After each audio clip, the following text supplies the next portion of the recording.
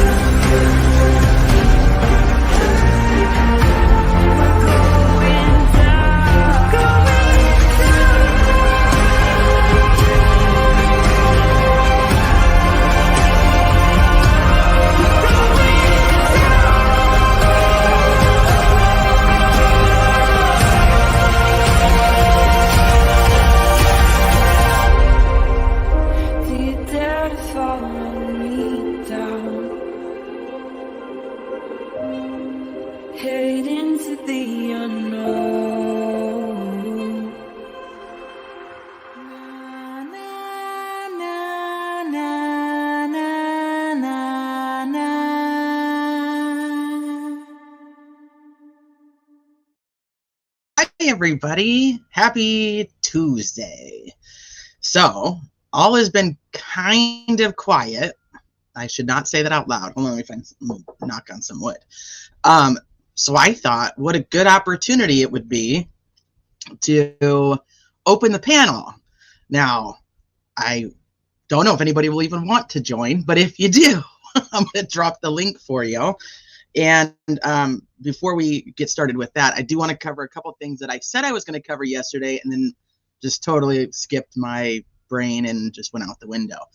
So let me say hi to you guys first. Thank you for asking if I'm feeling better. I'm still a little struggling with the throat. So forgive me if my fuse is a little shorter than normal. But you guys can you probably noticed that I do have it on subscribers only for 10 minutes, and I just want everybody to say thank you to Jeffrey for that, because obviously that's how it all started out. But, you know, I don't know what to tell you. Hi, C-Dub. What's up, Inspector Gadget? Hi, Laura. Hi, Bodine. Crime Curious. Hi, Carla. C-Dub. Hi, ASMR. Tingle Pig. Joanna. Hey, Francis. Hey, Crystal. Hey, Lilith. Johnny. Hi, Ryan. Hold on, Fragaria Vesca. Fancy. I feel like I have to say that with like an accent. The Royal Wheat. I don't care if you changed your name back. That's who you are. IKC Petunia, Gambies, Ava, Thierry, BH. Hi, Grace. Snappy Dragon. All right, hold on. Hi, Jinxie. Hi, S. Hockett. Where'd Jeffrey go? I don't know. Maybe Jeffrey's going to come up and chat with us. 10 minutes is dope. I know. I'm just like, I don't feel good enough to deal with that. So I don't know why I picked doing today as an open panel. I don't normally do open panels for a few reasons, because it normally incites a lot of crazy, and with chat kind of already goes crazy when we talk Delphi anyway. Because like yesterday was really calm. And, you know, then there's the weird people who want to come up on panel and show you their parts that nobody in the world ever wants to see. So that sometimes happens with an open panel. So we're going to have some rules. And one is we are going to do our best to be kind to everybody. Even if the people who join the panel share different opinions than we do, or we don't like them for any other reason, we're going to keep our opinion about people's persons, like their personal lives and all of that stuff. We're going to keep that away from the chat. And when you do come up on panel, if you choose to, you just have to show me your face. You can take it off as soon as you are on the panel. You do not have to stay up here with your face on. What's up, Adrienne? Our open panel, my very first appearance, resulted in someone showing male parts pretending to be our friend. Yes. Yes. So, yeah.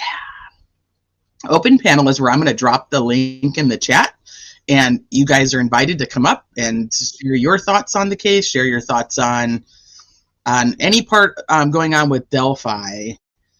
Obviously, once again, got to remain respectful. You could talk about like something another creator says, but there's no derogatory, no rude, and we're not talking shit about other people. BH, are you Brad Holder? I have a BH and a BG, and I'm like, as soon as I started talking about Delphi, I was like, ooh, you guys might want to change your names. So hello to everybody that has just popped in.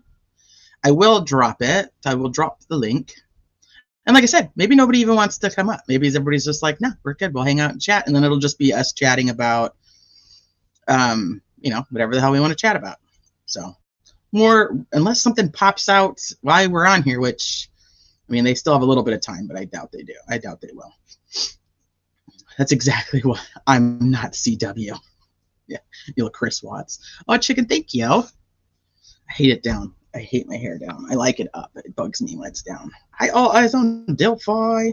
Okay, so I'm going to drop the link, and then I will pin it, so it'll be there. And if anybody does decide they would like to join me and talk about anything, feel free. The Royal We. So the updated Prezi link, I can get a new one, actually. I was going to say the most recent link is in the description of all the lives now. But I have been adding a lot to it. And that's another thing. If, nobody ends up coming up, we can kind of work on that together, too, if you want to. I got to close some of this stuff in the background so that it's not beeping the whole time.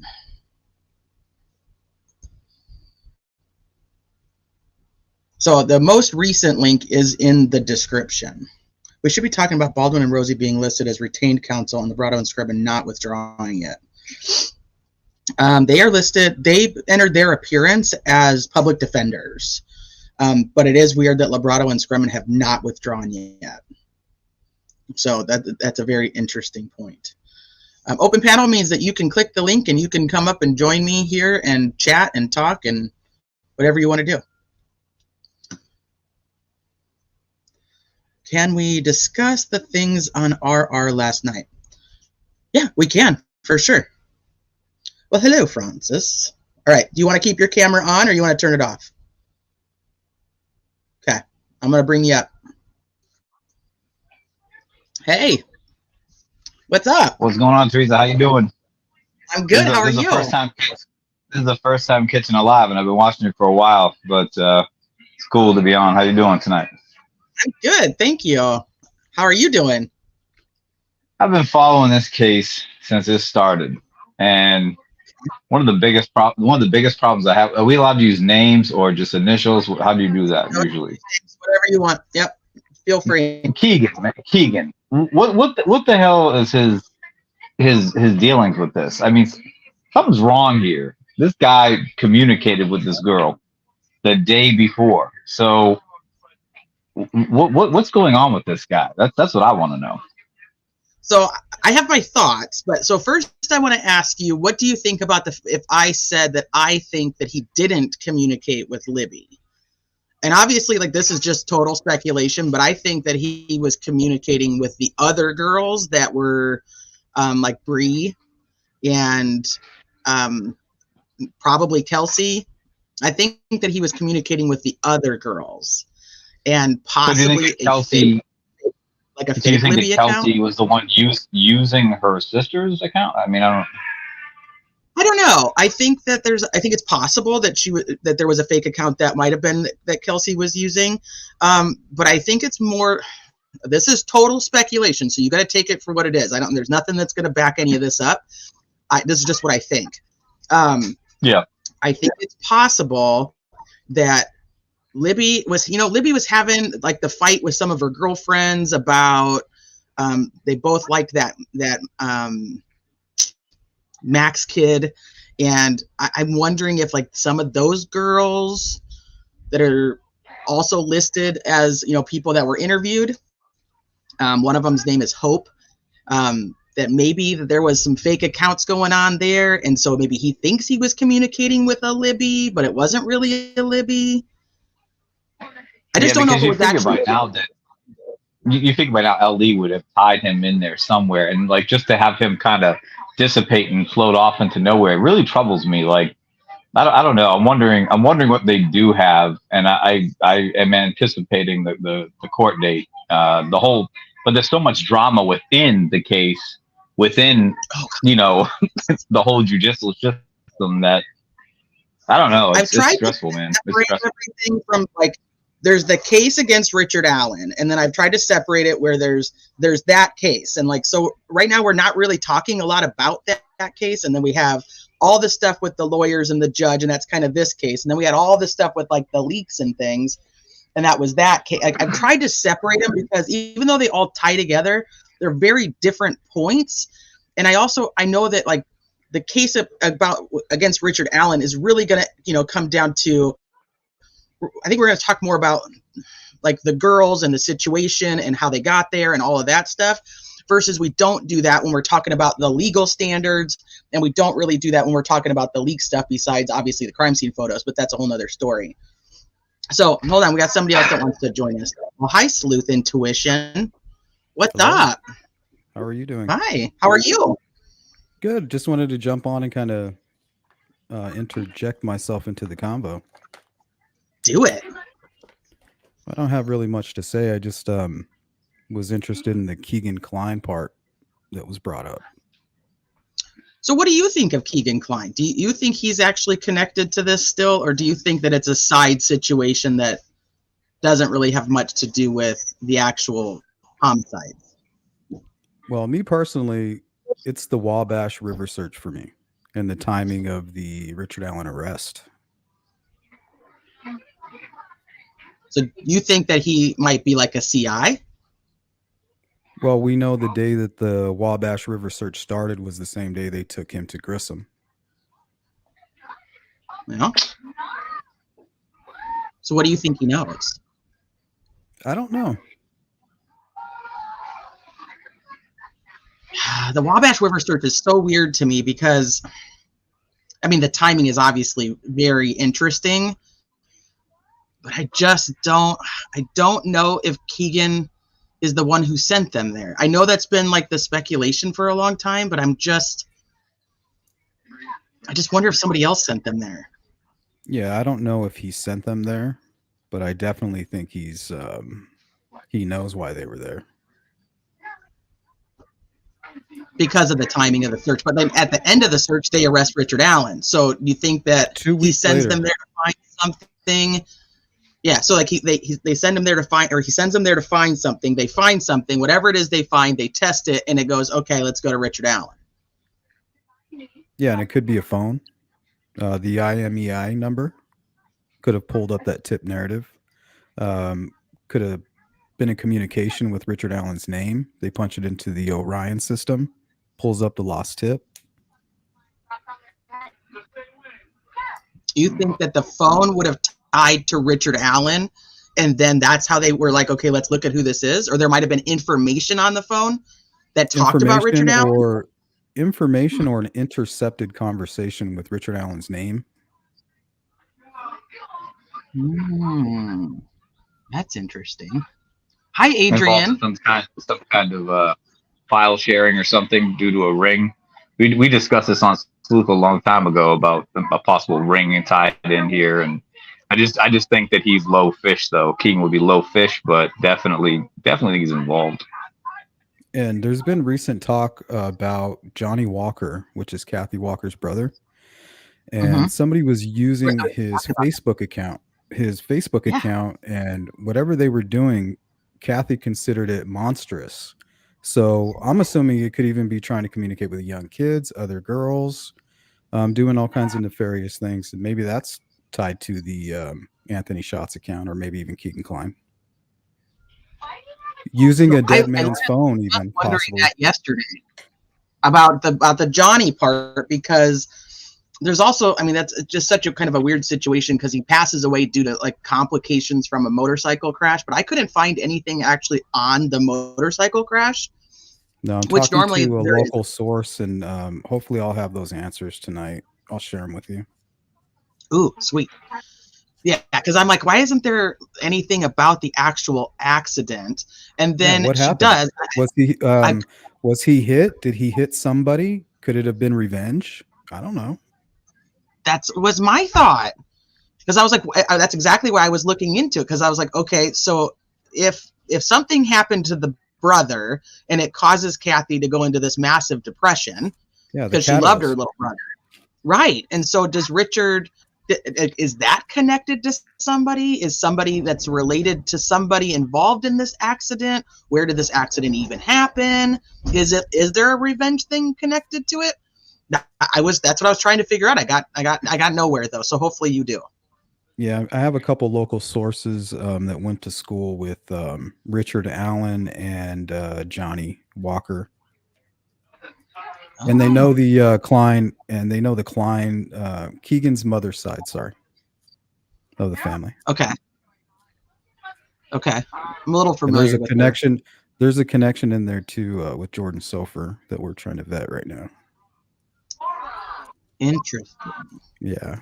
That'll be interesting. Yeah, I'm very curious what you find out about that. So, Adrienne. Hi. What's up, girl?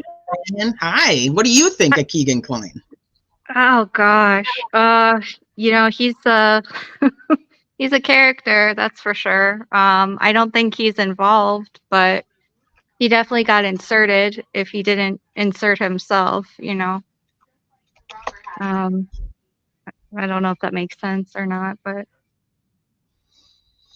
You think he just saw an opportunity to be like, oh yeah, I have info on that Delphi stuff, so like maybe you guys will cut me a deal?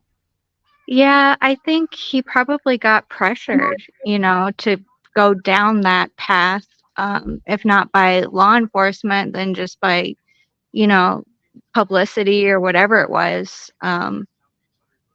It's hard to say, but finding him did help uncover a bunch of predators in the area. So, I mean, I don't know if it was the worst thing in the world, right? So there's always been the commentary that there was absolutely somebody else who was accessing the Anthony Shots account. Mm-hmm. But if we know that somebody else was accessing the account, how come nobody else was arrested? At least in connection to that.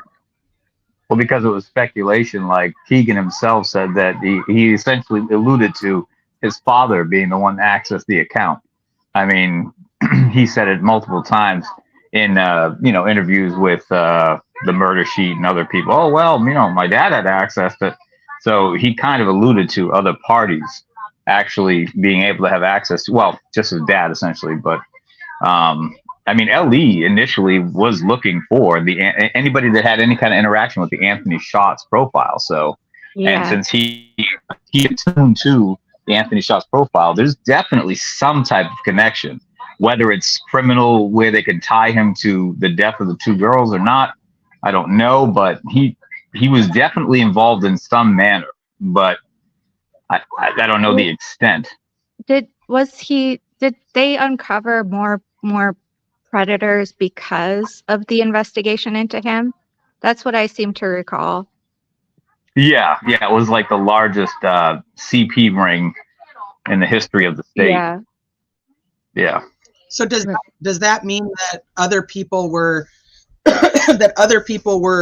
using these accounts, or does that mean they were actually selling it to other people? Because that's kind of where I'm at. Like, how many people were actually arrested in connection to Keegan Klein's CSAM? I don't know. It was a ton of people. There was like double digits arrested, I believe. Thank you. Yeah, you would think that they would probably brag about that more though, and get the numbers out on how many people they got. I believe they did mention at one point how many they arrested within the ring. It was high. It was a high number. Okay. I don't know if Sleuth might know. Okay. Well, let me say hi to Kaitlyn real quick. Kaitlyn, do you want to keep your camera on, or you want to turn it off? Because I can see you, love. Okay. Hi. Okay, Sleuth is sharing something with us. So we'll talk about that real quick, and then we'll pop in and get your thoughts. Okay, so what are we looking looking at here? That's Keegan Klein's interview transcript, and this has everything to do with the phonetics and other people using the Anthony Shots account. So that first comment, like, why would I ever video chat with somebody? That's always been kind of my thought too. It's why, and he's not going to meet somebody. Yeah, he's not going to go meet somebody when he doesn't want people to know what he looks like. Because as soon as he does, then that communication and that open line that he has is essentially gone, because they're not going to want to talk to him anymore. Once he was convicted of those crimes, that CSAM, of what he was catfishing those young girls, he came and he talked to the Murder Sheet, and he said, Somebody else was using the account. Not only were they using the Anthony Shots account, but about 2 months before the murders of Abby and Libby, he was trying to meet somebody in Logansport, whoever this person was. Female? Yep, another young person. Okay. All right, so why would I video chat with someone if you know what I mean? I'm obviously not that person. Yeah, I agree with that. There's also talk. That's also why during, the conversation that they also had. They discussed sending them to another app like Skype and having a private conversation where they can see him on video.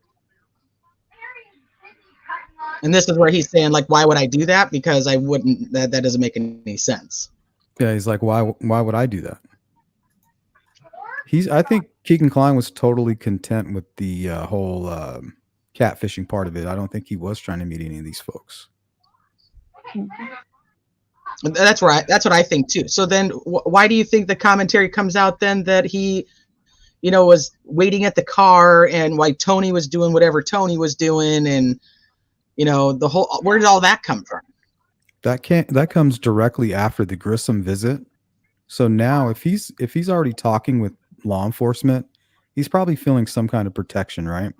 So now he's going to become a blabbermouth about it. He doesn't need to keep it a secret. He's already told what he needs to tell. But what he's trying to tell is an embellishment and a half truth, probably so he doesn't get his ass kicked from those people he's locked up with. Makes sense. I mean, you keep talking about these little kids and stuff. I don't want to hear that stuff. Yeah, so he seems to be appalled by that part. Like, hey, man, like, I told you what I did. Yes, I'm a sicko, but I'm not that sick. Yeah, don't go for the little kids, just the young teenagers. Mm-hmm. And in Vegas, I think it was something they were looking up, Sandy Hook or something, the bodies. It was really bad. Oh, yeah.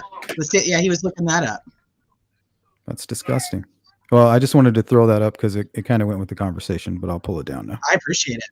No, you're good. You Thank you. All right, Kaitlyn, so what do you think of Keegan Kline? What are your thoughts on his involvement? Well, I've been back and forth a lot about it. I mean, as to what you were just talking about with Keegan saying that he was in a Jeep, I think during the interview transcript, they mentioned that his phone was at his friend's house watching porn. And that just seems like a weird thing to do on your friend's phone if you like gave it to somebody else to try and cover his tracks. So that part has never really added up to me. But at the same time, it just seems like way too much of a coincidence for him to have been talking to her the day before she was murdered, and for that for them to bring him out of prison to interview him so close to when Richard Allen was arrested. So honestly, I've been very back and forth. I think it would explain, I've never really believed that they lost the tip about Richard Allen. That this doesn't totally make sense to me either. Because I've heard, and I don't think this has ever been actually confirmed, that the tip was misclassified as unfounded in Orion. And I find it really hard to believe that someone taking that tip, who was clearly involved on an ongoing basis because he was at the press conference 2 years later, wouldn't have said something at any point that they interviewed someone who was on the bridge in the time frame the girls were last known to be on the bridge, and never said anything about it. That was my thought too. And somebody in chat made a good point though. They were like, well, it depends on how many people he talked to that day. And I was like, okay, that's fair. If you're talking to, if you have 50 people come to try to tell you information, maybe, you're spending 2 to 3 minutes with each person. I'm like, okay, maybe. But then I'm like, I don't know. I don't know. I don't know how I feel about that. That's a fair point. He also, do we know if he knows Richard Allen personally? I mean, I lived in a small town at one point, and I could see if I knew someone really well, just completely writing them off as I could see that happening. The sources that I have there in Miami County are telling me, these are folks that have went to school with Richard Allen, and they know Tony Kline and Kathy Allen. They say that they can't say for certain that Richard Allen and the Klines know each other, but Kathy Allen, 100%, yes. And the likelihood that they do not have some kind of interaction is very low. The Kathy Allen and the Kleins. Correct. Okay. I mean that is interesting. I was actually talking about Dan Doolin, and if he knows. You think that Dan Doolin is connected to Rich? So I don't know enough about Dan Doolin. Like I don't know where he lives or anything. But yeah, I mean all the bars, everything are right there. Who knows? Who knows? I mean, like that guy that I know of, no, he didn't do it, and just kind of not. Oh, but that's just a possibility. Yeah, I mean, so digging into this case, and I think anybody who's dug into the case, you find so many connections that you're like, oh my gosh, this has to be something. All these people know each other, and then you're like, wait a minute, this is a town of 2,900 people.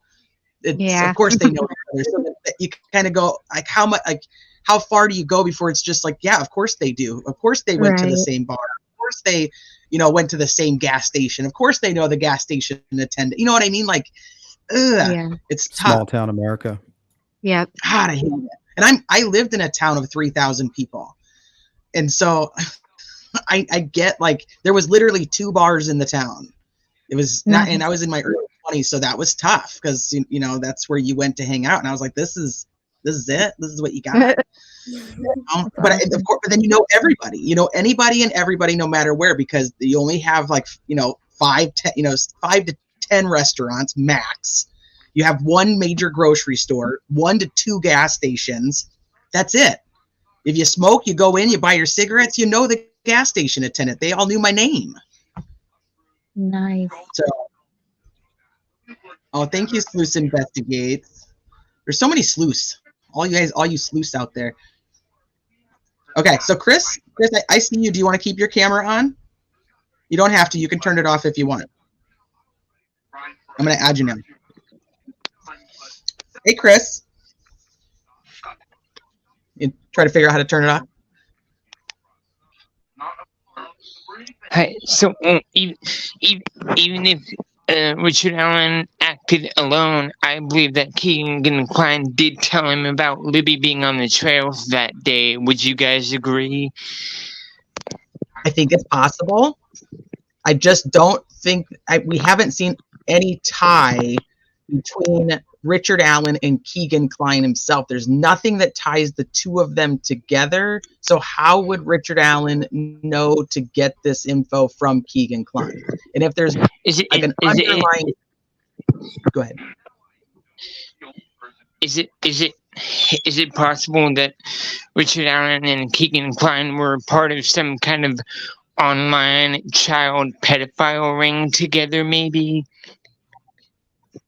What do you guys think? No. Hi. Hello.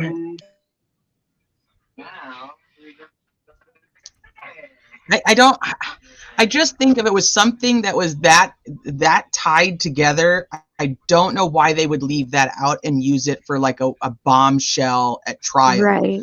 I think that they would say, like, he's tied into this crazy CSAM ring of pedophiles, and everybody would just be like, well, holy crap, okay, that's it, we're done. I don't know. Right. I think they would have used that. Oh, for sure. I totally agree with that. Unless he was like once removed, I feel like even if Keegan isn't directly involved, he knows somebody that knows something, which is probably why he sent them to the Wabash that yielded no results. From what law enforcement had told reporters, we didn't really find anything. So maybe something happened and he was a secondary party, like, well, I was told by, but he didn't word it that way. He just said, hey, let's go. Maybe he even did word it that way. Oh, well, this is what I know, that this was dumped there.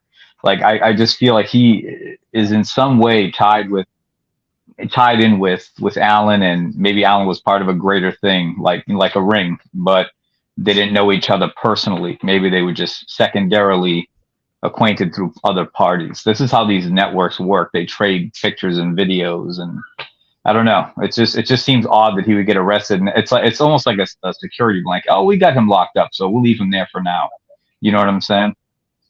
Like, we don't have to worry about him. So I'll be honest, like, so at the very beginning when Keegan Kline stuff started coming out, I was very interested. I was like, okay, this would actually make a lot of sense to all the unanswered questions, right? Like, it fits a lot of things. And then as things started to go on, I was like, okay, this guy's a liar. Number one, you can't take anything he says, at face value. So that's going to be an issue, even if he is connected, how they're going to put him on the stand. Okay. Hold on real quick, because this one's interesting. So this is the sealed. This is the one that's I was looking at this the other day too. No, you're good. Thank you for throwing all this stuff up there. State of Indiana has filed confidential information under the rules of Indiana, and the date is August 19th, 2022. And the date of the Wabash River started. Yep. So so once all this stuff started coming out with like the Keegan Kline stuff, I kind of paid attention, and I was like, okay, I'm not buying this guy. Is not bridge guy. He's not going to meet anybody. So like they're going to have to arrest somebody else that's connected. That's where I was kind of at with it, and I kind of walked away. And then the next interesting thing to me when it comes to Keegan Kline was that he is mentioned on the Discovery Index. But if they interviewed him in connection with Delphi, it makes sense that he's on the Discovery, the thumb drive map that was leaked from Woodhouse, so on and so forth. But then they move Richard Allen to Wabash, which is where Keegan Kline is, and then they move Keegan Kline out. And I was like, why are they not allowing them to stay in the same prison together? Maybe they couldn't handle two high-profile inmates. Maybe they just couldn't deal with that.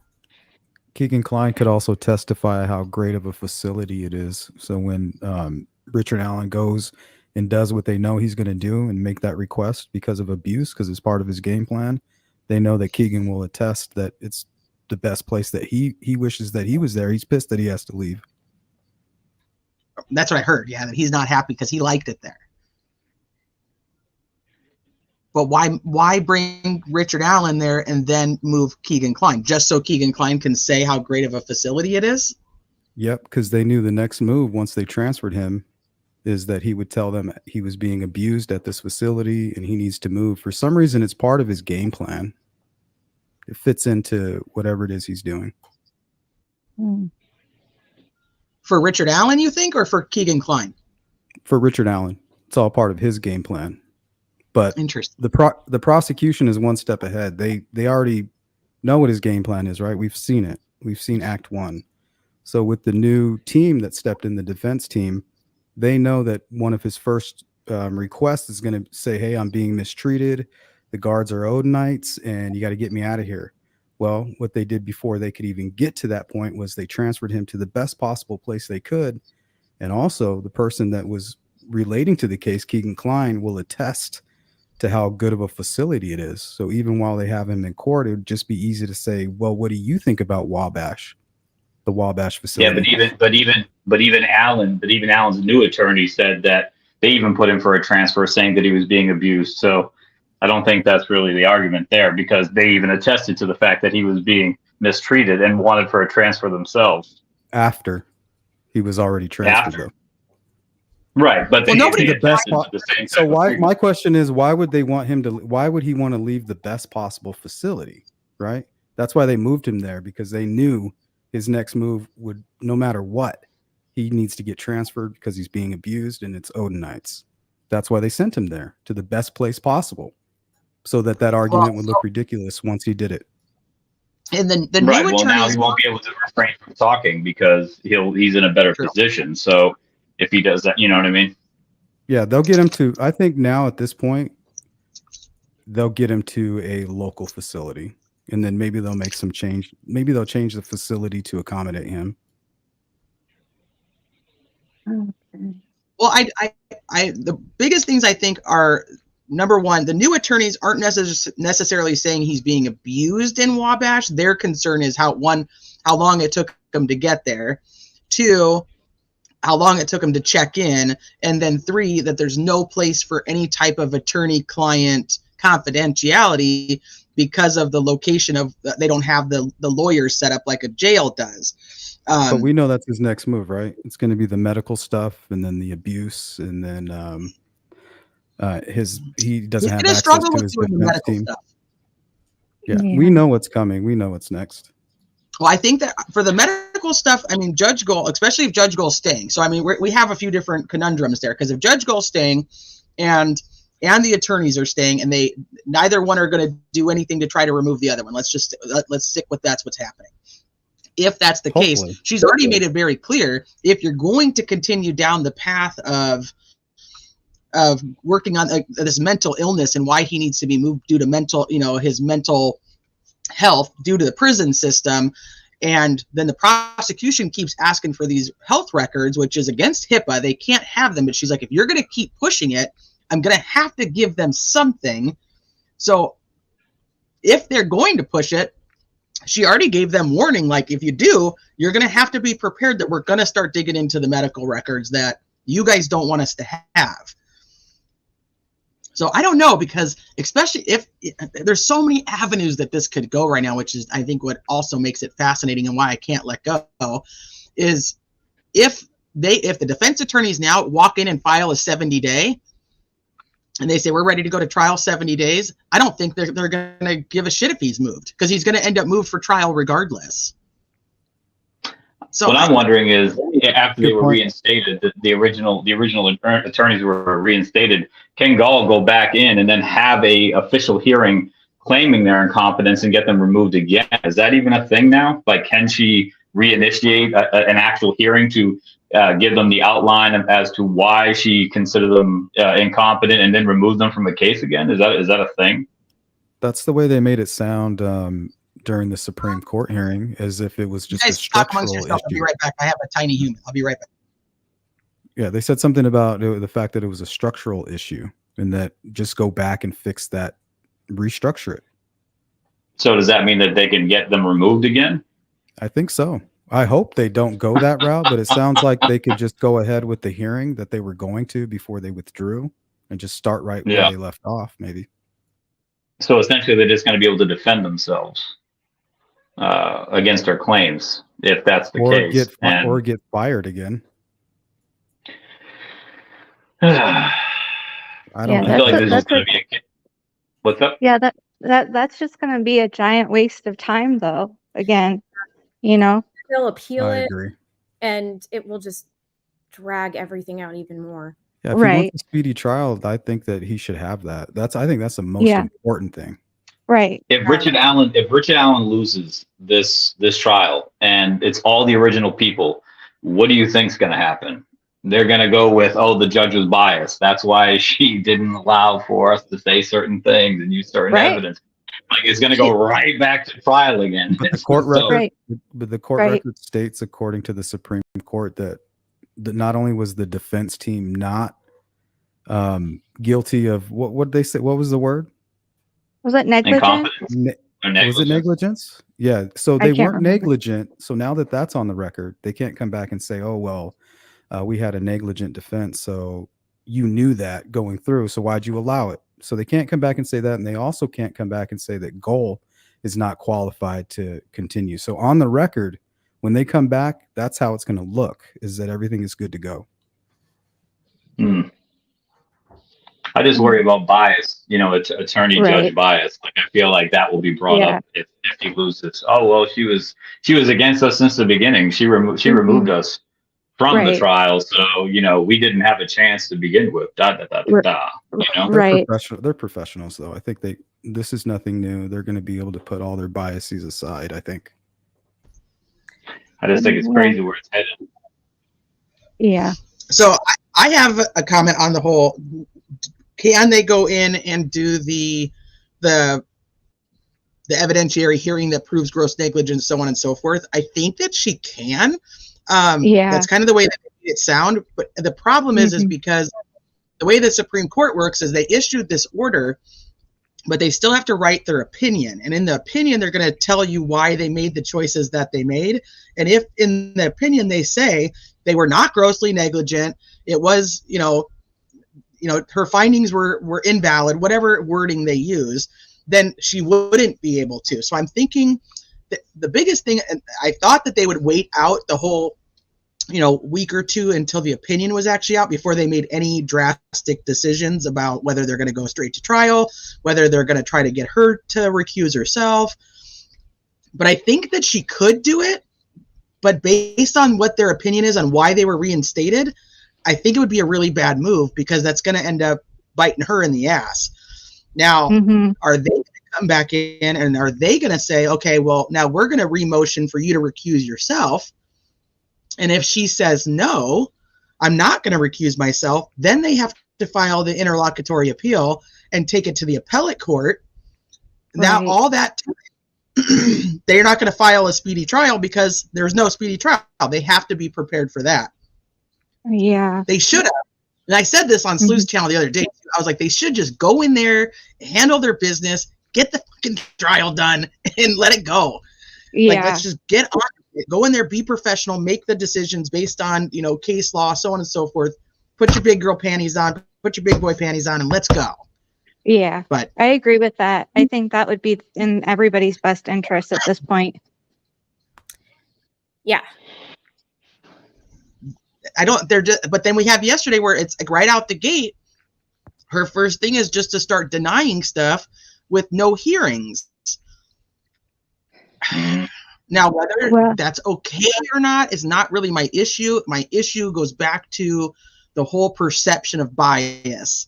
Right. And she's not a stupid woman. She's very intelligent. Right. She knows that by doing these things, she's creating that whole perception of bias that was working against her to begin with when she chose to not have an initial hearing on the gross negligence. If she had that hearing, let them present the evidence on both sides and ruled that they were grossly incompetent, I don't think we'd even be where we are right now. Right. So amen. That's what Well, the one thing is everybody complained that she wasn't getting these judgments in, right? And now that she gets them all in, now they're like, I can't believe she just did all those judgments. Well, I think it's more than just that. I think it's, everything that they had to go through to get to that point, I think having being made to have gone through so much extra stuff by going to the Supreme Court and whatnot has just kind of frustrated people. I think it was necessary. I thought the process was great. I liked hearing the argument, and I thought the judgment was good. I thought the whole process was good. I think it was necessary once, what was done to the defense was done. That they had to, basically. It was good that are they the relators or the realtors or whatever they're called, that they showed up and came in and said, hey, something's not right here. So, well, it was more like they were wrong, but so was the judge. But they weren't. They weren't too wrong. We can still continue. I think that was because there was no gross negligence on anybody's part. Right. That protects the trial. Everybody screwed up. Like, let's go that back. Protects the trial first. Let's get back on right track. there. That judgment right there was the most important thing that the Supreme Court could have done, was say that these attorneys were not negligent. Right. So, it's not either about anybody being right or wrong. It's just at this point, we kind of just need to get back to basics with Libby and Abby. And, I feel like law enforcement has let them down. Now, I feel like, the judicial system is trying to get it back on track, but they let them down. It's a mess, and it's likely going to continue to be a mess. So, yeah, I don't think that's changing. I think it will evolve into a greater mess by the end of this whole thing. It's been a mess since the beginning. Yes. Amen. Yeah. It's true. Well, okay, so predictions then is, what do you guys, and we'll go one at a time. So what do you guys predict will happen with Judge Gull? Do you think that the defense team will file to have her removed? And I don't know the name of it there, but file to have her step down, whatever wording it is. No, because that makes them look just as guilty as they're claiming her to be. So if they actually move forward with that motion, it's going to be like, well, we don't like her, she don't like us. It's going to put them in a negative light. So I think they're going to take the high road on that one. I don't think they will, because I think they do want that speedy trial. Yeah. I forget what Shay said last night on Defense Diaries, but I'm pretty much I think what he said made the most sense, in that I think everybody should try to go through with the speedy trial. What do you think, Sleuth? I think if you want to talk about his rights, I think that's the most important thing. This in the Supreme Court, they mentioned catching the prosecutor on his back, on his back foot, or catching him off guard, so to speak. And I think that's important. They shouldn't, if you're innocent, you shouldn't provide the prosecution time to gather up information to show that you're guilty. You should be able to stand up right then and there and say, well, show it right now. Show me what you have. And I think that that's what the prosecution is ready to do. I don't think Richard Allen is ready to do that. He has this whole theory that he needs to put out there first. Well, the problem with that, though, is that, they weren't giving their discovery to the defense in a timely manner, True. and That's true. It was just more difficult to really get to what the state had on him. Both sides, on Allen. They didn't give all the discovery, and then he also, on the defense side, they didn't go ahead and file for a speedy trial. So they were both doing these strategic moves to catch each other off guard. Yeah, I mean, I think that's kind of how the law works a little bit. But if all they have is a spent shell casing and hearsay, Allen's going to walk. Yeah. Sorry. Yeah. It's not solid enough. So I want to talk about that. I want to talk about the unspent casing, or the unspent round.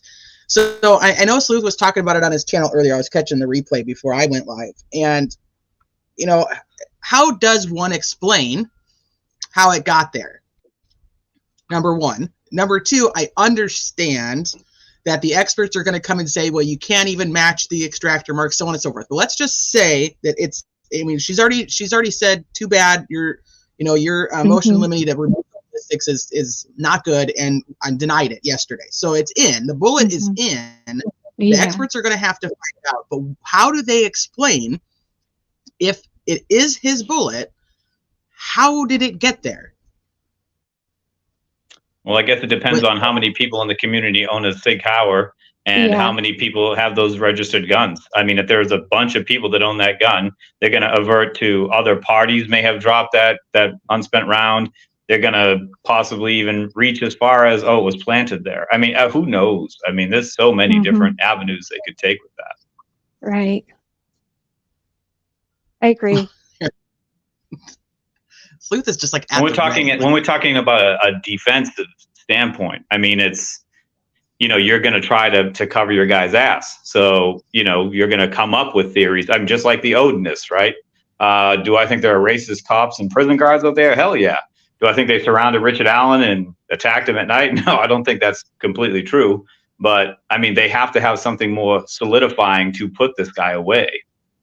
Yeah, and I totally am on board with the Odinism angle. That's basically what I wanted to come talk about. But I know it's not going to be a popular. You off the panel without talking about it. Don't you worry. I got you. Okay, cool. Just wanted to go through a couple of just like the basic things, because like the bullet is. I mean, I get that everybody's going to go, okay, it's a junk science, it's this, it's that, but. Watching as many trials as I've watched, experts are going to come on and they're going to sit on both sides, and the jury's going to end up liking whoever they like, and they're going to like who they understand and who is the most presentable. And I could tell you, no matter what the information is, it's going to go over most of their heads. Yeah. And they're not going to understand it, so they go with who they like. That's just how it typically goes. So if it's in and they like the prosecution's expert, the defense is going to have to come up with some type of idea on how the hell Richard Allen's bullet would have gotten there. Now, I've heard some theories out there of different, how it could have gotten there, and I just was curious on what you guys thought that they would do. Well, I can So, tell but you somebody, what. go ahead. Oh, me? Yeah, go. Yeah. Oh, okay. I was just thinking that if I were on the jury, the way that it would make the most sense to me would be to show, like a gun with the bullet or the whatever it's called getting ejected out, the unspent round getting ejected out of the gun, and just seeing like in person in real time. I don't know if they're going to be allowed to do that. They brought in some crazy guns in the Murdaugh case. So, but I would want to be able to see with my own eyes as a juror, are these bullets coming out marked similarly? Are they, are you going to have two different guns there or several different guns and ejecting the same, the same caliber out of the same make and model kind of thing? I don't know. That would help me. Like if a defense expert says, here, I like this and is ejected out of this gun, this one's ejected out of this gun, Right. and yet I can compare it and it looks exactly the same as this one over here. I mean, I think that would be yeah, something like that. Because otherwise, yeah, it would go way over my head. A lot of the Murdaugh stuff went way over my head, Yeah, I think more people were paying attention in Murdaugh that they were pointing the gun at each other in open Right. court. That was so. Yeah. Ruth brought up the clip where Scremin talks about the bullet extraction marks, and this is obviously way before he was brought onto the case. And he's happened to do an interview, and they ask him what he thinks about this evidence, and this was one of the interviews I was like, I don't know how this guy can be the right attorney for Richard Hill, but I'm like, you want to play it? Go ahead. Yeah, it's only a minute. It's like a minute and 19 seconds. Yeah, do it. Let me know if you can't hear it, guys. Forensic analysis of the bullet that was found near the victim's bodies. So the bullet, though, was not a spent bullet, correct? That's my understanding from the probable cause. Yes, it was not fired. Okay, it's not fired. So how do you do forensic analysis on a not fired bullet?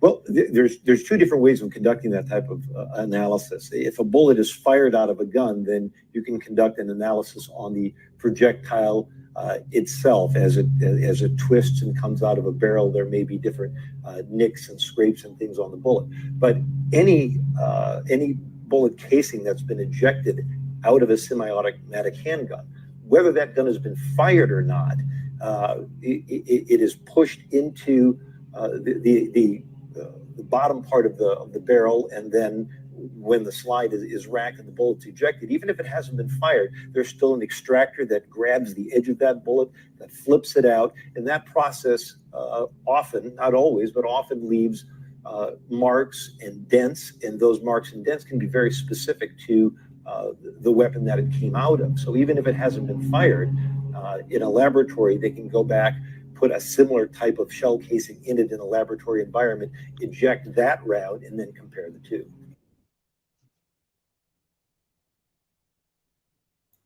Interesting. I thought I was unmuted. Yeah, it's so interesting. I'm just like, but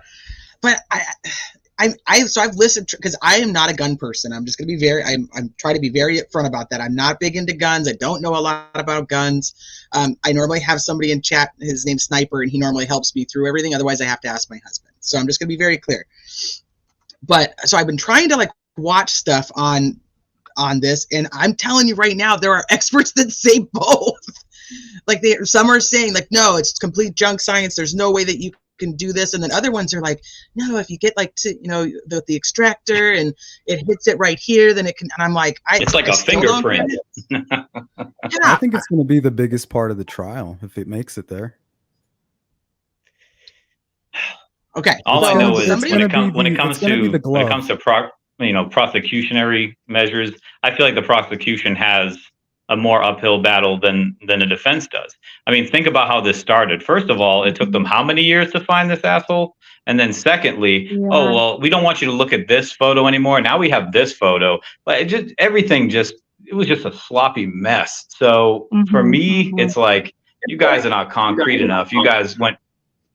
To me, it depends a lot on the confession and what the context of whatever was said is. I mean, Is it incriminating statements? Is it confess to crimes as charged? Did he say anything that only someone who was there would know? Because if that's the case, then the bullet doesn't really matter that much. Right. Which goes back I to agree with that. Sleuth whole, his game plan is odious. So his defense is going to come back with, well, they were intimidating him, all these, racist killer guards. So that's what they're going to use in the defense. But they did prove what was once, this is conspiracy, you nutters that think that these guards are part of some weird religion. And look at that. They are part of the odious religion. So yeah, they were playing on the ignorance of the American public. We all know that in Indiana, that Odinism, or basically Norse paganism, is pretty rampant, really.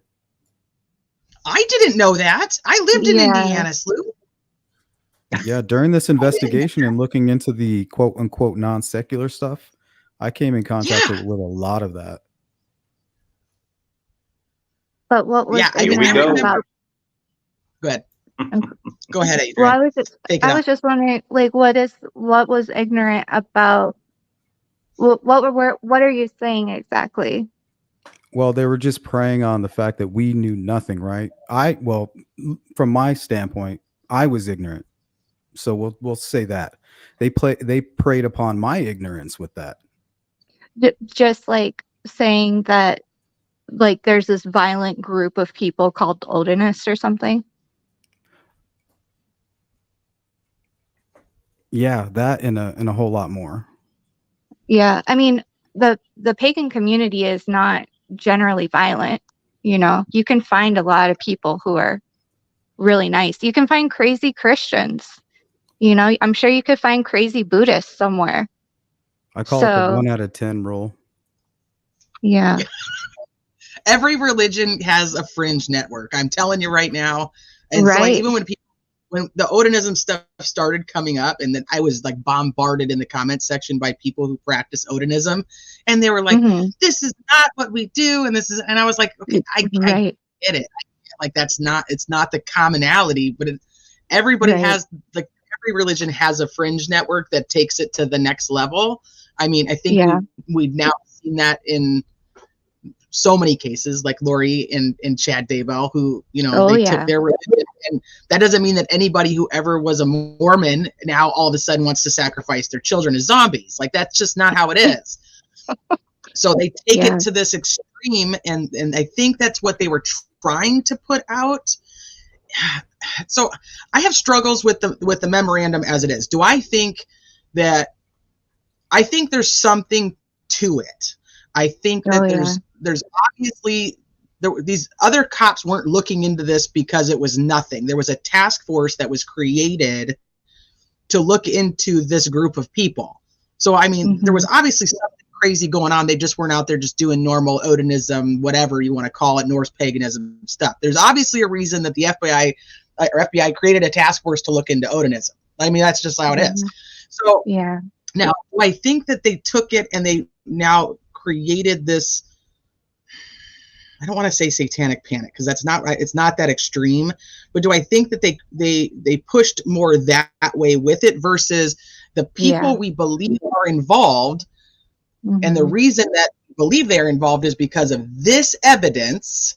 And then the crime scene resembles something that has to do with their religion / culture / whatever the hell you want to call it. You know what I mean? Instead, they made it like, they turned it into it became like an Odinism sacrifice versus the murderers happen to be Odinists. Does that make sense? Yeah. That's where I'm kind of at with it. So I don't discount what they said. I just don't think it was. It wasn't presented. Right. That's where I'm at. I just don't think they presented it correctly. I think they turned it into this human sacrifice, and then you got mainstream media that just does everything. It's like, now there's like these human sacrifices in Indiana, and I'm like, I don't think that's what it was. I think they should have stuck with this group of people is who we think are responsible. These are the reasons why, and this adds to it because the crime scene is staged with these types of things that also resemble their religion. But that's my personal opinion. What do you guys think? Yeah, ancient runic symbolism. But that's the weird part to me, is that some of these police force and a detective that is now retired actually said this looks more comprised as if it was set up in a configuration to look like runic symbols. That's really weird. Yeah. Mm-hmm. Yeah, I agree. I think they made a misstep by presenting it as a ritualistic sacrifice. And some of the better points they had kind of got lost in that. Yeah. They had Todd writing that letter, which, I mean, he was clearly very concerned that they weren't looking into the people that were identified in the memorandum thoroughly enough. And that kind of didn't get a lot of attention. No. Yeah. Yeah. I agree. Yeah. To me, I do feel like it has more of a ritualistic bent to it, but it just doesn't make sense why you would kill 2 kids to do anything other than if you have a beef with somebody in that immediate area and you're trying to convey a very creepy message, you know? Mm-hmm. But it does look, yeah. I do believe the things that were left at the scene, I do believe are purposely left there. I just have no idea what they mean. I don't think that any of this is sporadic or, and so it's, you know, Sleuth, you're just, thank you so much for sharing all this stuff. No problem. So this is, awesome. You know, this is the F tree over here. Sleuth, you did a video where it's the only one that I've seen that kind of, I was like, you get me on those, like, okay, like I can see where you're going here. It being a hand, like the F being a hand, and how you got the fingers that came down, you know, like where it was, and like how, like I was like, all right, maybe, because it's intentional regardless. It's not blood spatter, in my opinion. It's their purpose. So was it like I don't know. He got me thinking. But the sticks are on purpose. They're not covering anything. Yeah. They're not there to but even the way the bodies were posed were intentional. They were configured in a certain way, open legs, hand above head. You know what I'm saying? Like, who would pose them like that? Why? You know? It's very reminiscent, and the 2 are opposite. Like Libby she's exposed, she's open. She has, like, you know, not only her legs are parted, but the way her arms are spread out, and she's actually touching a tree. Or Libby, I should say. I don't know if I said Libby, but Abby is the one who's, not only is she fully clothed, but she might be extra clothed, and she has a leg crossed over her other leg, and she has, you know, kind of her arms crossed over her chest. So it's kind of like, you know, there's definitely an opposite thing going on. And then, you know, when you go more, if you dig deeper into kind of like Norse paganism, you'll find that there is a lot of ritual that involves both trees and blood. And if there were horns left on Abby's head, you know, even if they, you know, they could be argued to be like a crown or horns or antlers or whatever. It's reminiscent of somebody, like all of those things in Norse paganism seem to indicate like nobility. So there's just a ton of this overt symbolism, which is like, what is happening and why? I mean, there's a message that's happening, and it's deliberate, and it's creepy and completely over the top. So it's really scary. That's why I find it hard to believe that Richard Allen's part of some pedo ring that all of a sudden made this elaborate scene to throw off detectives by making them think it was. I mean, it just doesn't make any sense why he. I mean, maybe he is well versed in these religions and symbolism, but I mean, it just seems like a lot for someone that did something in a couple hours' time. Which brings me to a whole other facet of, you know, with not much blood found at the scene. If that's the case, and people speculate someone moving them, how is he going to pick up a 200-pound girl when he's like 140, 150 pounds, 5'6", whatever the hell he is? Like some of the stuff just doesn't make sense. I think they were probably about the same size at the time. But that was one of the things, like, was it, and I don't want to get too far into the details of it, but was, I never understood, I still don't understand why one's dressed, one isn't. I have no idea what that would symbolize in anything. So if that has to do with, like, somebody has to explain that connected to any religion, if we're going with religion, because it has to mean something. Sometimes it's a symbol of humiliation. Mm-hmm. Right. Commonly, like, if that's how you found somebody, yeah. But then add in the whole, the symbols and whatever. But I mean, there's been people who are saying, like, this also could be, like, Wiccan. This also could be, and I don't know enough about this, all the different things to be able to say anything. But there's different, like, sectors or whatever you want to call them, that they're saying, like, this could match that instead versus what they went with. Yeah. That's why, like, I think that they should have just gone with the evidence and said the people we think responsible happen to also be Odinist. I mean, when I had viewed the photo, I caught a vibe of maybe the guilty party was the one left nude, and the one that was clothed was the one that respected boundaries, and so that's why the other one. This is just speculation on my own behalf, but usually humility is what is being denoted in these types of arrangements, images. So when they pulled these girls out and said, "Hey, she's the one that decided to come here to meet me, so she will be the martyr. She will be the one seen." I mean, it's pretty deeply dark shit. So that's why I don't feel like some random pedo just came out and did all this elaborate shit to, denounce somebody. Well, and before I forget too, I just want to point out too that I think Rick Snay did a really good job of kind of showing other forms of symbolism and other possible occult symbols, in that Libby is positioned like the magician card in the tarot deck, and Abby is very much like posed like the hanged man in the tarot deck.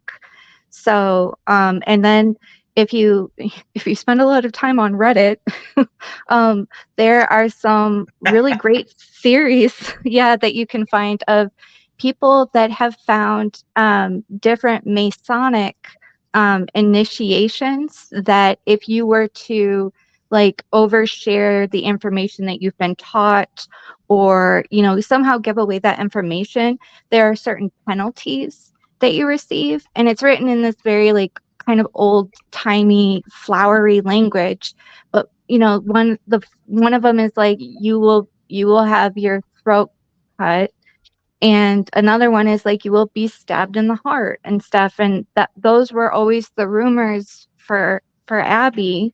And there's even another one that goes even further, which we don't have to get into, but it's interesting that you can still find a lot of all of this symbolism, and a lot of those things overlap too. Like, a lot of neo-paganism has taken from ceremonial magic, which is very much connected to Freemasonry, and going all the way back to, like, the Rosicrucians and stuff. So there's a lot of symbolism there, and it probably will only ever make true sense to the people who did the crimes or person.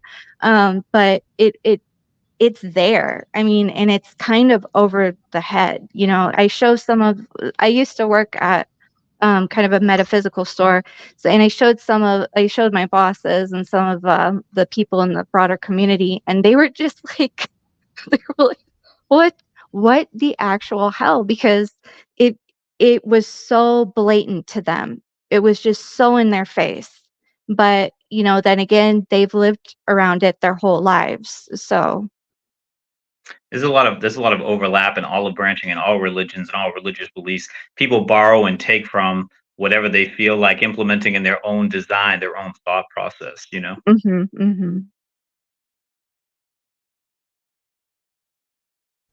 Okay, so there was a question in chat. I'm going to take it just a little bit sideways real quick, because it was a question from earlier, but then we ended up, oh, hold on. I might pause it because I know that All Eyes on Delphi had something she wanted to add with the Odin stuff. So hold on.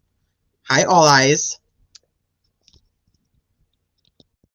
Are you here?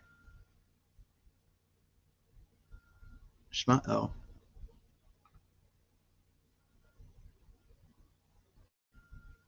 All eyes on Delphi. We can't hear you.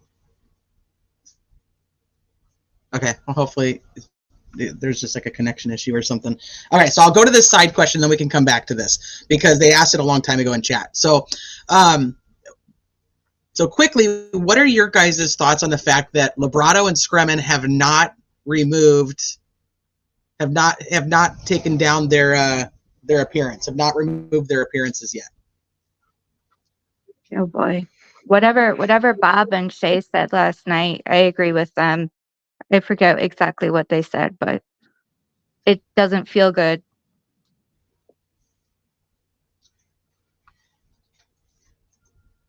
What do you guys think?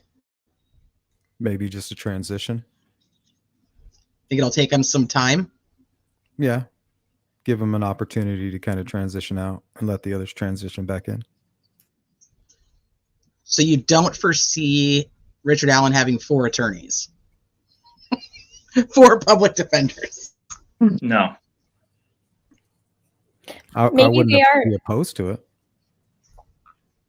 I'm sure there's protocol. I'm sure they have to wait until the other 2 are reinstated fully. Like, you know what I'm saying? I'm sure there's like paperwork that has to be filed, and so they have to make appearances until the prior 2 are then reinstated. So usually it's just all about P's and Q's, dotting the, crossing the T's, dotting the I's.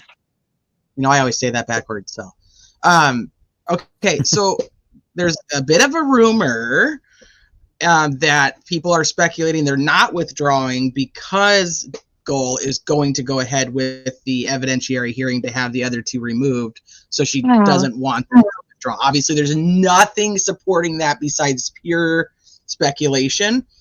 So I just feel like I wanted to ask you guys what you thought of that. When I heard the Supreme Court ruling and how they worded things, as Sleuth alluded to earlier, like it just seems like she's planning on kicking these guys right the hell off again. So I don't know. It doesn't make me feel comfortable to know how they worded it when they did, but I think they're trying to appease the public eye. Oh, look, guys, we're putting them back on, huh? But Agree with that. Yeah.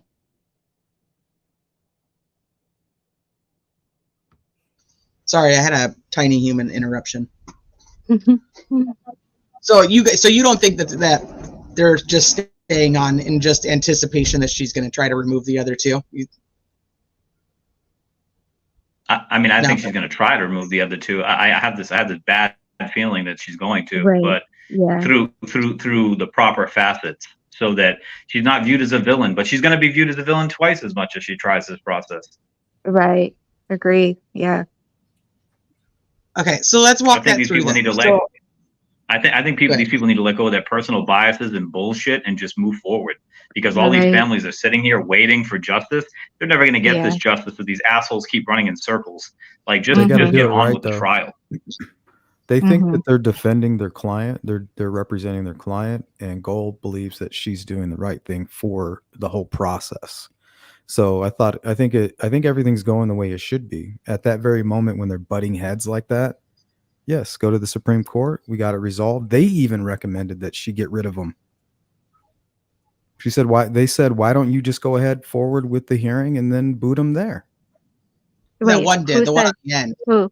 Yeah. What? I don't remember his name, but the one on the end was asking that, like, why I think the 2 on the end, one of them was saying, like, why aren't you here, like, to Gold's attorneys, why aren't you guys here just to prove that there was merit behind the removal versus using this whole, she can just remove anybody whenever she wants to?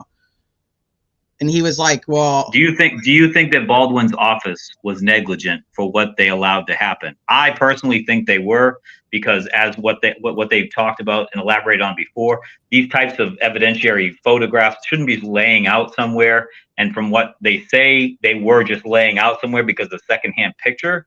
So they were negligent. disagree. Well, his office was negligent. It doesn't excuse removing Rossi though. So After hearing the Supreme Court, they changed my mind. After hearing Richard Allen's attorneys talk and how they explained it, it was almost like the person who went and took these photos of that information and of the crime scene photos, they're guilty.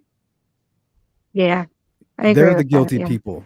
So that's why they're facing charges. And that could be another strategy from Baldwin. But that's a conspiracy theory in itself. But that's the way the Supreme Court saw it, was that Baldwin's good. This guy is the creep. Yeah.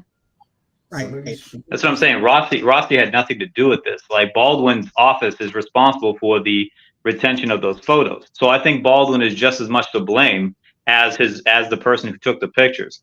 But they're not going to hold him accountable, even though he probably should be. But Rossi has nothing to do with this. I always said, hey, this is cut and dry, right? They were thrown, or they withdrew, right? They were either that or they were going to be found negligent, but they withdrew. That's why Richard Allen could not pick them.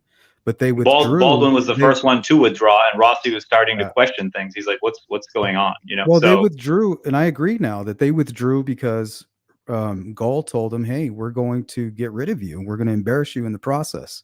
So what they did was very strategic. They said, "Okay, well, we're going to take it to the Supreme Court," which was the right thing to do. Yeah, but do you think they're going to end up removing them again? They could. I just hope that they don't, because I don't see anything changing. It's going to look really negative on Delphi. That's all I got to say. This Odinism shit, this is Richard Allen's, this is his path. And they're going to represent that the best they can. Right. Well, so I do. So you asked, like, do I think it was negligent for what happened? I think it's the totality of everything that she was looking at, that she was like, okay, there's obviously an issue here with the fact that this Baldwin guy now has a room that's unlocked. He's sending out the emails to the wrong people. You know, like, she had an entire totality that she was looking at, and I think she was frustrated and was just like, what are you guys doing?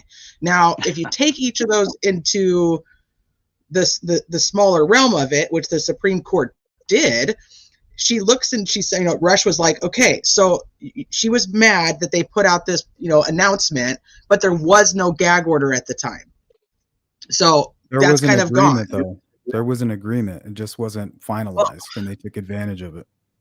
So this is where I struggle with this, because I understand that, but then I have to go back and say, okay, if that's the case, then there's these other agreements that they've talked about, like when Baldwin and Rosie are saying, like, we told them on the 4th that we were going ahead with the speedy trial. They are like, well, that wasn't documented and the motion was never submitted. So it's like, okay, you can't have both. You either are making these off-the-cuff agreements or you're not. So this is why they should. It's all about strategy. What can they get away with? What are we planning to try to get away with? They were trying to get away with holding off on the speedy trial. I thought that was a great strategy, because I was totally fooled by it. The whole time I was telling everybody during my live streams, I need the documentation. I'm so convinced that he waived his right to a speedy trial. Nobody could bring me the documentation. Sure enough, during the Supreme Court, he says, well, we were holding on to that. I mean, I felt like the attorneys were. I felt like the attorneys were painted into a corner, though, too, at the same time, because Gull's pretty much saying, well, we're going to, publicly defame you. We're going to, make sure that everybody knows your incompetence. And, then what do? You lose some business, so they, I mean, Baldwin's office was responsible for those pieces of evidence. So, of course, he withdrew first. But what bothers me is that, Rossi was kind of confused and conflicted. And she kicked them both off. Why not keep Rossi on? You know what I'm saying? He's not responsible in any manner for any of that. So why kick him on that? And here's what I think. So I play devil's advocate here, because I think that he ends up removed, because if you read what Rosie says, he says they agreed that Baldwin's office was going to be the headquarters for their whatever you call it, like their main station. So that was their agreement. So then he is now responsible for making sure that office is secure also. So I think that was what her thought process was. You guys agreed that this was going to be your home base. Now you're both responsible for it, even if it's just Baldwin's office. Now, I don't think that Baldwin, I know there's the theory out there that Baldwin's behind the whole thing. I've not seen anything that backs any of that up, and I don't know yet. So, I mean, I get why people think that, but Westerman goes in, the timing when he goes in is agreed upon between the prosecution and the defense team. He goes in there during the time of all the depositions when all this stuff is out. It's not like they're just leaving all the discovery all willy-nilly all over the office. they were having depositions at that time, including those pictures. So I get it. And the I think perpetrator that, was a professional acquaintance. Wasn't just some random guy like a family friend. This was a professional acquaintance, a trusted person. Which would be the defense's counter argument when it came to the hearing that was supposed to take place. It never did. Which might still. Right. I hope not. I hope not. I hope they just keep it going, but that's, we're not going to have any say so in that. And I think that I have no idea what she's going to do. I have no idea what they're going to do. And I'm trying to figure it out. It's like, that's just a headache, because then they do the exact opposite, or, what you don't expect. But real quick, criminality. I just wanted to thank you for letting me on. I got to bounce. Thank you so much. Okay. Oh, you're very welcome. Thank you for coming up. I really appreciate it. And I thank you so much for helping and sharing all this info. Shout out to the rest of you guys. You're welcome. Thank you guys. Have a great night. Yeah, have a good one. Bye, Sluth. So I do think that there's this guy goes in and takes advantage of a situation, and he shares it with his buddy, who shares it with his buddy, who then shares it with his other buddy. And that was kind of, when it came to the leak stuff, was the finality for me, was to know that there wasn't a mass email. There wasn't somebody out there who was purposely sending it to this specific group of people. It was the one guy takes the photos. The bad guy, in my opinion, should not have done that. Thinks that he's going to share it with his one trusted friend. That one trusted friend goes, I'm going to share it with my other trusted friend. And then that guy goes, I'm going to share it with my trusted friend. And then now that's how it's controlled, because it's being shared by, one person to 1 to 2 to 3 other people. And I don't know why the whole thing turned into I think I was more irritated that they were trying to falsify this weird, mass email with 50 different creators. And, yeah, was that just speculation, or, what was that? Yeah.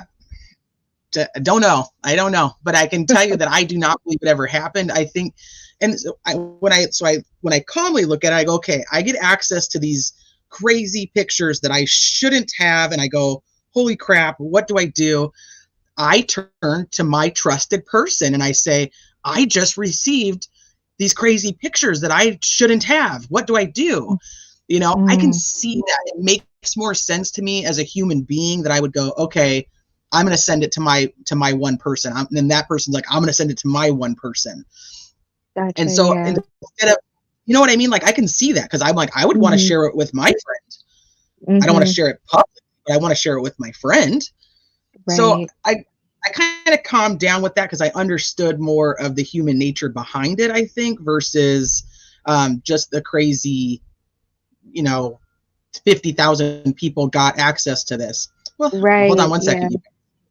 Well, hello, Gray. Thank you for joining us. There it is. There. Oh, wow. Oh, I look so small on my screen because it's not zoomed in, but I don't know how else to do it. Mm-hmm. So you made a comment. You think that the way that was the crime scene is described is totally inaccurate? What do you think? It's a complete joke. I mean, when you listen to somebody like Dark Arts trying to make it seem all mystical and cool and neato, it's just garbage. Okay. I've seen the photographs. It's just, yes, there are sticks placed intentionally there, but I think it was mainly to build something up later. And then maybe they were spooked by, because Cheyenne and the other people were walking on the bridge, and the wind blows directly from the bridge to the crime scene. And you could probably hear him really loud at that point. So he goes, I got the hell out of there, because it looks like he was trying to build a structure. When I say he, I'm talking about Richard Allen. It's not somebody else. It's not some weird Odinist. It's not some crazy conspiracy or anything like that. There was no antlers that people, like the one person drew a picture of the crime scene and put antlers there. There absolutely are no antlers. There's tons and tons of twigs and sticks. I went out there recently, like a few months ago, and walked around with a 360-degree camera. There are sticks everywhere, like literally everywhere. Like you could just pick them up and you could claim anything you want to claim. And their bodies, Abby was just laying basically on her back with her hands tucked inside of her sweatshirt. When you curl your arms like that. They weren't posed or anything like that. Libby looked like she was maybe pulled into that position, and that's where she was dropped. To sit there and try to make it seem like there's this big posing and all this stuff, it's just a joke. I mean, I got to tell you, it's embarrassing to watch people even talk. I mean, about I guess were you there, Gray? Because anybody that differs from your opinion, it doesn't matter. That's the problem with you. Well, no, my opinion we're gonna is play because nice. it's accurate. We're gonna play nice. My opinion's accurate. Okay. Well, he You're not. came in attacking dark arts, so you I know. just, That's if you okay. got That's on okay. it, That's well, okay. she went in and, Well, you're a great hold on. hero, dude. You're a hero. Thank you. Hey, no, that's okay. I mean, I just thought it was ridiculous, the stuff she was saying, and people going, "Ooh, that's so interesting." It just Okay. isn't. Well, Okay. So the truth is your guys are sort of making a joke of the case by entertaining the Odinist bullshit that was put out there by the defense team. And the thing is that the Odinist document was put out intentionally by the defense. So you guys are all defending like, hey, I don't know. Baldwin seems like, they were just like these bad people. Baldwin and Rosie are scumbags. Okay. They are absolute scumbags. I knew that Odin document was coming out 3 weeks before it came out. How did I know that? Because it was leaked that it was coming out, and they put it out there to get out this narrative so the public could have something else to chew on. And the reality is it doesn't exist. It's not a real thing. They did it so that wow, and look at all the people who bought into it. Can I just add something though? Sure. I do think though that the police investigators, they were the ones that came to those conclusions. Shit. Yeah, I mean, early on in the case, we all talked about this stuff. Everybody was looking at that weird sort of Odinist stuff, and it just disappeared because it wasn't part of the case. Okay, they investigated A it. seasoned detective and other police officers came to that conclusion. They found absolutely nothing. If it meant something, they would have arrested somebody. It didn't. Okay. Well, Unless you believe in a larger conspircy where there's Odinists in the police force and they're protecting their own. So but there are though. There are. Okay. Hold on. So hold on. I want to address a couple things really quick. Give me a second. Just let me talk real quick. So there a couple things that you said, Gray. I just want to touch on. Let me turn my camera back on. Just want to touch on. So one, the fact that the scene is, I have seen the pictures too, so I understand what you're saying. There is no antlers, there's no horns, there is a bunch of twigs that could be something, could be not. I see your point that about Libby, but I have to ask you then. There's obviously posing done if Abby is dressed in Libby's clothes. I mean, this from true crime. Well, yeah, I mean, of course, I heard. Yeah, they were. It was put on her. But it seemed like she was still alive because the way her hands are, it's like when your sleeves are long and you curl up your, how women do that a lot, where your sleeves are longer and you kind of curl up your wrists inside. That's how they were. Mm-hmm. All right, that means why would you pose somebody like that? Like let me make it longer and then curl it up. That's ridiculous. I think what she was. Yeah, I've gone over all this. I know you have. I watched. She's not posed though. I mean, when you say posed, let's just say she was still alive, as it says in the Odin document, stuff that shouldn't have been out there, but the defense team wanted it out there, so tricked and said, "Oh, we accidentally uploaded, but let a few podcasters know so they could quickly download it," and then it was taken off. Right. So in that document, it says that the Odin. What were you just saying? Oh yeah, she lived for a long time. They repeated it over and over, disgustingly, the way they kept saying it over and over, how she lived a long time and blah blah blah blah blah. Just like the other crap about the where they said one man acting alone with dexterity. Yeah, I mean that was. It sounded like a 4-year-old wrote this thing. That was a bit excessive, yeah. But I do. Yeah, but I was just let me just finish what Teresa was asking. So you got this thing about the posing. So let's say she was still alive, right? And then, he couldn't put her clothes back on her. I think they were both naked at one point. He couldn't put her clothes back. She probably still had her maroon shirt on because that's underneath the sweatshirt. So he couldn't put her clothes back on her because it was tight fitting, and that's almost impossible. That takes forever. You couldn't put Libby's clothes back on her because that would have been absolutely difficult too. So he took her clothes and put it onto Abby because it was easy. You just slide on the larger jeans, you slide over the sweatshirt, etc. It's easy. So that is sort of like dressing somebody, but she was still alive. So her final position, do we know if that was posed or not? Well, can I ask something then? Sure. Do you believe then that she died in that pose, in that way, with her sleeves, with her arms in her sleeves, and that is how she got left? Yeah, well, I think that's how she ended up. I mean, whether she was, still alive, that's how she died, or just like that in that photograph. Okay. Yeah, Okay, I do. so I I don't have think to ask, somebody later posed it. if you think that both were naked at one point, what would be the purpose of redressing any of them and leaving? Yeah. If you're gonna leave, if you're gonna leave one, why dress the other one at all? You could have had some remorse or felt a little bit sorry for her, because maybe the victim was really, like it seems to me the intended target was Libby, and then there's a whole bunch of reasons I think that. I mean, you got Richard Allen has pictures of his daughter on the bridge. He has a picture of his daughter wearing one of the tie-dye shirts laying on a bed, and it's one of Libby's, memorial shirt. Just from the crime scene, I mean, she's left naked, right? That's pretty. So I was always thinking that maybe it was Libby was the target, and then Abby, perhaps, he was, obviously she was undressed too, but it doesn't sound like there was any sexual assault. So I don't know what the purpose for that, but he might have felt bad about it because he knew that his target was Libby. It sounds like Libby got the worst of the injuries too, right? Okay.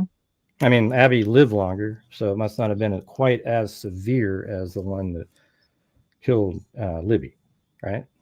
Well, we don't know because we don't have access to the autopsy. Well, it says it in the Odin document. It talks about how she lived. They said that she was alive for a lot longer, so obviously it wasn't a mortal as right. But severe. do they mention any other wounds on Abby other than her throat? I don't remember. Well, because remember the initial text messages that were released by David Erskine talks about that Abby was also stabbed in the heart. Yeah. Well, he just said that there was holes, but he didn't know. Yeah, I don't remember. I read his thing too. I don't remember him saying that she was stabbed in the heart. I remember having holes that looked like tiny bullet holes or something, but we would definitely need access to the autopsy in order to know. But what's interesting is David Erskine hasn't lived well, hasn't aged well. If you look at those images. Teresa, I had a question for you earlier, Teresa. Do you think one man could do this in a couple hours? Yes. Oh, I do. That was one of my big things with the memorandum is when, like Grace saying, like when they're talking about the dexterity and so on and so forth. I think that one guy could do it. I don't think that, but I think it was done very quickly. I'm not of the opinion that there's another location. I'm not of the opinion that there was anything else happening. I think that the intent was done. Whatever he was going to do, he went there and he did. But then I go back and I think, okay, well, why have them undress if you didn't have an intent to do something else? And then is that the possibility that one fought back? Is there something like that? He could have been videotaping. I mean, one of the theories that I have is like he was videotaping him killing them. And that's where the whole Keegan Kline. I mean, the funny thing is it's hard for me to get rid of the Keegan Kline connection. It should be for everybody. When you think about like he's got this Dropbox account and he was communicating with Libby and Abby, and he is supposed to meet them that day, apparently, right? And he only doesn't get to meet them because a random psycho killer, Richard Allen, goes and kills them. I mean, what are the odds of that, right? Great. You talk to the family. What do they think? Do they think Keegan's involved?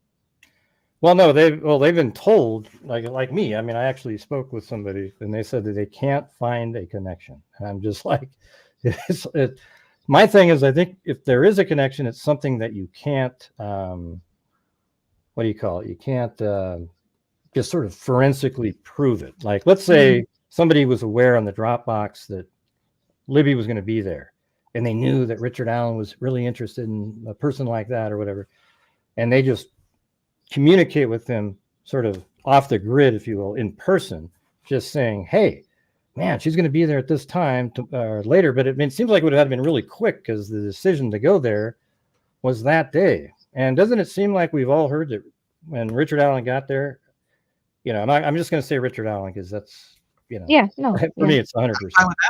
So he gets there just on absolutely perfect timing, and he's hustling. He's passing these other 3 girls. This other lady shows up. Yeah.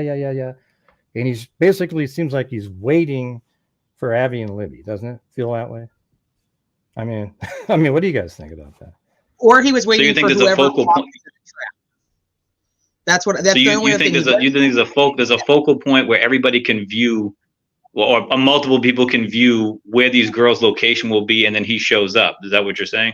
Well, I was thinking that maybe like the Dropbox account that led to one of the largest child pornography rings in Indiana state history.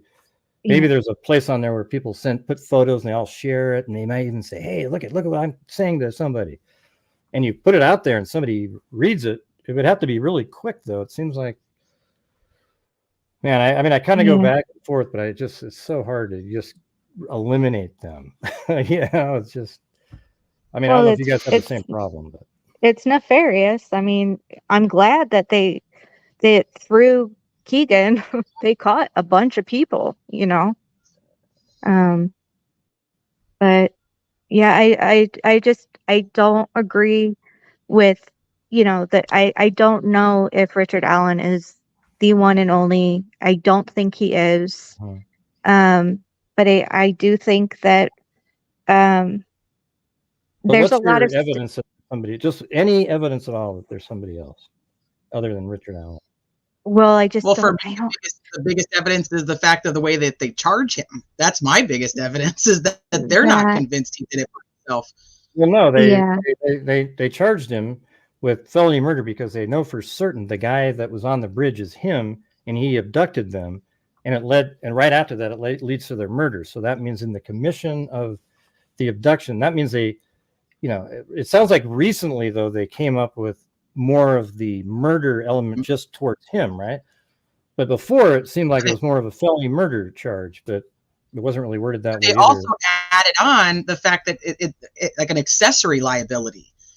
So they covered their bases on both, which makes me think they think somebody else is involved. Otherwise, they wouldn't need to cover their bases on both. That's where I'm at with it. Didn't they hit him with the kidnapping charges just to retain him, just to arrest him? No. So originally they hit him with the felony murder to arrest him. So they went there with just the murder. Just a straight murder charge was what they put on the search warrant to go in and search the house, and they were searching for things that had to do with a murder. And then they charge him with felony murder, which is essentially saying he is the one that kidnapped them that led to their death. And then we were talking about if they go to court and they only prove that he is the one who kidnapped them, and they don't prove that he is the one who killed them, that social media is never going to end. So if they have the proof to say he did kill them, then why aren't they charging him with murder with the one? It's murder one here, but why aren't they charging him with intentional homicide? So now the new charges state, yes, he felony murder, went there to kidnap them, and then also ultimately did kidnap them, that led to their murder, and he intentionally planned to do. And in the scheme of all of that, he also could be an accessory that led to doing it. So he's got multiple liabilities. He could be the perpetrator, he could be the accessory, and it doesn't matter because now they've got him for the whole shebang. Right. Okay. That makes sense. Thank you for describing that better. I mean, learning more every day about this case, man. When they said the felony murder at the beginning, it was just that the kidnapping led to the murders. Okay. That's what it seemed like. I mean, that's what I talked to Robert Ives at the time, and that's what he said. That's what it sounded like. But it was kind of strange. Let me go ahead. I want to ask you guys then about the new charges. Do you think that the new charges are just more fitting for what the crime, what they believe actually happened, and this is how it probably should have been originally charged? Or do you think that there's something else to it, that they are adding these charges in the hopes or the potential of having extra charges to make him plea down? Yeah. I think these new ones fit better, don't they? Well, there's a whole bunch If more added, so it sort of gives you more options for the jury. It's that too. Yeah. I mean, I would have hit him with as many things as I could have, because the case is so tenuous. It's so difficult to nail anything. So I would have come out as broadly as possible. But, that's me knowing nothing about law. So Well, I think they were just trying to get the felony murder, because right now they know that the person who said down the hill, there's a gun, involved there.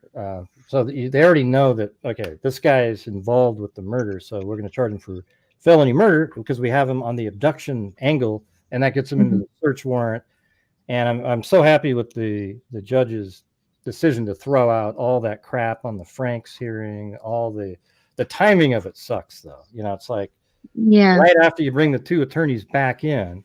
I'm 100% behind the judge's sort of what went behind her removing those two attorneys. They were ridiculous, the things that they were doing. 100% behind that. But however, the way she did it wasn't right. She should have had the hearing in public, and even if she already had made up her mind, pretend she didn't. That's the way you do it. You just get up there and listen to it and go, nope, we're going to remove both of you. Then I think it would have been a whole different decision by the Supreme Court, because that seemed like that was kind of the main thing there. That was the issue, yeah. But I agree.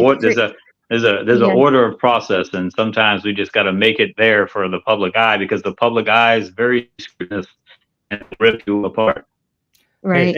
Hey, by the way, I want to say sorry, Dark Arts, for coming in and just. Well, that's okay. People get. I get so irritated with the whole. I mean, I don't even let people talk about that crap on my show. Well, Teresa, I got to work at 3 a.m.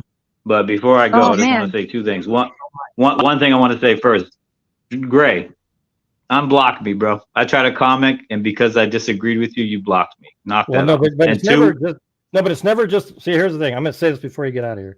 When people claim that, when they go, you blocked me because I disagreed, that's totally bogus. I never just block somebody because they disagree. It's the comments they make after there's an argument about, oh, you asshole or something. Boom, you're gone. See you later. It's never. Take my name down. Wow, check it out. And two before I go. Out of all the true crime I watch, all the true crime, no fucking person on YouTube does what Gray Hughes does for all these victims. So all I can say is this guy does more for the true crime community than anybody else. I see people making tons of money that don't give a fuck about these families. They just want clicks. This guy actually donates to solve crime. So for that, you have my undying devotion.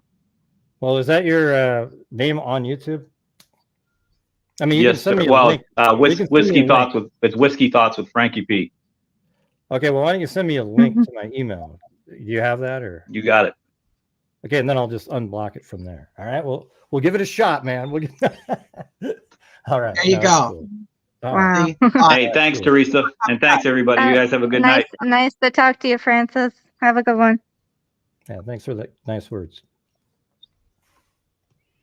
And I'd have to say I absolutely agree that you do a lot, and especially for a field that I adore, which is IGG, and that's probably my favorite thing that you do, Gray. Even though I know that your chat can get wild sometimes, mine can too. So I get it, but that's my favorite thing to do. IGG stuff. That's my personal. We got some cool ones coming. We've done. I think we've given $72,000. Right. I mean, it goes right out of my income. So the freaks are supporting the channel, and then out of the income, I donate a huge amount of money. And we have one right now that's pretty cool. Like I think it was. They didn't know if it was a man or a woman at the beginning. It turns out it's a man, and he had like shotgun. Been 40-something years, but he had shotgun blasts. And Misty Gillis is working on that one right now. Wow. Pretty cool. Yeah, she's Yeah, badass. that's wonderful. That's cool. she's amazing. I think she might be one of the top 5 out there. Really, I mean, like, she just probably isn't doesn't work for Perreault, so isn't famous. Oh, She's famous to people like me. I'll tell you that. Yeah, because yeah. That's that's my awesome. passion. That was one of the biggest things that I studied when I went back to school was IGG. I love genealogy, and then obviously adding in the element of true crime and what they do to give people back their names and their faces. Really, I mean, let's be honest. Yeah, that's cool. It's so amazing. Did you ever see the one? And sometimes quick. Did you see the one we did? That was Daniel Armentrout. That was probably our quintessential one from 1960. He was a hitchhiker, went off a bridge. Oh, wow. With the guy that was, he got picked up and then the car went into the water. The driver lived, but he died. And he was like 15 or 16 years old. And he had a picture of a girlfriend. He had RY plus love scratched on his arm. Oh. And they spent like years they treated him like they were their own family member with the grave. They put flowers every year. They run stories. And then that one cost probably like 10 grand because we had to redo different parts because it was so degraded. Wow. The DNA. And then it was just so amazing. It led back to somebody in Germany, and then they said, well, it couldn't be him because he had polio, but we already knew that he walked with a limp because of an FBI document. Wow. And then it went to a brother in Florida who's still alive, and then we gave his name back, Daniel Armentrout. Wow. And now he has a regular gravestone there, and it's completely his brother left him there because everyone treated him, loved him so much. Oh, that's really wonderful. Oh my God. And another weird thing is they have another brother that's missing from the same time frame. How weird is that? Jesus. Not the same incident though? No, just kind of like he disappeared. Nobody's ever seen him again. Wow. And it's so strange. So it's kind of like, wouldn't it be weird to be randomly doing another case and it turns out that's the brother? Yeah. I mean, that would be like, television movie shit right there. Wow. Right? That would be crazy. That is crazy. Missy also is the one who worked on The Boy in the Box. Oh, wow. Oh, wow. The one. Yeah, the Boy in the Box. Yeah, she's the one who solved that. She held on that for the answer for like a year. She already knew, they couldn't say anything yet. Wow. She really gets really vested in the children cases. Like she feels like she's part of the family. That's awesome. So great. I have to ask you because I know that you're still with that. There's got to be some type of Keegan Kline connection. It's just hard it doesn't have to be one, but man, it's hard to believe that. Yeah. I mean, what a coincidence. He's literally talking to her that weekend. And, and then he tells one girl, well, they didn't, I was supposed to meet them, but they didn't show up. So what does that mean? You were supposed to meet them, but they didn't show up. Does that mean you were there? Mm-hmm. Or what, or was there somebody else there in your place? Is that Richard Allen, et cetera, et cetera, et cetera. It's pretty. Yeah. Where did he admit that? Was that in his interview with police or his interrogation? Well, yeah, it was in that 190. Well, he didn't. They said he said it. Oh, okay. And the thing is people always make up the thing about. They always say this. They always say that police lie in interviews, and that is true when they're saying something that you don't know the answer to. They always do that. They'll go, "Hey, your friend over here said this." Oh, wow. And then you get nervous and you might say something. But they aren't going to lie to tell you something that you know is false, because as soon as they do that, you're onto their game. And okay. Don't you think? Yeah, I don't know. So I want to ask you though, because and this is totally just my own speculation. So I just want to know what you think of it. I'd asked the other panel guests earlier. Is it possible that who Keegan thinks he was talking to is Libby, but it wasn't actually Libby? It was her phone, and apparently Libby really liked him, and like the officer even said that she was like enthralled, or whatever the term is, like she just totally was enamored by Anthony Schatz. like communicated over and over and over, sent photos. I mean, I hope they're not, the type that Keegan liked to get, but Do they have a file where we could go and look at that? Like if they had collected that off his phone? we don't have that. Okay. I don't know. What do you think? I've just wondered because I know that there was the whole, and like I said, this is just speculation, so take it for what you want.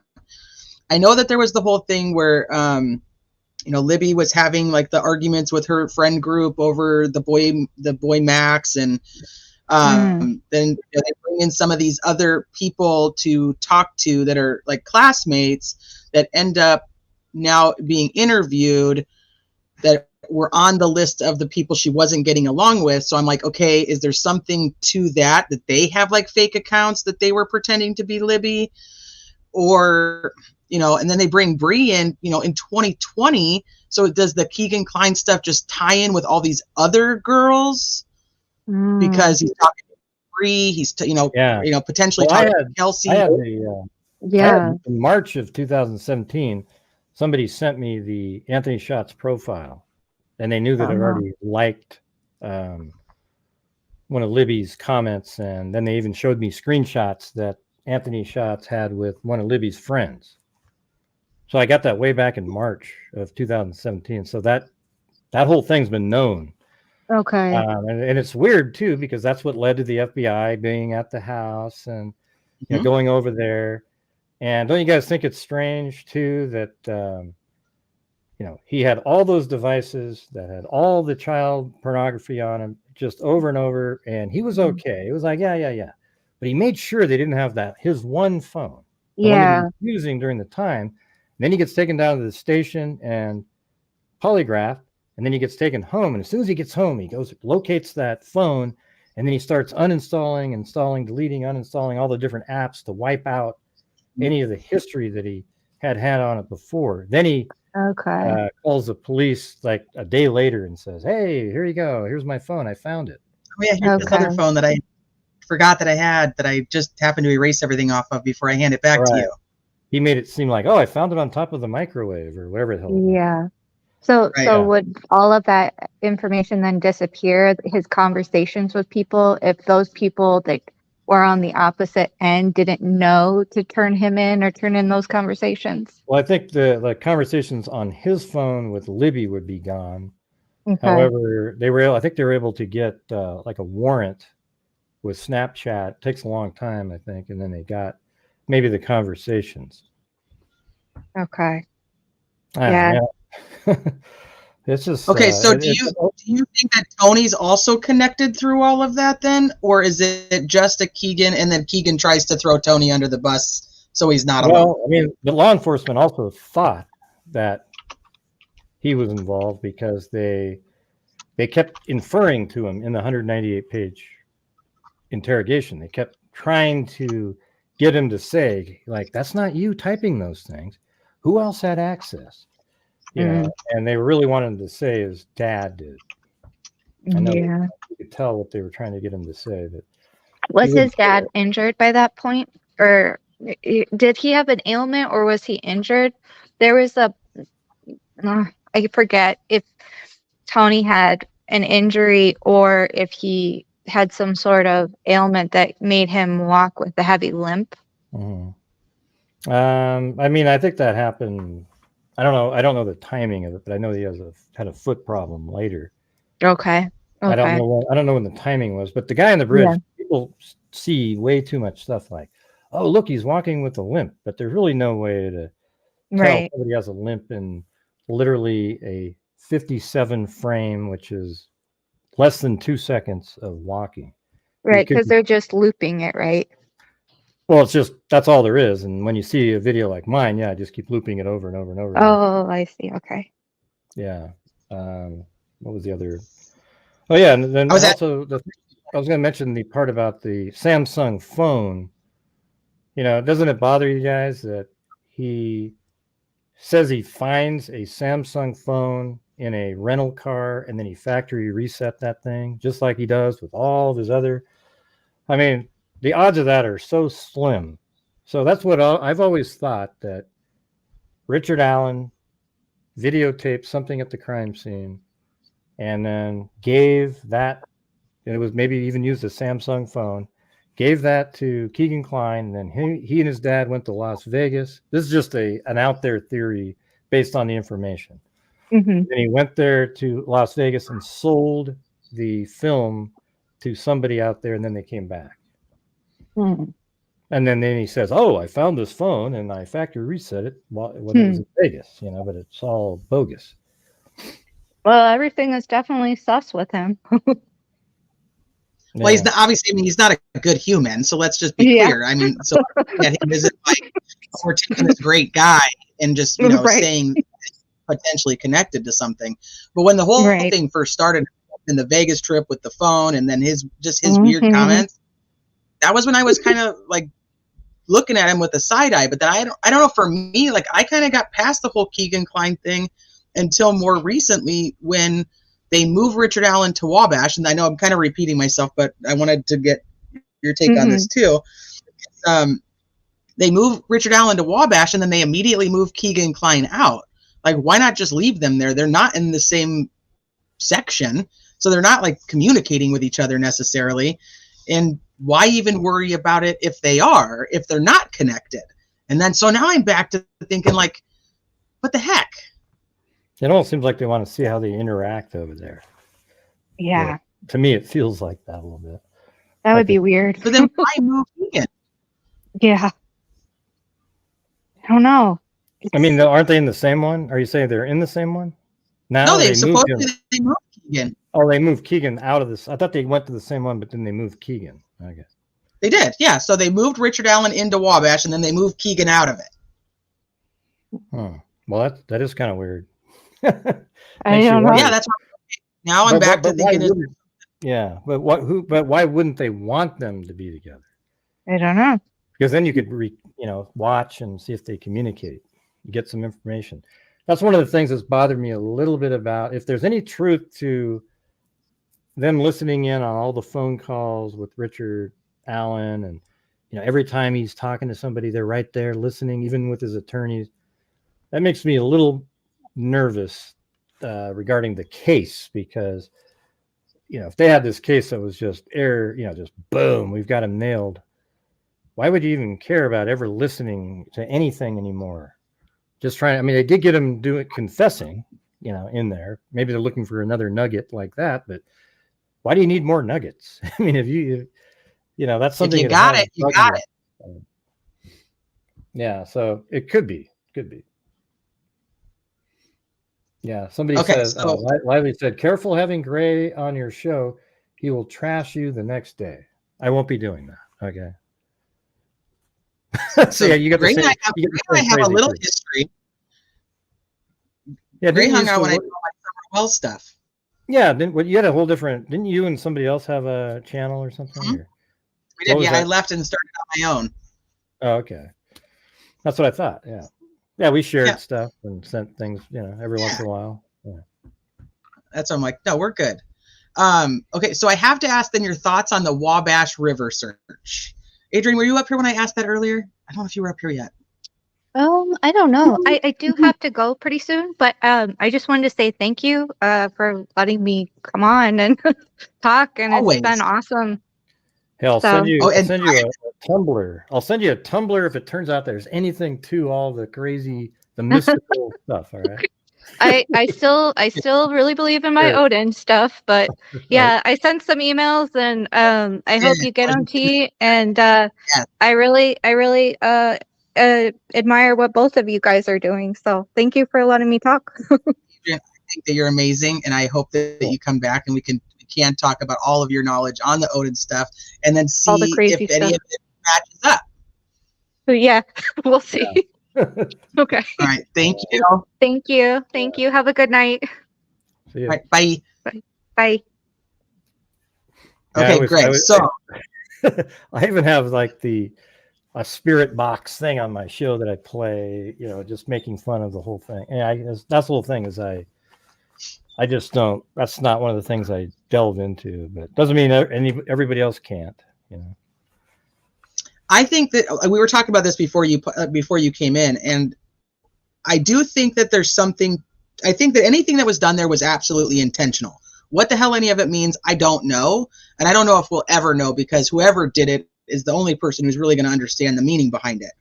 Now, I think that the problem that the defense did when they wrote that memorandum, besides going into some weird details in the middle, which I thought were unnecessary, but the problem I had was, instead of showing, well, I have two side issues, but I'll go into this one first.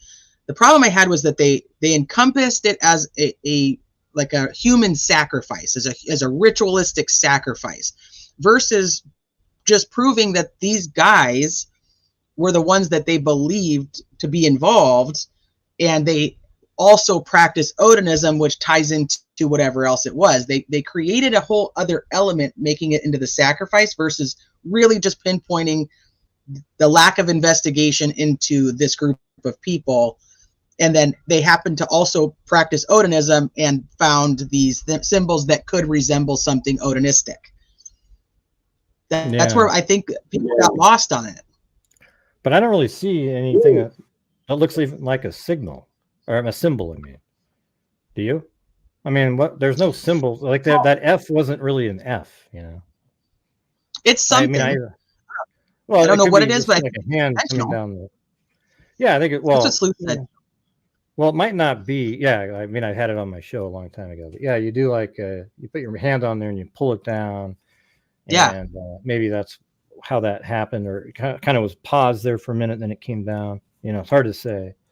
It definitely doesn't look like. I mean, it looks like an F because people were told it was an F, and people place this little space. If the cross on the F isn't a continuation, but it looks like that. Just to your eye, if you're right, it's hard to explain, but I mean, I actually did this weird unintentional tool in Photoshop where you can select a color range and it went boom, boom, boom, and you could see exactly where the blood was on it.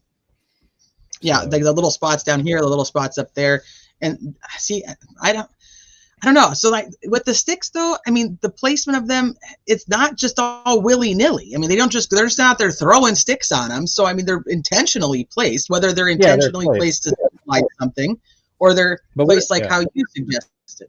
But what if you were placing them like, it looked like both on their left side is a larger stick, like that goes up. So maybe that's the height part, and then you're going to build sort of a covering that's an angle down. Because if you put that in the middle, you know, how would you do that? Do you build like a triangle thing? So you just kind of go off to the side, and then you might be putting sticks off like this. But it's also like, why wouldn't you complete one and then complete the other? Or did you do the same amount of work on both person first to build like your lean-to or what? You know, I'm just using a term, but a platform where you could then put other branches and leaves on top. Okay. To completely cover them. Yeah, because the thing is, you would be so hard to see them at all if they were completely covered, but they were easily seen, I think. I mean, and also there's some things that are just different than what we were told in the who's the one the guy that you mentioned earlier that was there, Erskine. Yeah. Oh, yeah. He was saying they're like covered with leaves. There was these holes. I mean, I didn't see any of those things in the photographs. The photographs that I saw. I didn't see leaves Ruckus on. is here. Add Ruckus really quick. Give me 1 second. Hey, Ruckus, what's up? Hey, how are you? I'm good. How are you? Hey. I'm perfect. Look at me. Doesn't get any better than this. Do you guys need an introduction? I've never met Gray. Oh, yeah? Hey, what's going on? Yeah, I've heard of Gray. I started my channel because of you, Gray. Oh, yeah? What was that? If you heard of me, why would you start a channel? The very first time, I was never on YouTube. But I had surgery coming up, so I was looking for something to do, and I ran into your channel. And you called me an idiot when I made a comment, so I left. Okay. Oh, so you thought, boy, I better start a channel. I don't think I use that voice. Probably with the same stuff that I made the comment about. No. Yeah, I wouldn't. No, I went on somebody else's channel, and it just took off from there. No hard feelings, though. I don't mind. Yeah, everybody has their own opinions. All right. Good. Well, welcome both of you. Yeah, welcome. Well, We're you're talking about the sticks, Yes. the branches. Yeah, to me, they weren't random, but I didn't see anything religious or odinistic or any of that kind of stuff. But they didn't appear to be random either. So I don't know what the goal was, whoever did it, but they didn't appear to be random at all. Now, Steve from True Crime Web, he did a video, and it only took him like 2.5 minutes to lay out the sticks in that design. So it's not like it would take a long time either way. But yeah, I just thought they were just there to build a structure. She asked you if you thought they were religious. Yeah, I didn't think they were religious at all. I certainly didn't get that. But you know, it's a 54th of a second in time. You know, there's just one view. You know, didn't get the whole picture, so didn't know what was going on around that area or anything like that. So from what I saw anyways, I don't know what everybody else saw. Did you see those crime scene photos, Gray? I did, yeah. Okay, I did as well. I don't know if they were the same ones. But well, I saw a couple different sets. You know, one just has like Abby, and then another one that I think then one of just Libby and one of Abby too. There's two different ones of Abby and then one of Libby. But from the same kind of view, though, the same kind of angle. One of them is a little, yeah. The two are, and then one's a different angle of Abby's, just sort of her face area. Okay. Yeah, but I was going to say though that there's a drawing that somebody irresponsibly put out there that literally is like trying to make it look exactly like the crime scene, except they put antlers on there. I didn't see any antlers. Well, there aren't any. That's why you didn't see it. Yeah, they're not there. That's the reason. Not even twigs, Gray. Not even anything that you could. I saw twigs. You didn't see twigs? There's twigs. Well, I mean, they're like little. No, not that look like antlers. Yeah, they were just. There were so many twigs out there. Yeah, I've been out there not during. You know, I want to go this time of year, but when I went there, all those twigs on the ground, they're like. You were there, Gray. You saw that area. There's like foliage that grows up to like knee high, and it's all like little vines. So those die, and that's what the twigs are that are all over the ground. There's that stuff there dying. I mean, there's so many. Like I went there with a 360-degree camera, walked over there, and I did a show where I just stopped every 5 feet and said, "Look, they're literally you could fall on the ground there, and somebody could claim you've got anything above your head." That's absolutely. So. Yeah. Absolutely, I agree 100%. There are twigs, and they're on top of her hair. So now, whether that was intentional or not, they don't shape into anything, in my opinion. But they're just like there's that one that's just laid like almost like just straight across. Well, so, when I saw that, it looks to me like she was moved at least a couple feet. So that would happen as well if her head was along the ground. But there's just so much there that it wouldn't be hard to find sticks. And now there's definitely one of the sticks is definitely cut with a saw or something. Do you agree with that, Gray? Yeah, it looked like there was one that was really straight. You know? Yeah. But it doesn't mean it had to have been taken out there. But I also don't see a reason why you would need to. I mean, maybe you need a bigger one or something, but there's so many branches out there. I don't know why you'd ever need to take the time to cut something off. Right. And it could just been somebody else cut it off. I mean, there's millions of reasons why that branch could have been like that. But it could have been somebody that was down there fishing that cut it so that they could throw their line out. Who knows? Yeah, maybe plug, or it has a point on the end, you can jam it in the ground, something like that. Yeah. I mean, who knows? Maybe a fishing pole holder even. I mean, it does look like that. But there's so many sticks out there, you wouldn't need to spend the time on that. Now, what did you think about that area as far as the terrain? It's not as easy as it looks, is it? Well, the thing is, walking it's easy to walk from where you park the car, both places, one at the Freedom Bridge, one across from Mears. If you walk, it's really easy to walk to the bridge. And then they have this trail that goes off to the left just before you get to the bridge that then goes all the way around to the crime scene. And that's a pretty easy walk until you get to this like 45-degree, 50-foot deep ravine, and then it goes back up again, and then but it's lower on the other side, and then you kind of make your way right to the crime scene. So it's there's a lot more hilly. It's a lot more hillier out there than you think looking at Google Earth or just videos of people walking around. Just lots of spaces, like when you're walking on the path from the Freedom Bridge to the Mears parking area, you look to the left, it goes up pretty high. There's you're quite a bit below the road 300 there. And then once you get to about where Mears parking area is, you're about almost level at that point. So, I mean, have you been there? Yeah, I've been there twice. Yeah. I actually went there in the middle of the night as well. Well, you're crazy, but yeah. Well, we went there for a reason. There was a reason that we did that. Yeah. Now, the thing that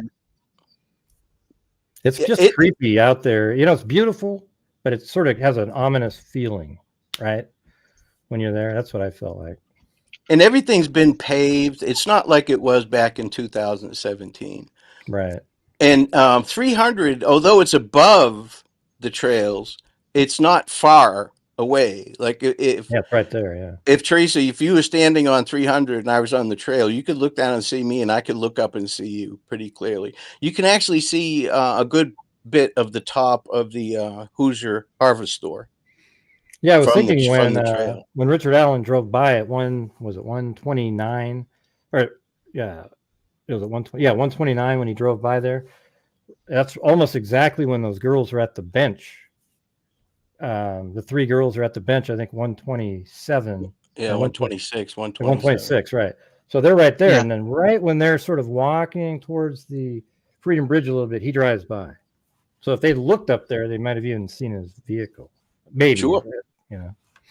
Yeah, sure. So can you see, if you're on 300 though, can you see, you guys are talking about the actual trail, but can you see down where, the trail grade that you walked on that's on the north side of the creek? Can you see a trail there, visible? Oh yeah, the one that goes around, the one that was in the woods. Yeah, that one. Oh yeah, definitely worn. Kelsey actually took us out there. We were right, and I said, "Don't go down this next hill." So I went down the hill, and then I kind of made it up, and I think I was probably maybe 100 feet or so from the crime scene. Now that when I look back, I don't think I quite made it there, but it gets really flat down there. Yeah, it's not maintained or anything. It is a worn path though, but there's roots growing across it. At night, I'm not going to lie, at night it was a bit of a challenge staying on it, but during the day it wasn't bad. But I've also gone up and down from the cemetery as well. I wanted to try and see as much of the terrain as I could. And I just can't see anybody carrying bodies up and down either way. Hey, by the way, doesn't Teresa look like a judge over there? I mean, come on. I'm concentrating. I think you absolutely could be. If you were in a courtroom, I would go, "That's a judge." Well, I can see she's entertaining the chat as well. So that's. I mean, we all know that's difficult to do. Yeah, to have a live and keep up with chat, that's no joke. That's hard to do. You miss a lot. But I mean, I'm very interested in what you guys have to say though, so I'm focused. Oh, okay. So I have to ask you guys, you both are pretty much in agreement that the sticks you don't think are religious. So I have to ask you guys then your thought on the professor. The professor? What do you on mean? why he thought they were? Oh yeah, okay. Yeah. My concern with the professor is not so much what his opinion was, is that Hyman, the detective, said that he didn't know who he was when he did. I'm more concerned with that. The professor's opinion on it. I don't know what pictures he saw. Well, he's going to want it to be too, right? The professor. Exactly. He's going to be looking for something, looking odinous. I mean, that's just what I feel like, I mean, he would already right? But I mean, okay, you've seen the pictures, right? And so the thing is when you see those, when you're looking at those, what absolutely say these are 100% Odin, or Nordic runes. Nothing. Right. Nothing. So, I mean, I guess it gives the professor less credibility in my mind. But he's a professor, Gray. How come on. And it wasn't just him; it's also the other professor that he talked to that was in agreement. Remember, there's technically two professors. And let's see. But I was see he your an expert in? go in biased and trying to look for something in a religious aspect, if that's what you're being brought in to look for. I could see that. I wonder how they presented it to him. You follow me? I wonder how they presented that information to him. Did they show him pictures and say, "Hey, what do you see here?" Did they mention Odinus? I bet they did. I bet they did. Now, is he a professor in those arts? It was from Purdue, wasn't it? A Purdue professor. Yeah. Mm-hmm. Yeah, but like I said, I'm more concerned that the detective acted like he didn't know the professor's name when the defense team asked for that. I'm more concerned with that. That bothered me a little bit. I got to be honest. Yeah. And everybody knows I'm pro law enforcement. I just hate shit like that. But I don't know what his motive was for that. He may have had a reason for doing that. It's like, and both sides do it. Both sides do it. I know I'm reading your facial expressions, Teresa. They do. No, I agree with you on that. I agree both sides. The writing, he could see it. He could see the writing on the wall. If you would agree, if you said, "Yeah, I know this professor," and he's going to come forward, and then he's going to be, and then look how it all turned out, anyways, with this Odin document, right? So if he had said, "Oh yeah, let me get you that really quick," so that he could quickly start talking to the defense about, now look at this right here, the way this stick goes over here, and I don't know. I totally understand doing it, but you just shouldn't do that, right? I understand not wanting to remember who the professor was, but there wasn't that many. I mean, that was kind of the issue with that too, is they were going to figure out who it was, because they don't have a bunch of professors at Purdue that are focused in religion. That's just not a overabundance of professors there that are teaching that. So they were going to figure it out. And I think for me, I was more irritated that McClellan comes forward and he takes one for the team and says, "Yeah, I don't think we're even going to be able to figure out who it was." And then all of a sudden they turn over this Jeffrey Turco interview. I could just imagine the McClellan just being like, what are you guys doing to me here?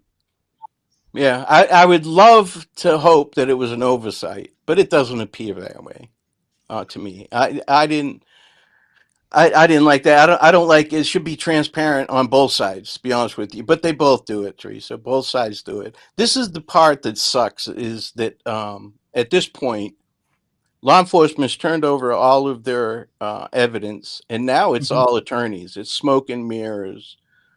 Sleight of hand. It's all this bullshit that we have to put up with until we get to the truth. Now, once the raw evidence gets out and they lay it out on a table and put it up on the screen, well, then that's a whole different shooting match. But right now, they're just playing badminton with each other. And I hate it. I hate this part of it.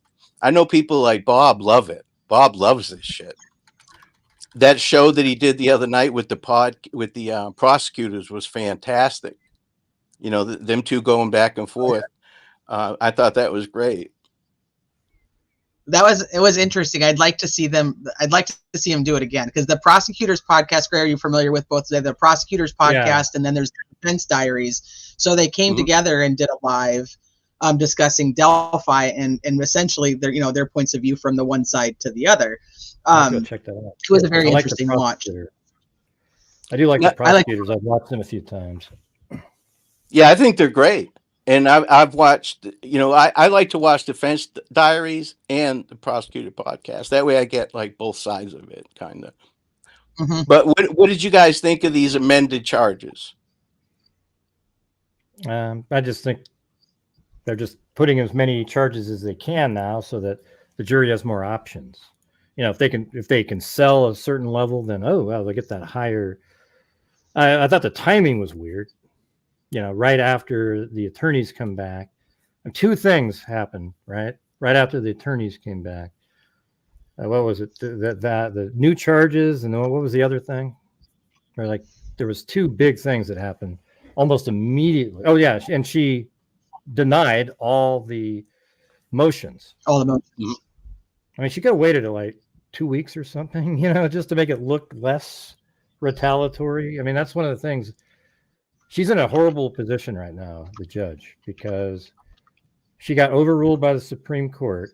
And now if you have a hearing again to try to remove them again, it looks like you're just biased.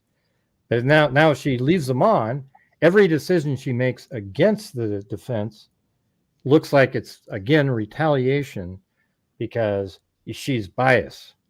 So she's in a really bad situation right now, I think, for just the public point of view. She might be absolutely unbiased. I think she removed them for good reasons. You can go through a list of them. You could just say that, the defense team knowingly broke a gag order, intentionally putting out the Odin document with all kinds of absolutely private information that was never supposed to be seen by the public about the crime scene, etc.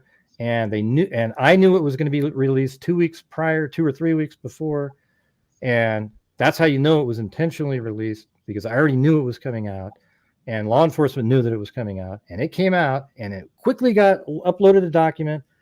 People, I don't know who were told, maybe Murder Sheet and some other people were told, hey, no, we're going to put it out there, and they quickly download it, and then boom, it gets sealed up again.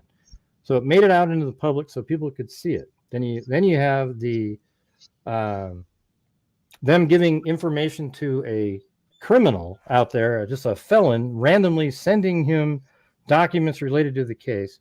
Then, if that wasn't bad enough, they have one of their friends come in and take photographs of the crime scene and disseminate them all around on social media, and it ends up in the suicide of one of the individuals that was involved in that. So that, to me, is like way more than enough for the judge. And there's all kinds of other things, procedural stuff that was going on, I guess, that they were just unethical about too. So it doesn't bother me, but she should have had the hearing. And that's what the whole thing is. If she had that hearing, I think the Supreme Court might have even looked at it differently, but maybe not, because it seems like they really heavily weighed on the Sixth Amendment, where he wants them as attorneys. And I think because he wants them as attorneys, and because the judge removed them for being ineffective counsel, then he should waive his right to ever use that, just like they brought up in the argument, against his attorneys. If he somehow loses, then he can't say, well, my attorneys were ineffective. No, you already went down that route, Richard. You wanted them despite the warning. So I don't know. What do you guys think? I know I kind of rambled there, but no, you're good. I was absorbing it. Humanimal's here, so I'm going to add her real quick, and then we'll get her thoughts too. Hi, Humanimal. Oh, look at that. How are you? Hi, Humanimal. Hi, Trace. Do you know Ruckus and Greg? Yeah, I see Humanimal every once in a while. Yeah, I've never met her. We've spoken through comments. I'm always around. I'm sure people are sick of me. I'm everywhere, but I'm pretty Delphi OG. Now, the judge hasn't even approved these amendments yet. She said she'd set a remote hearing for them. So they put in these amended charges, but they haven't been approved yet, but I fully expect her to approve them. Okay, so I want to go back to a couple things that Grace said really quickly too. That she should have had the hearing. I don't think there's any doubt about that. I think that if she'd had the hearing and done it, under the correct judicial procedures, where it was just written out that that's what's supposed to happen. And I think that's where her mistake came in. And I think if all of it had gone the way that, she scheduled the hearing, said, hey, you guys all come in, bring your witnesses, bring your stuff. We're going to decide if this is, if we need to disqualify or not. And then she chooses to disqualify them. Of course, she shouldn't already have that made up. But obviously, even if she does, for the perception of bias, which is a huge deal, she should have still done it. If she had, I don't think that we would have even gone to the Supreme Court. I think that we'd be in a totally different situation. So that's my biggest thing with that. Number two, with the amended charges, my thought, and this is just my thought, I think they are the right charges based on what they already had going from the beginning. I don't think that it changes it doesn't change anything for me. But one thing I have to ask you, Ruckus, is because you think that the charges or you had stated on your live, you think that the charges have an indication that he might be in midst of a plea deal. And for Correct. me, I think that it's a good tool for them to use to try to get a plea deal. I don't know about already being in the midst of one. So I wanted to know your thoughts on that. Yeah, well, my comment was that them amending the charges and splitting them up like that, to me, screams that they're working a plea deal. They're trying to give him an out. I've had a problem with the charges from the first time that I heard them. I didn't understand why they charged him like that. If that's your guy and he's the only one, why make it harder on yourself and charge him with the aggravated factor? So when they split the charges up, to me, the amendment, they just split them up, basically. And so they're giving him an opportunity where he can plea to a lesser charge. It's still felony murder. It's still, they can still pin that on him and they can put the death penalty on the table. That's all part of the bargaining chip. Indiana doesn't really execute people. I think they've done 7 or 8 in the past 20 years or so. So, I mean, that doesn't matter. It's just basically going to end up being life. But I've always thought that there's more than people involved than he is. And I think that this is just part of the tool that they're laying out the groundwork to get this rolling. Okay. What do you think, Humanimal? Specifically about other people being involved, or or about the charges, about anything you want to add. But we were kind of just talking about like the adding of the charges and that, what does that mean? Is there somebody else involved? Does it look like there might be somebody else involved based on the new charges? With the new charges, at first I thought, okay, some evidence has been gathered, some testing has come back. I thought maybe there is something additional. And so that now they feel like they can foist upon Ellen, who they believe is the perpetrator. They now believe that they've got more evidence maybe. But with what Ruckus is saying, that does seem to make some sense to me, that perhaps they all along wanted to put these charges on. And, because we know life is a chess game. People are making moves. There's, orchestral maneuvers in the dark, so to speak. And we can't always work backwards and work out what they're doing. But perhaps that is the case, that they've always wanted to charge him fully and thought maybe they can avoid an expensive trial and he will take a deal for those lesser charges and perhaps just get some jail time where he can then get out at some point in his life. Although I think the person who has done this to Abby and Libby, personal persons, should never be out of jail. They don't deserve it. They're not safe and they should rot. I don't know if that is Rick Allen, but I certainly believe that he does match being Bridge Guy. And I think any sensible person can see that Bridge Guy is clearly responsible for Abby and Libby's eventual murders. They've known that since the beginning. They've known that since the beginning, too. That's right, yeah. What I wanted to come on and ask Ruckus actually was, so many, if that's all right, Teresa? Yeah, of course. Go ahead. Thank you. As many years ago, a creator called Michael Catt did make some recreations or reenactments and did show BG walking back past the girls from the south side and then turning around at that sort of 70 feet mark and coming back in and corralling them off the bridge.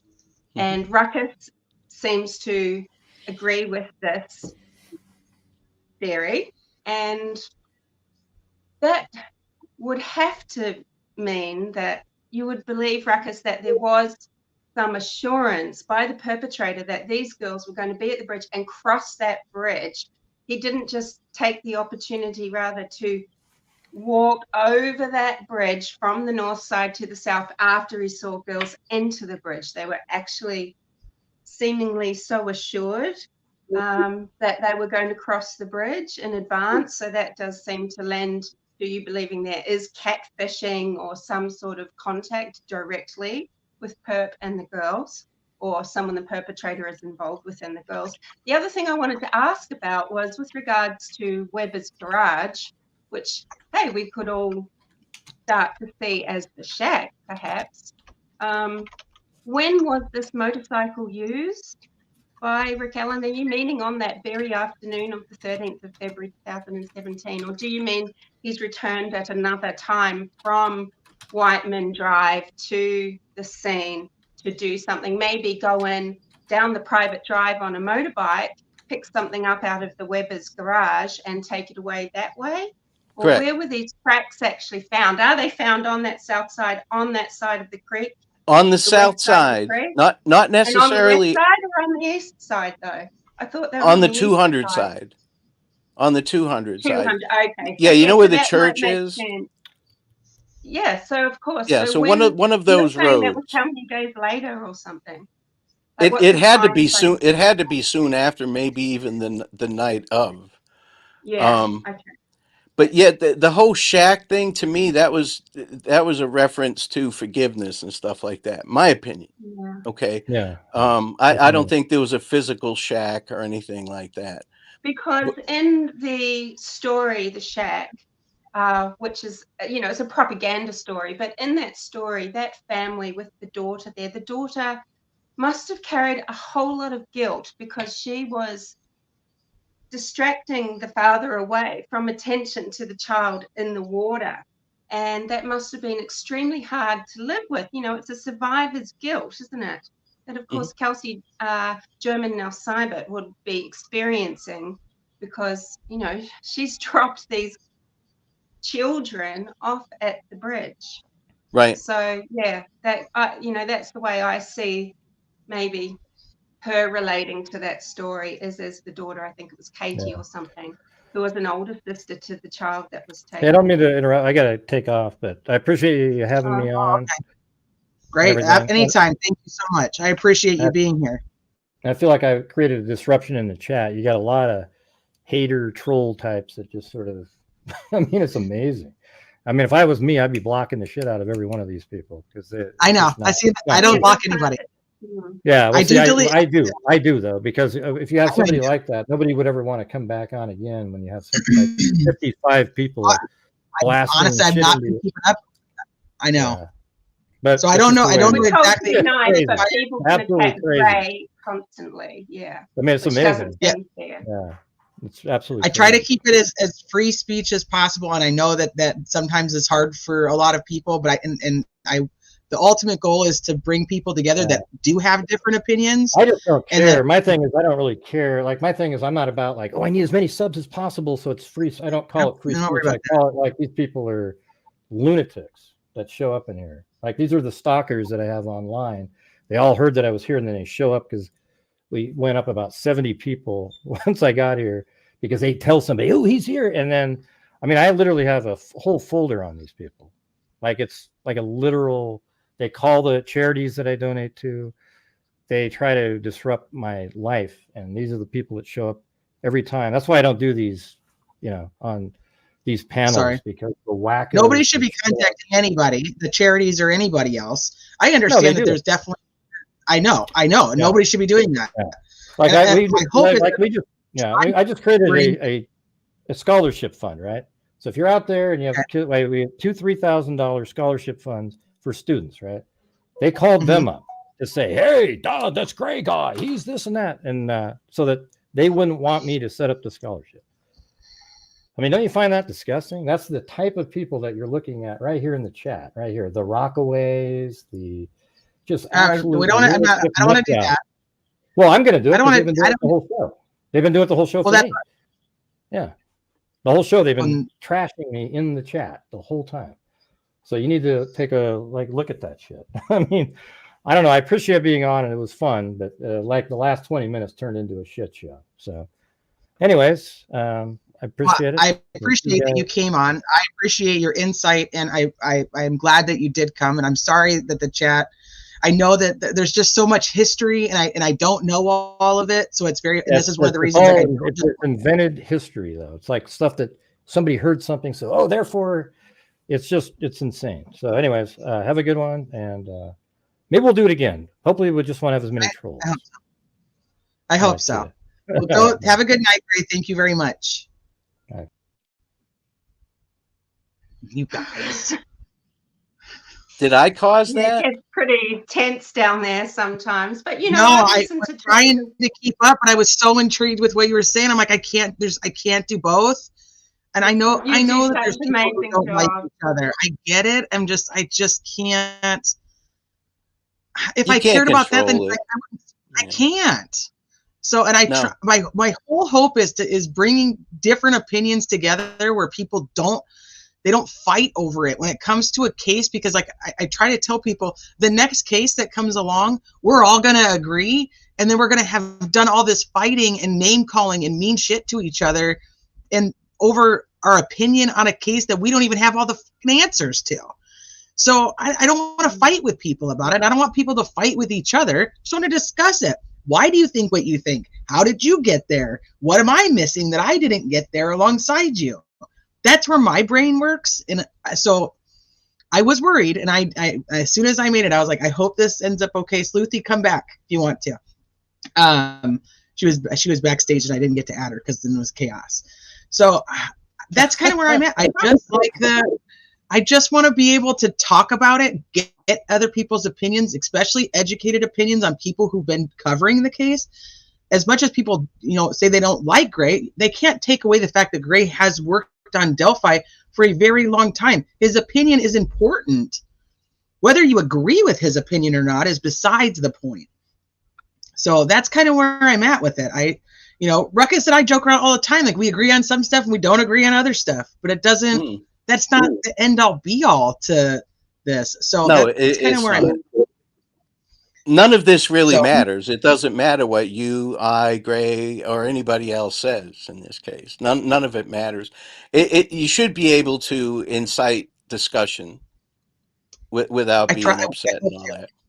But I'm old, Teresa. This whole dynamic of this social media stuff with people arguing and shit, I just don't get it. I've just never gotten it.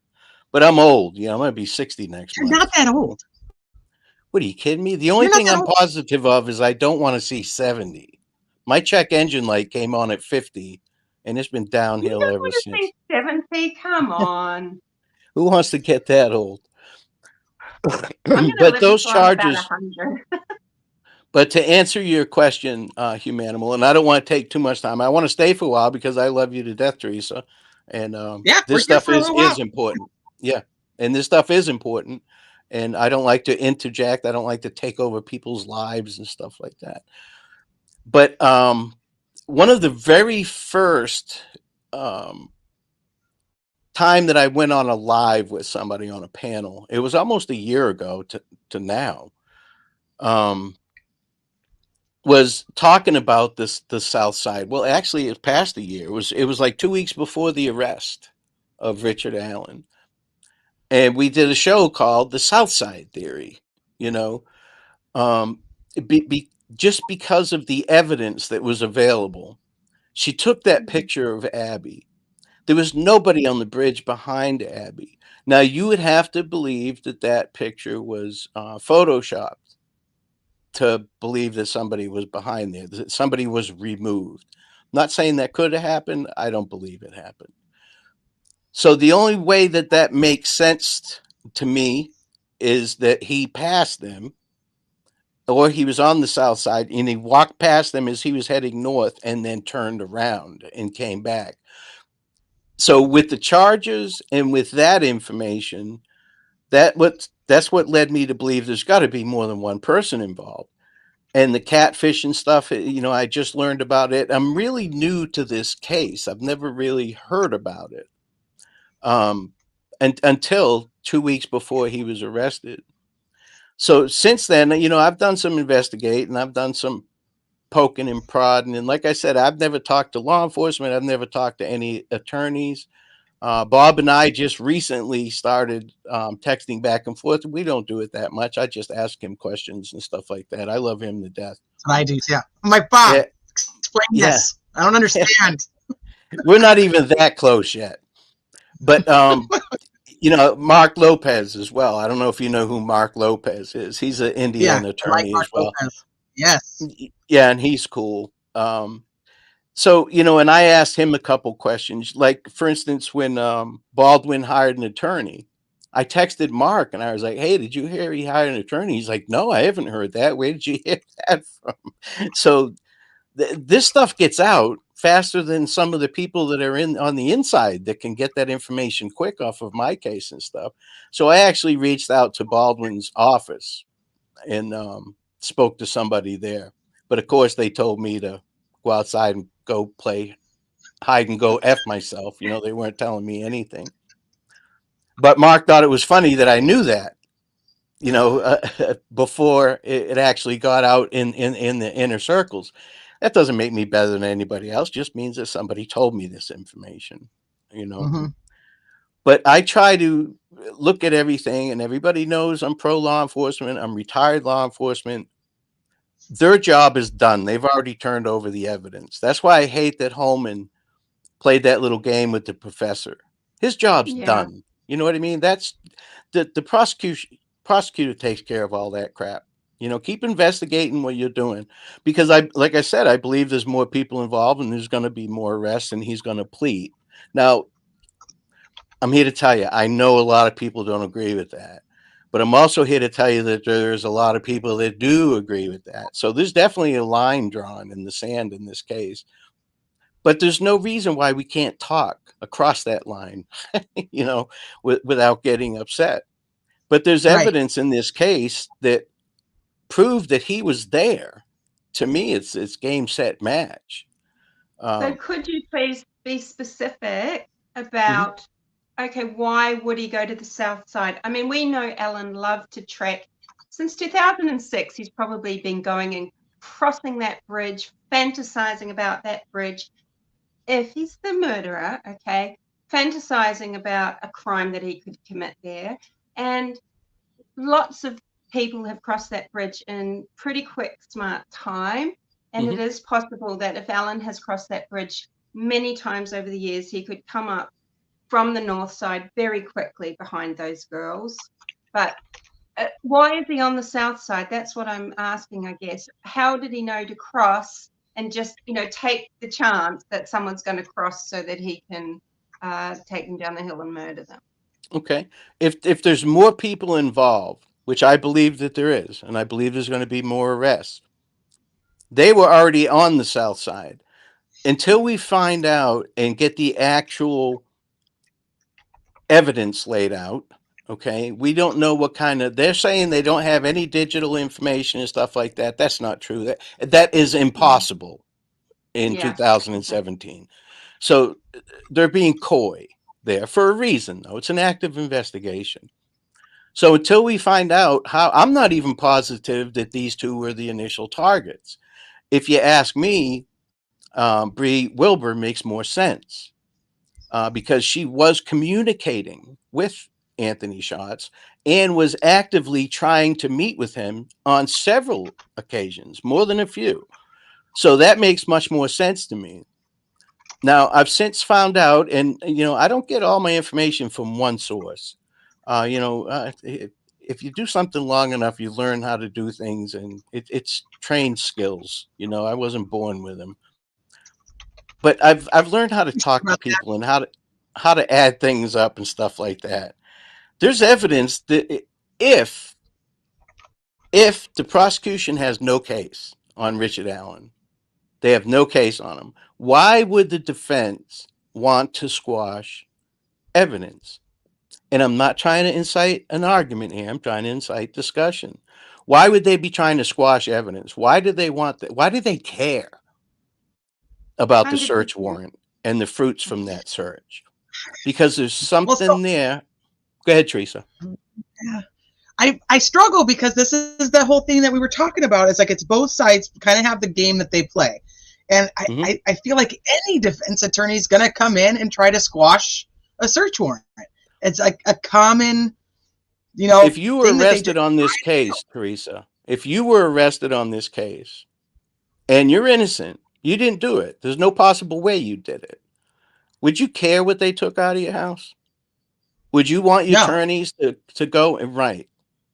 Exactly. But I feel like that's like there's that. It's his just right. Basic protocol. The defense attorneys are always going to come in and try to get anything they can just on the legal side, and just say, sorry, you know, we're going to try our best. Yeah, not always. Frank's motions do not happen a lot. Not the Franks. Well, they didn't go in with that. They went in with the motion to suppress, and Judge Gold said you should take it to a Franks motion, which I don't think they actually are very good at writing. So right, I don't think that's very common. They actually went in for a bond hearing that they switched to a suppression hearing. It was supposed to be a bond hearing. Then they said, well, no, we want to switch that to a suppression hearing. Now, the bond hearing, the charges that he got to start off with is a zero bond. So there's no need to have a bond hearing. What they were saying is the PC was so weak that they can't even charge him with that. They need to change the charges, give this man the bond so he can bond out. That's initially what they wanted to do. And then they changed that to a suppression hearing instead of a bond hearing. So that's how all of that started. Oh, somebody's got an echo. Oh, do I? I just heard my voice real quick once. So maybe it's just on my end. Sound okay now or no? Does it still sound yeah, like now there's it's an echo? fine. Yeah, now Okay. it's fine. So, but Sluethie there's hops up on- evidence that they want squashed, that they do not want a jury to see. Why? If So let's he's talk about innocent, that. You mentioned a if few he's things that I innocent, love. what does it matter? Well, it's the same as the opposite side, because if they have all this evidence that there's nobody else and this is the right guy, then what's with the shenanigans? Like, that's how I'm like, I go on both sides.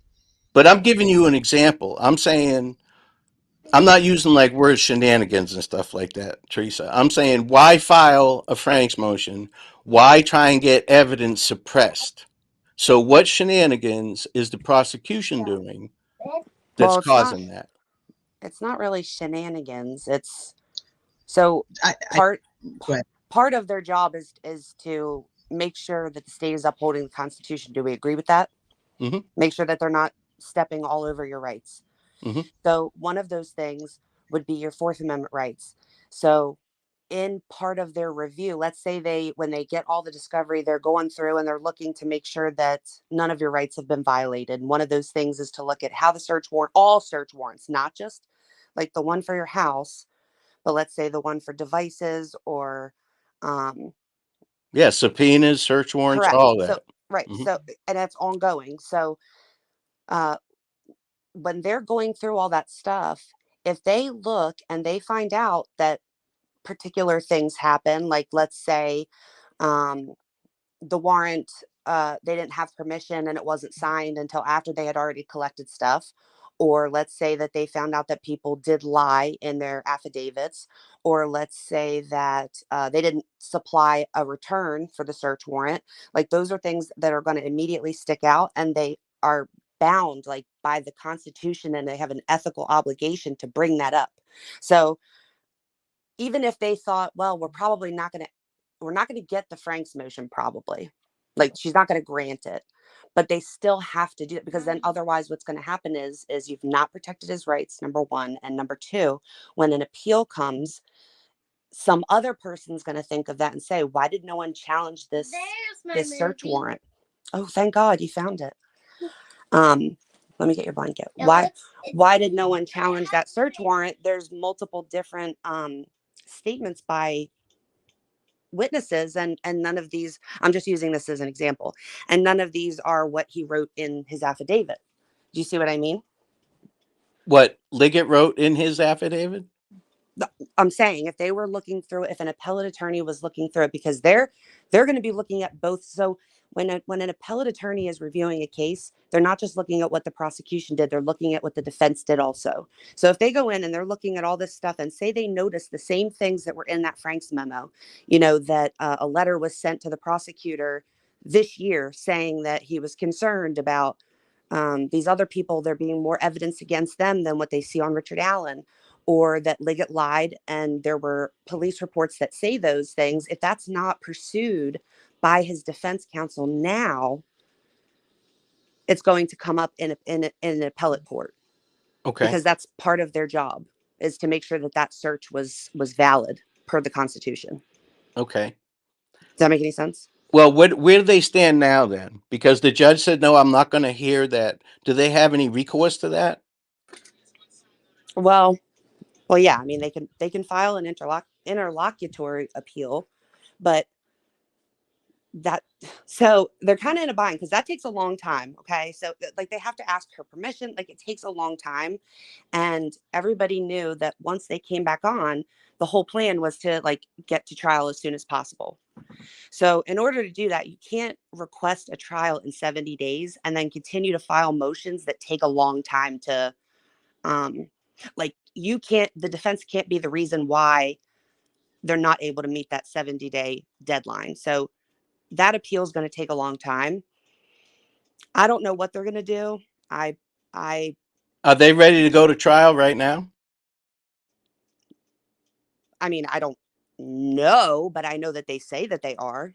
Because according to them, they were going to file, and I'm not arguing, I'm asking. They were going to file to have a 70-day. Yeah.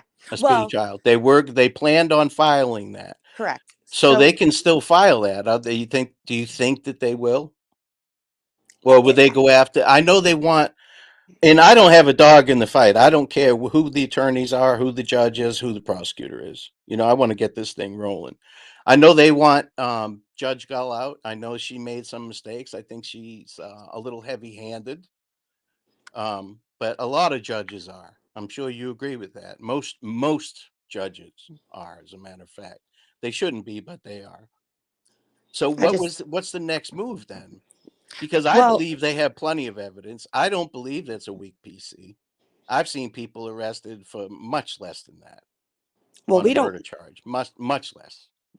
We don't know. I mean, when they filed the Franks motion, they could have already been like, well, we have to do this.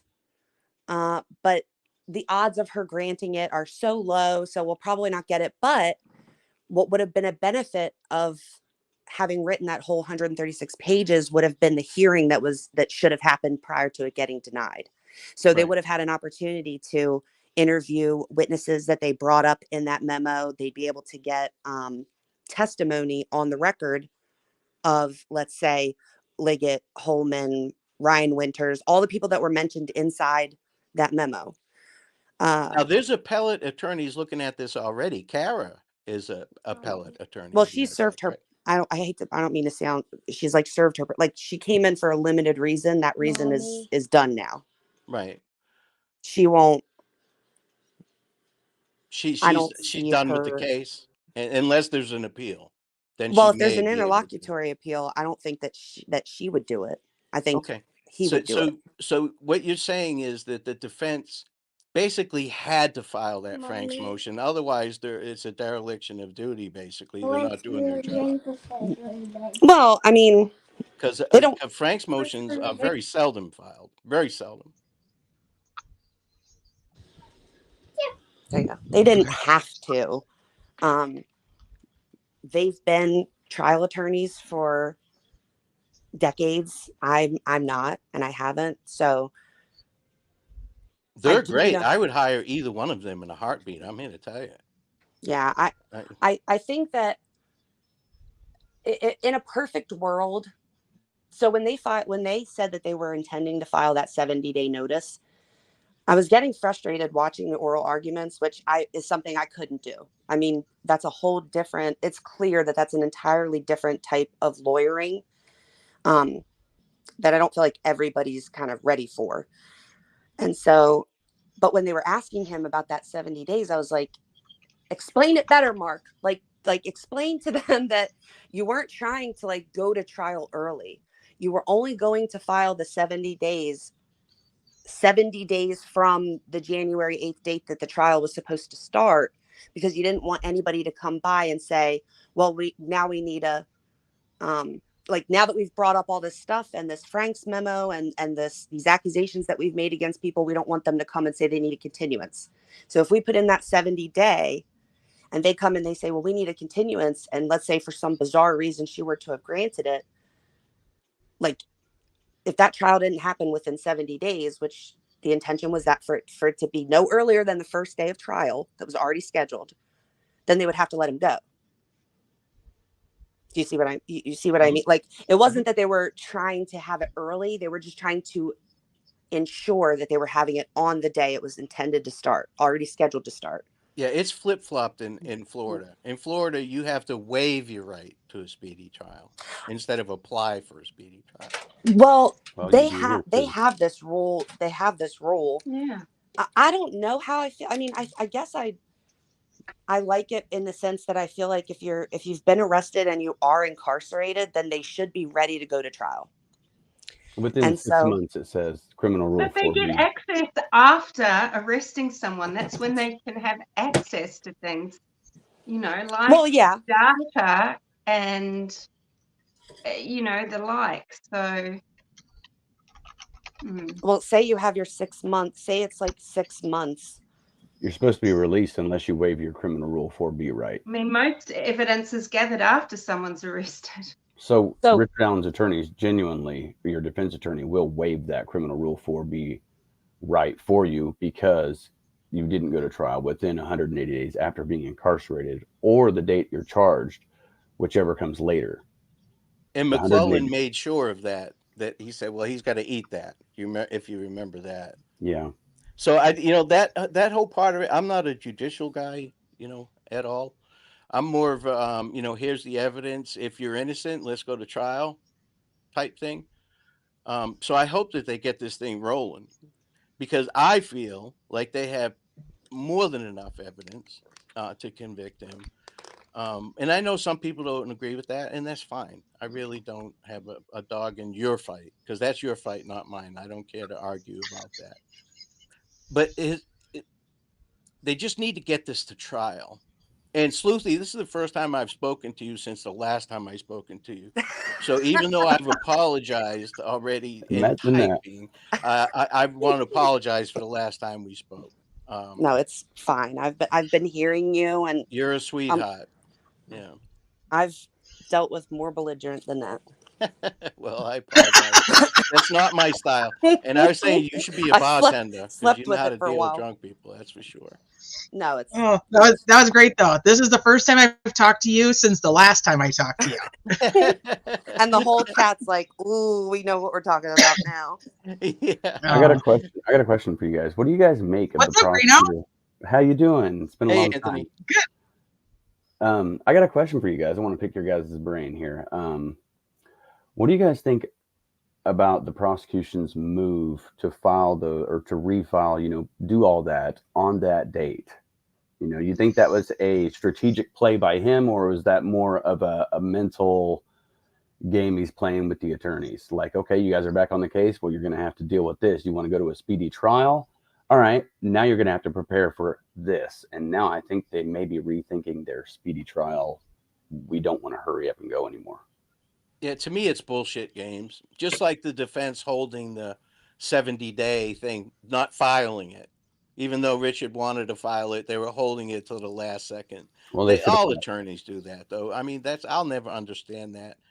And what really, we have the best judicial system in the world, and that scares me because it's flawed. So could you imagine if you're in another country dealing with this shit, But that's games. It's all lawyer games. It doesn't make sense to me. I'm this type. This is the evidence we have. Can you prove this? Not you.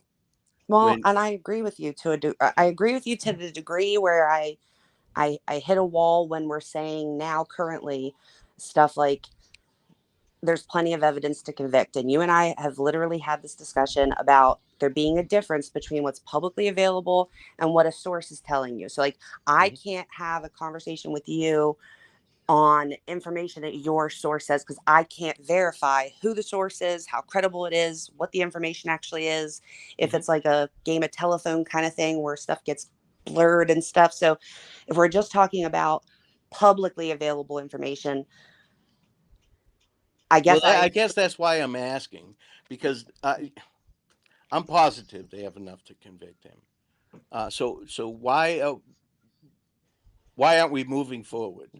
3 months has just gone by that didn't have to go by, and well, there's because she nothing we can booted the do about defense. that. We would have been at trial. We would have been at trial if she didn't just Yeah, remove and I them. wish So, I wish we had been. If Like, we yeah, did, because if now she we're didn't back remove exactly them, where we were. no, It's like, no, it's not that she didn't remove them. It's that if those crime scene photos wouldn't have been leaked, that's what started that. That's what well, that's what was the last according straw. to her, it was other stuff besides Yeah, just that, you know. there was So those 2 other incidents where they leaked information to Brandon Woodhouse, right? And then another time when they violated the gag order. here's the thing, though, and that gag order didn't exist until after they released that press statement, that press release. But the thing is that she booted them. She did not give there was going to be a public show, but there was not going to be a hearing. She was just going to publicly say she had already made a decision of what she was going to do. So that whole thing ended the way that it did. Then they went on as private counsel. She admitted in her brief that she then removed them on October the 31st when they showed up at that hearing. She removed them as private counsel. So now they're back. They had to go all the way to the Supreme Court, who said, let's reinstate them. We don't have an opinion yet. Once we get the written opinion, we'll be better able to speak on whether they think that it was just that she didn't have an actual hearing, or if they think that it's because she does not have the authority to have done that for the particular reasons that she cited. We won't know that until we get to read it from the Supreme Court. But Correct. they did reinstate them. And I think that if her intention was to then go in and do proceedings the way it was supposed to be, the fact that the day after they refiled their appearances after they were reinstated, she went in and literally denied all of their pending motions is not going to look good if she then tries to start proceedings to have them removed again after the Supreme Court already reinstated them. So I think we're currently waiting in limbo, because if she just recuses tomorrow, I think they'd put in that 70 days.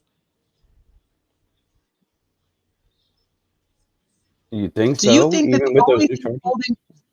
Yeah, you think Go ahead. the only thing holding up right now is her? You think that they're going to make they are right now worried about making the decision whether they should file to have her removed, and then if she denies it, then they go to the interlocutory appeal. So you think that's the only thing stopping them right now?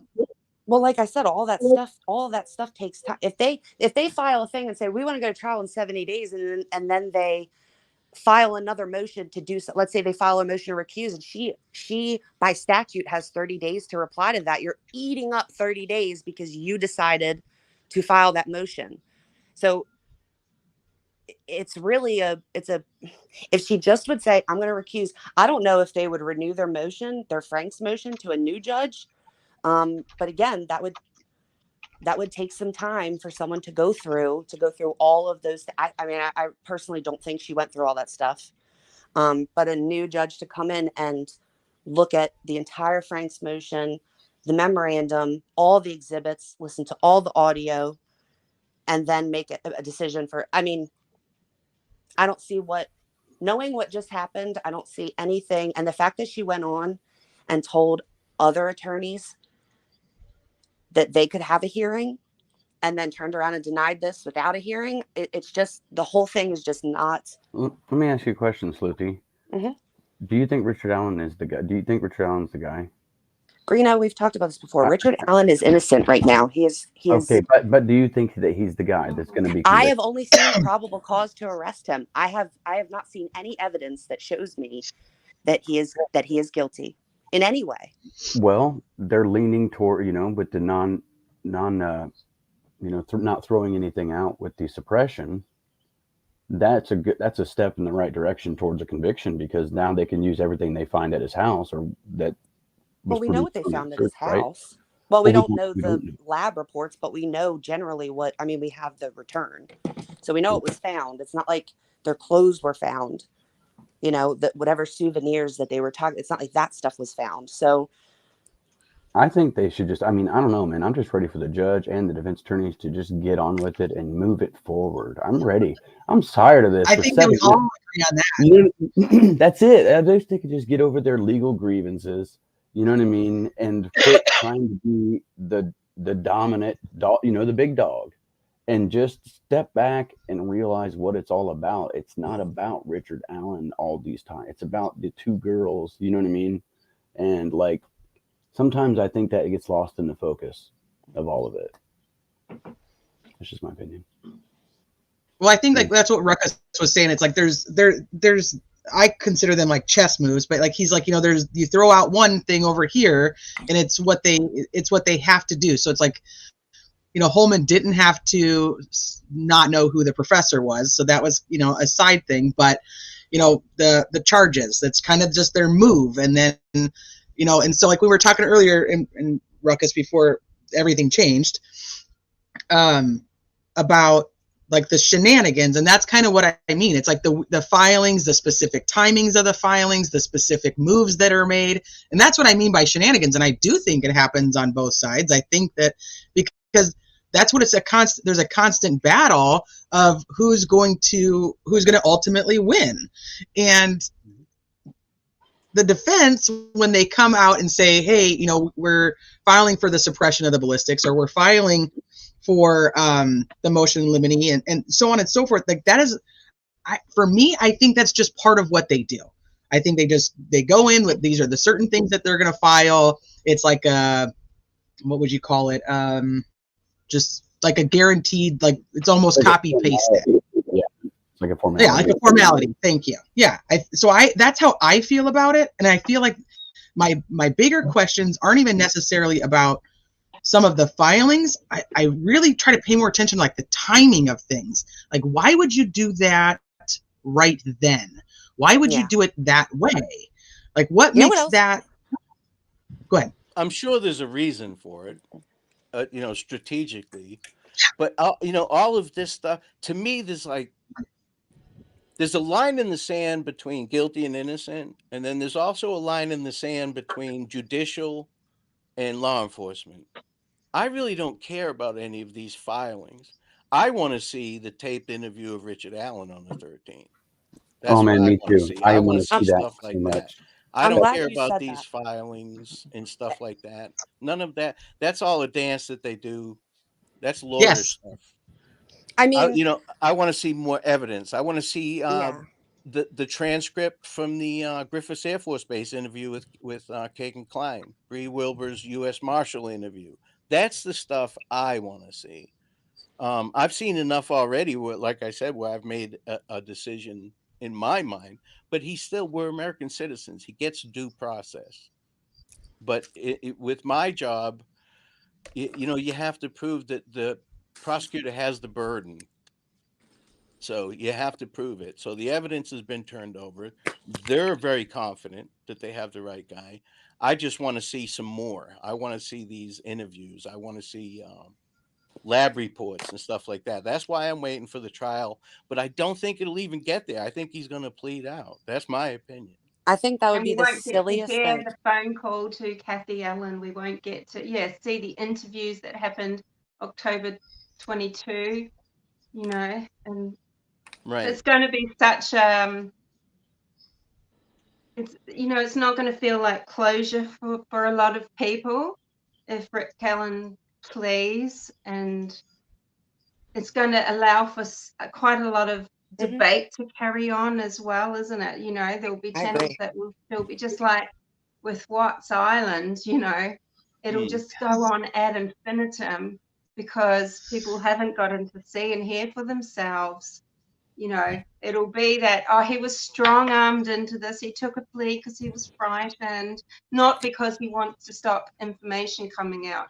Why do you think Gypsy Rose Blanchard took a plea? It's very likely because she didn't want all the information to come out in trial, you know. Not a lot of people Well, do. Gypsy doesn't identify as a murderer, so. That's right. Did you hear that one? I heard her. She was like, I mean, he's the one that actually did it. Like, and it's like, okay, but like if you put the weapon in someone's hand and then you say, do it, I'm gonna, I'll help you get away. Like, is it really just that person? I mean, that seems crazy, especially someone like as influenced as him. But I agree with you, but I also think that a plea would be absolutely, like, it would be absolutely pointless unless the plea was for like 20 years. Otherwise, you're in there for the rest of your life. What's the point of a plea? Well, Chris Watts pled, and that's what he got. He actually got multiple life sentences. Dude. So because he didn't want anybody to know what kind of person he was. So I'll say this real quick, and then I know that the chat has a couple questions for Greeno and for Ruckus too. With Watts, he took a plea very, very quickly. So the crime happened August 13th. He was already pleading guilty by, I think it was November 8th, same year. So there wasn't a lot of info even in the investigation because they hadn't even, they weren't done. They still had tons to do. So my thought would be, and I'd have to look into the records laws in Indiana to see how much we would get access to, but there's so much more now because of, obviously it's almost 7 years plus over a year of investigating just Richard Allen that we may, if the Open Records Act allows it in Indiana, we may actually get a lot more, and we might be able to see some of those things even if he does plea. But that's going to be up to their laws and whether that prosecutor determines that they want to release that stuff. Now, one thing I did learn with like the Letitia Stout trial specifically is they don't take everything that they have to trial. So there's tons of stuff that might not ever even make it into the courtroom that we still need to request even if there is a trial. Mm-hmm. And it's way more, even at that level, it's even way more than people think that they knew, isn't it? We discovered that that's something else we learned with Letitia Stout's trial for the murder of Gannon was, there were people that followed right from the very beginning.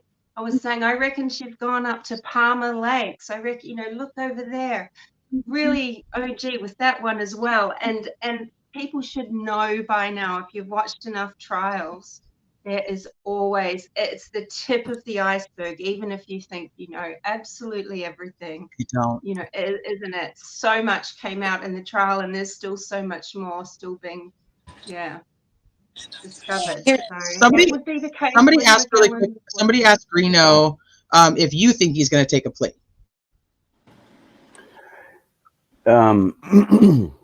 I don't think so. I think that we're dealing with an individual that's smarter than what people give him credit for. He's not said anything at all publicly. He doesn't bat an eye.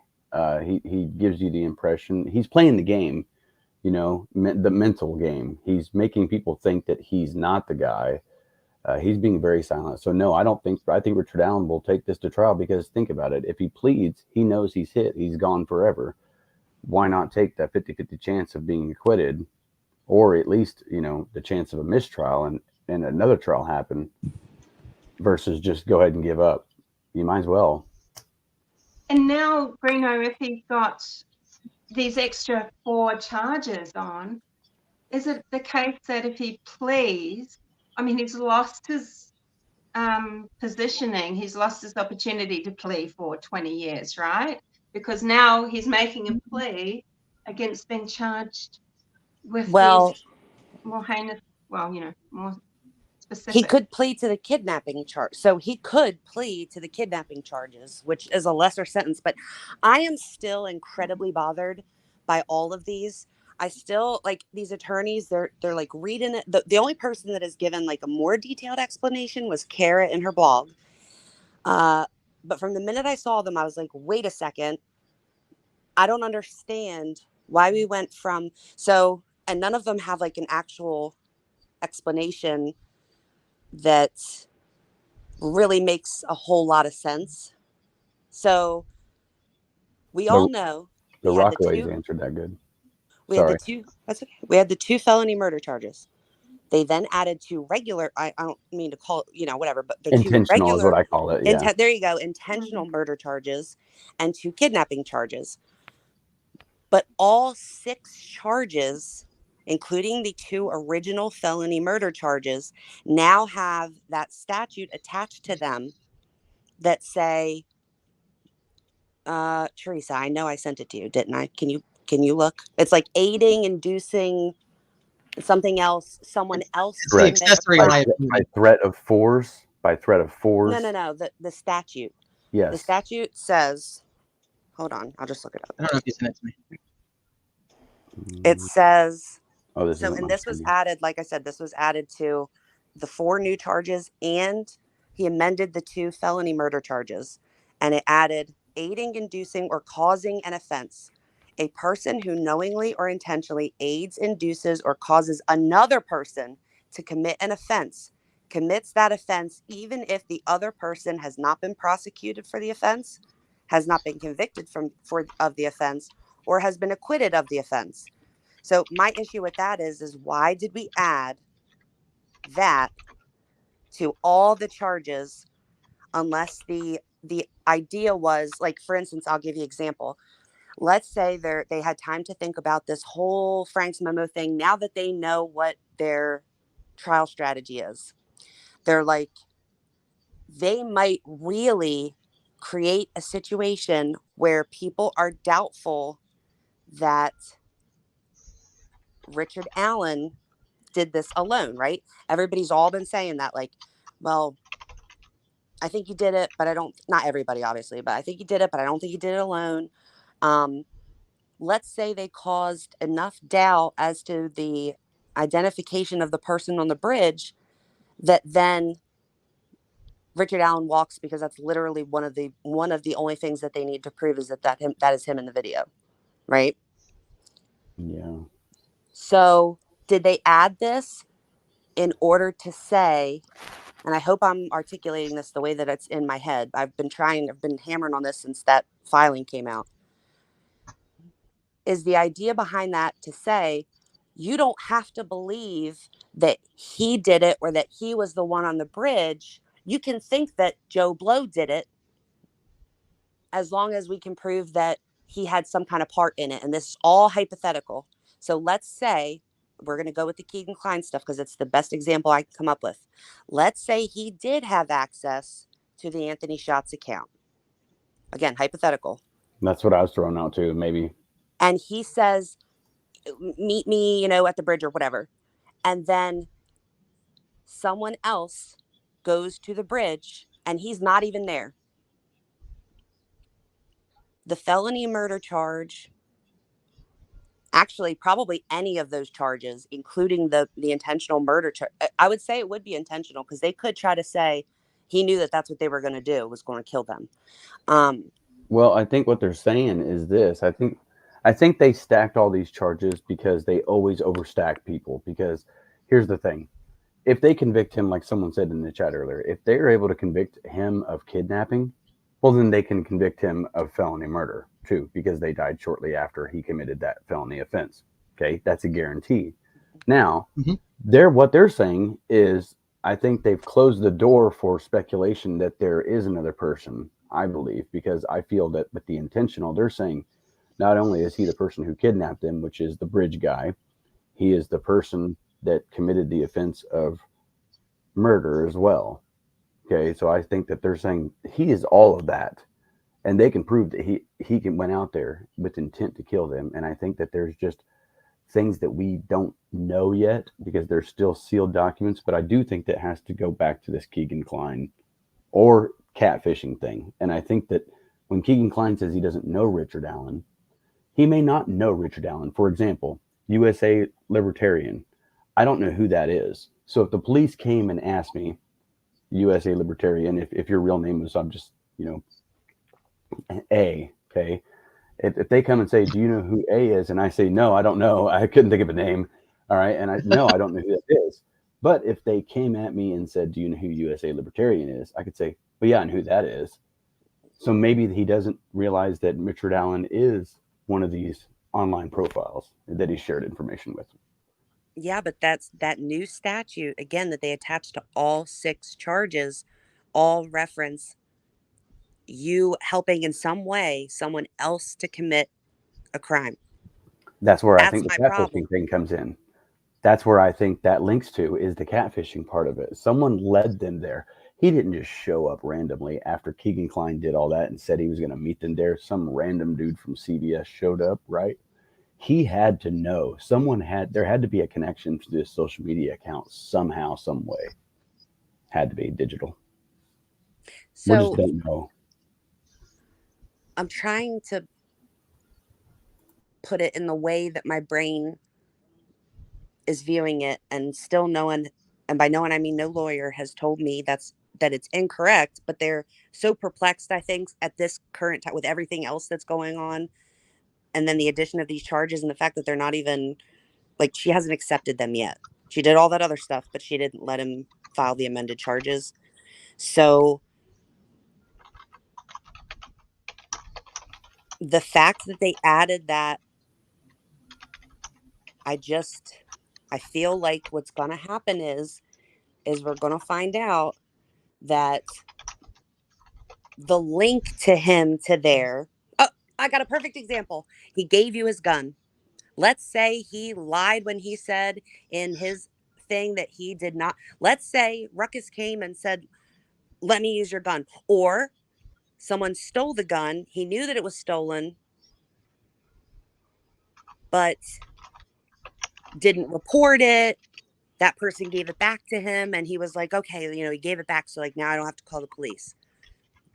The way that it's charged, you aided someone else in committing that crime because you gave them the weapon to do it. See, I Or disagree on that. I think it's more digital. I think that well, that's or that. So, or you orchestrated something via digital. Let's say you never even physically were present, but you told them to go someplace, and when they went to that place, they died. They were kidnapped and died. That would also fit all of these amended charges. It would, and that's why. Okay, since Kline is not charged with that, that leaves Richard Allen to be another. Okay, think about this. I go back to the date we learned about Keegan Kline. We learned about Anthony Shots. It was like December 6th, 2021. And they came out on YouTube at 10 o'clock at night and wanted information about Anthony Shots and who's communicated with that account and what social media apps that they communicated with them on. But here's the thing. We learned about Keegan Kline overnight that night. But the fact of the matter is law enforcement already knew that from the start of the case. We didn't know that. We knew they searched a home and prove it. We didn't know that they were on to Keegan Kline. So they knew everything. All right. So that makes you think that, where we are, they're 10 steps ahead of us on this. You see what I'm saying? So there's got to be some sort of, if they wanted information on Anthony Shots still, even with Keegan Kline in custody and knowing what they knew about him, Richard Allen, they wanted to know who the other person that's using that account is. I think that's what they were seeking. Did you know that? Link him somehow. Did you know that right now, if you go on the FBI website and you look up the girls, there's the girls and then there's the suspect. Connected to the girls is the young bridge guy sketch on the FBI website saying that the person in the young bridge guy sketch is unknown and wanted for murder. So my point with this new statute is the way that these charges he's asking for them to be amended. I feel like switching what I'm trying to, like, you think someone else was the accomplice and he was the person, but what I'm saying is they're saying he was the accomplice, someone else was the murderer and the kidnapper. I'm saying that the charges, the way that they are now, says it doesn't matter. That Well, they can get him for either one. They can get him for being for accessory liability, or they can get him for being primary liability. And that's why they charged it that way. And now they also charge it that way. They don't have to prove that there even is another person. The person doesn't have to be arrested, doesn't have to be convicted, doesn't have to testify, doesn't even matter. It just has to show that there potentially is another person, and that will help with the loophole if they can't explain certain pieces, because it'll be like, that's the second person. So they'll get him for they can get him for accessory liability and primary. I think that they're going to try to prove that he was the bridge guy. I think that's going to be their primary focus, is that they're just going to try to prove to the jury that he's the man on that you see in that video on the bridge. What do you guys think? Because then that proves that he kidnapped him. Because if they see him pull out a gun and say that to them, it's quite obvious, right? Yeah, I think that's a big part of their prosecutorial case, or, you know, it's definitely proving that he's bridge guy, because that's what they started with, isn't it? Do you think that it's going to be difficult in terms? So Jennifer Coffendoffer, I'm sorry, and I was like irritated. Bob was like, I know, like this is what she does, but like it still bothers me. So she put out this very definitive comment, okay, that Ron Logan. So she's like, and I don't even want to go look because I don't feel like being aggravated, but it said that the FBI essentially unequivocally proved that Ron Logan killed the girls. And I was like, huh? Where'd they do that at?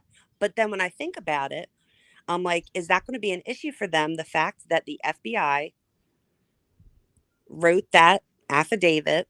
Like, I wonder if someone's going to bring her in, like, let's say the defense, and say, you believed that Ron Logan, you said it in your affidavit, which was more than what they did in Richard Allen's arrest affidavit.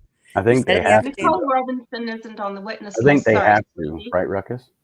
She's not on the witness list at present, is she, though, Nicole Robinson? Have you seen the full? So the only witness list that I've seen is the one on his charges, and that's just the ones for the charges themselves, like not the whole witness list, the experts and the No, the trooper. witness list that's attached to the charging documents, I think people are getting confused on who's in there.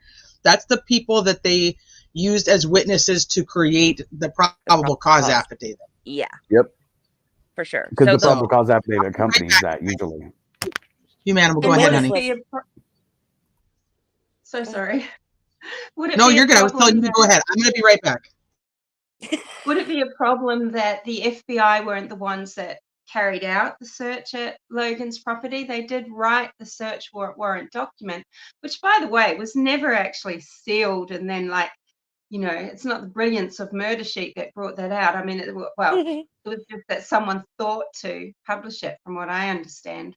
It was never sort of a sealed document.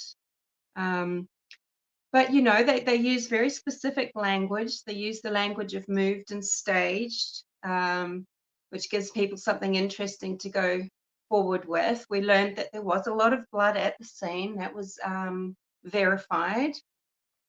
But after writing this document, the FBI weren't the ones to carry out the search. So, I mean, what sort of light do you think that shines? I mean, I think it's just a formality to say that, you know, we think that this person committed the crime. That way we can search his house. That gives probable cause to the judge. If they don't believe that he could have had anything to do with the crime, the judge is going to say, well, why do you need to search his house then? Well, that's true. Yeah, what's the difference between Ron Logan's search warrant, finding absolutely nothing, and then search warrants to go to Richard Allen's home, and subsequently he's arrested? You know, because people are hung up on the Ron Logan thing, but nothing came of that search. And they specifically said that he was not a suspect.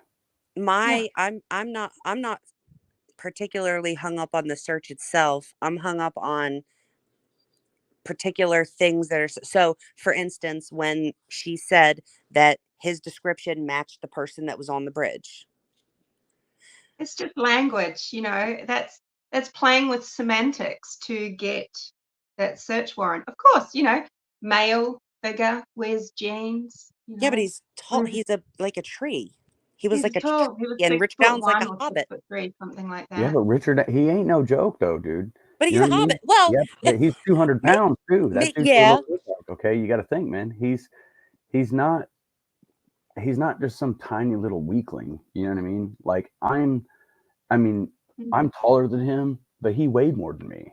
Okay, and I can navigate up and around in that area and drag people around and pull people around and stuff. And you know, I would say it maybe balances out somewhat. You know what I mean? Because I'm taller than him, but he was thicker than I am. So, you know, I can imagine. It's just a male body structure. A man of 5'4", 5'5", Greeno, that it was in the National Guard when he was younger. In the National Guard, they trained to be able to pull things out of water, drag things through mud, carry things. in difficult terrain. This is the sort of training Rick Allen had. They also like to say, sorry, I don't want to monopolize, but I've just got so much that, you know, that Ron Logan is an aggressive person. He's got alcoholism. He's brutal toward women. He's misogynist. Georgia. Well, I mean, look, No. Rick I Allen was is thinking a about drinker. Georgia. That's why he lost 21 kilograms of weight when you calculate the kilocalories of all the alcohol he had 4 to 5 times drinking a week. Suddenly taken away in prison. He did have disruption in his life. Kathy Allen did call police because of his behavior. She was frightened enough to do that, even if she is a codependent. Do you know how bad that would have been? And, you know, there is some of the very same things that people talk about with Logan reflected in Allen's life, but people love to just erase it out of their little minds. They I don't know, like it's to funny. People are like, you accept it. drug people around the area? Yeah, I did. So I did it to test theories for this case. You guys can see the videos on my channel. I mean, I'm not even talking about Ron Logan as a person, his personality, where he lives, what evidence they found at his house in the search. I am strictly talking about when you're needing to prove that Richard Allen, who is the same height and weight as Libby, okay, is the person in that video. And then you have a FBI agent saying that Ron Logan, now he said his voice wasn't inconsistent with the voice on the video, but she said that he matched the physical description of the person on the bridge. So you have that thing, and he is much, much taller. And then you have the FBI, who still currently to this day has on their website a photo of only young bridge guy, the sketch, and says that he is an unknown male and he's wanted for murder. So when you're talking about being at a trial and I guess reasonable doubt, what's that going to do when you're saying he's the guy on the bridge? That's like one of the very things you absolutely have to prove. But you have the FBI in an affidavit saying that someone who looks entirely different from him, never mind any of the other stuff. I don't know Ron Logan. But just they had to, Sluethie, because at the time they didn't have access to what, you know, could have been an excellent piece of information, which was that somebody had already come forward. These authority organizations were simply not talking to each other. They weren't debriefing each other. They were acting wholly autonomously. And it was such a mismanaged investigation that, you know, if someone isn't on their radar, maybe if they'd known about Rick Allen early on, they would have pursued that immediate, you know, never looked into Allen or just looked in a functionary manner into Allen. But they are obligated to the public to do that search warrant on Logan. Of course they had to. If people think that they shouldn't have done a search warrant on Logan's property, I think you're woefully missing the point of an investigation. You know, 2 young girls are slaughtered on his land, found on his land. Of course they need to investigate the person who owns that land, who, you know, and it would have been seen as a really great oversight of not ticking things off. I mean, it's police work that solves crimes and that makes things be able to go to trial and get a solid conviction.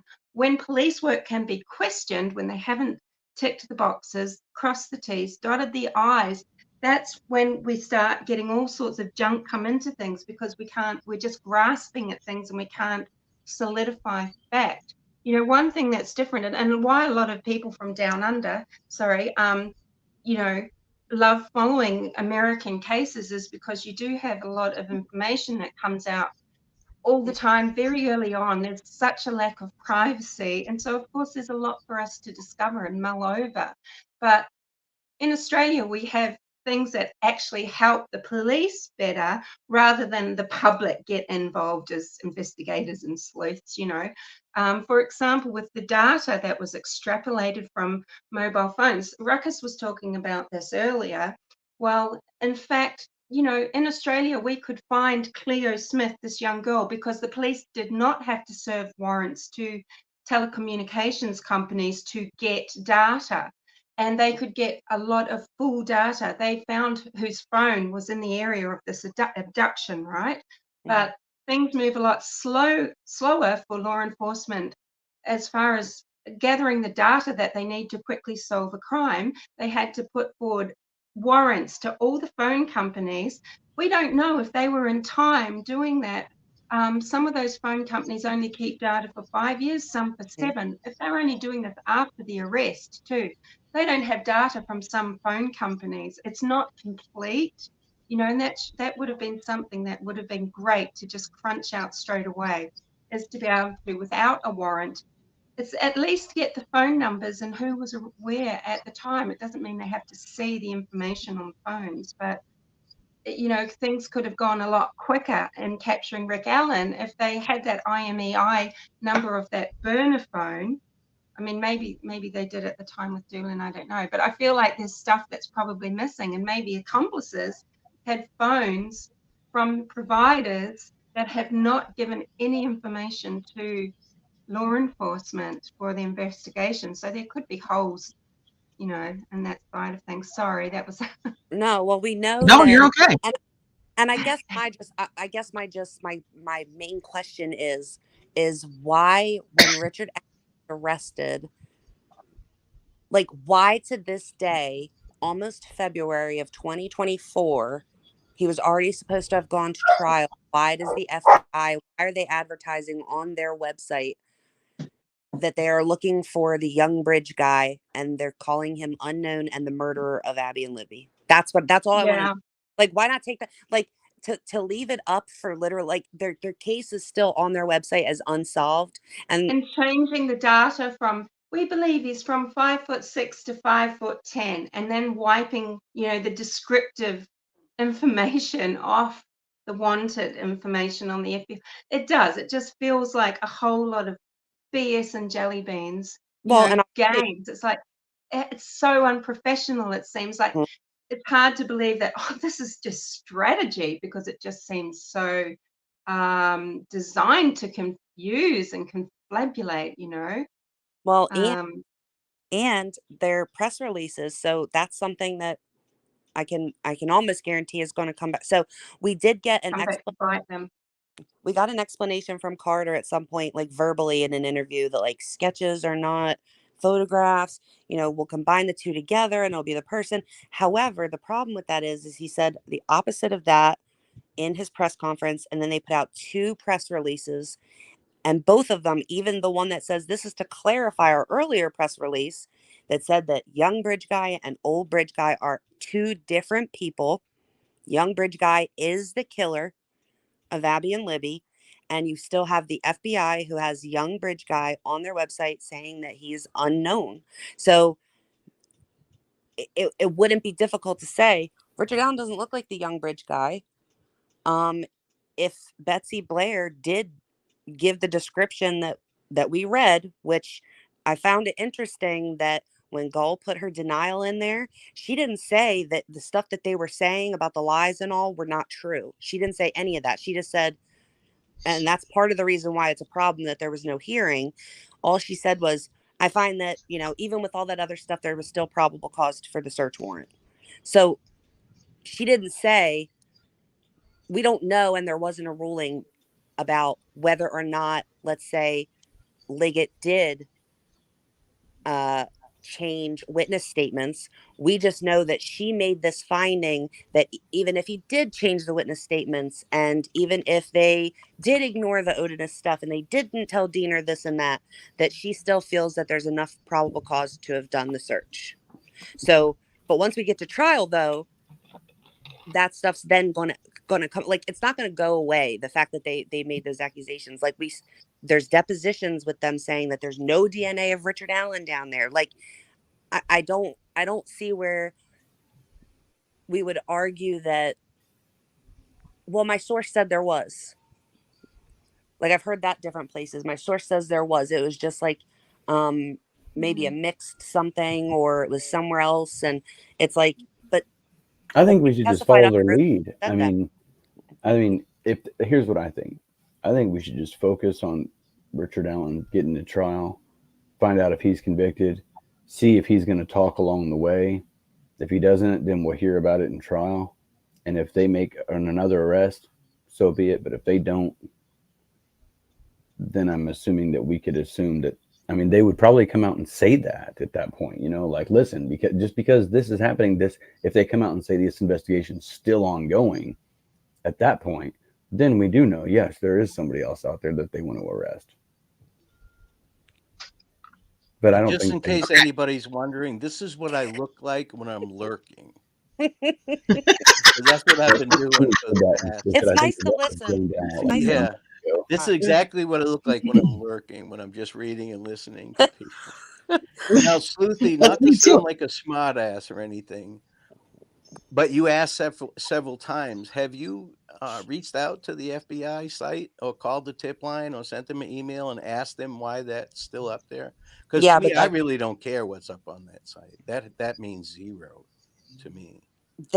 I did, but I got like a very general Generic response. Yeah, like that's the most updated information that they have. But I could go one way with that, but I'm not going to. But I would find it hard to believe that like they aren't aware that he's been arrested. Do you know what I mean? Like you can't say that they don't know Richard Allen's been arrested, whether they saw it on the TV or they were told by ISP. Like they have to know. So the fact that it remains, and then like I said, that coupled with the press releases that are kind of difficult to find now, like in their original state, but the internet is forever, and people got those press releases emailed to them. And so, like I said, there is a record of them saying young bridge guy is the new person. The other person's no longer a person of interest. They very much speak as though they are two different people, that they're aware of who the first person was. And that, coupled with the FBI stuff, coupled with Betsy Blair, if those were in fact her statements about it being a 20-year-old, like that would be an From issue 50 feet away as well. Well, yeah, that troubles me. But it doesn't matter, right? Like now it doesn't matter with these amended charges because they can say, yeah, probably that is the killer. Do you see? But What eyewitnesses are horrible. They're seldom reliable. True. That's what I don't get. Why is his defense team not standing up and saying it's not him because he doesn't look like this sketch? They're not. They're throwing it to They third did. party. They wrote 136 pages saying it don't look like him. Well, yeah, but that 136 pages was also some full of crap on there. It was full of 126 exhibits that came from the state, from police reports. Right. And but they also have to give up exculpatory evidence too, you know, which would be evidence in favor for the defense. Basically, all of that's exculpatory. I mean, like basically all of it is exculpatory. What is? How do we? So I want to talk about the FBI thing really quick though, because I know that when the whole height thing was changing, that the FBI came out and made a statement that they only update that website when they're given the information from Carroll County. That they're just like a host to have the info, and that they will update it when Carroll County gives them the info and says this is what we want it to say. So I think they're not updating it because there was, I think that we could all probably agree, there was some type of disconnect between the FBI and Carroll County where they went their own ways. And I don't think that Carroll County's keeping the FBI in the loop on anything. So the FBI, like, this is your site. We'll update it whenever you tell us to. And so that's my thought on the FBI thing. They're not. What I find the most appalling is there's 504 people watching and there's only 163 likes. That can't be true. Appalling. I think you need to refresh. That can't be. Maybe I do. I haven't refreshed since I started. I've been over here on the StreamYard. Now, Ryan, I have seen your questions. I don't want you to think that I'm ignoring you. A lot of people want me to talk about the motorcycle cover.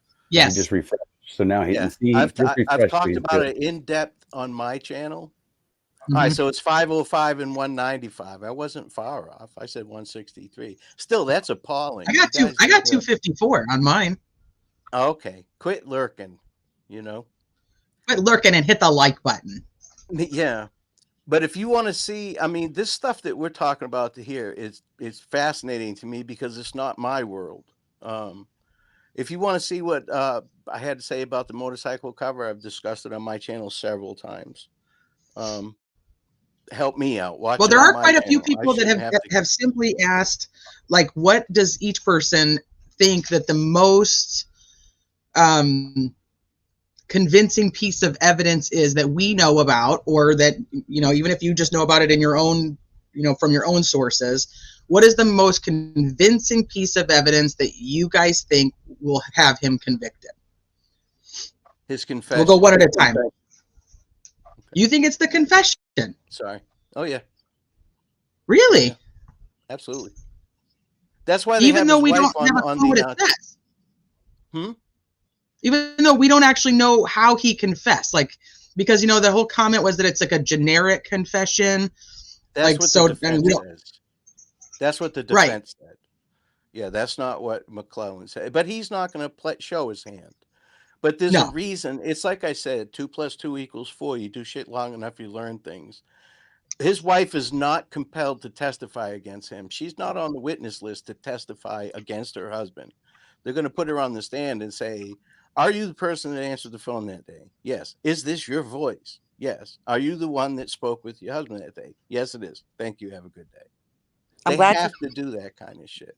Brought up the confession. I just want to clarify, because I see people all the time say that he made multiple confessions, like over different, like, you know, what do they say? He's on multiple occasions that he made confessions. He said this supposed confession several times in one phone call.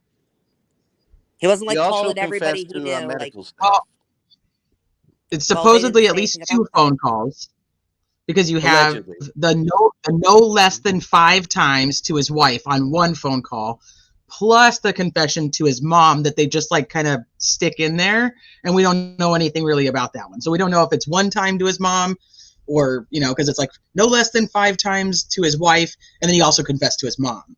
And then there has been the rumor out there that he confessed to one of the medical staff. I don't have anything to support that, so take that for what you want.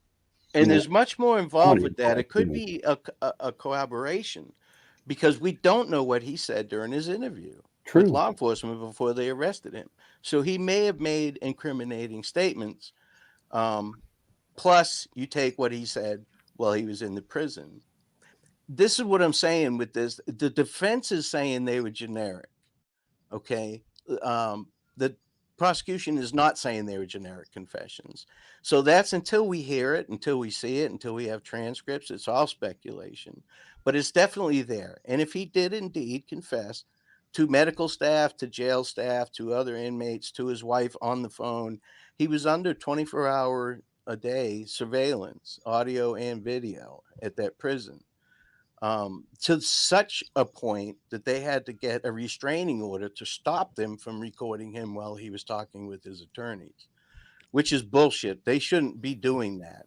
They took that order a little too far. I'm talking about the prison staff.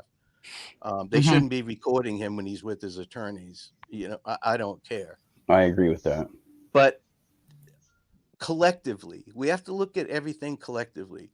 I made a comment the other day that Riley went and identified Richard Allen after he was arrested, and they made him speak. And a lot of people jump my shit for that, and I don't care. I relish it. Yeah, no, you didn't jump my shit. You commented on it, though. Yeah, no, you're too nice. You're awesome. But what a lot of people don't know, and I'm not saying I'm not a know-it-all. I'm an idiot, to be honest with you. But Riley's mom was the housekeeper for Kay Weber. She frequently took Riley with her, and Riley spent a lot of time on the trails around the bridge, just as Richard Allen has. She had seen him and spoken to him prior to that. But people are just thinking about February 13th. So they don't even know that information. And I really don't feel like explaining it to everybody every time somebody asks me something.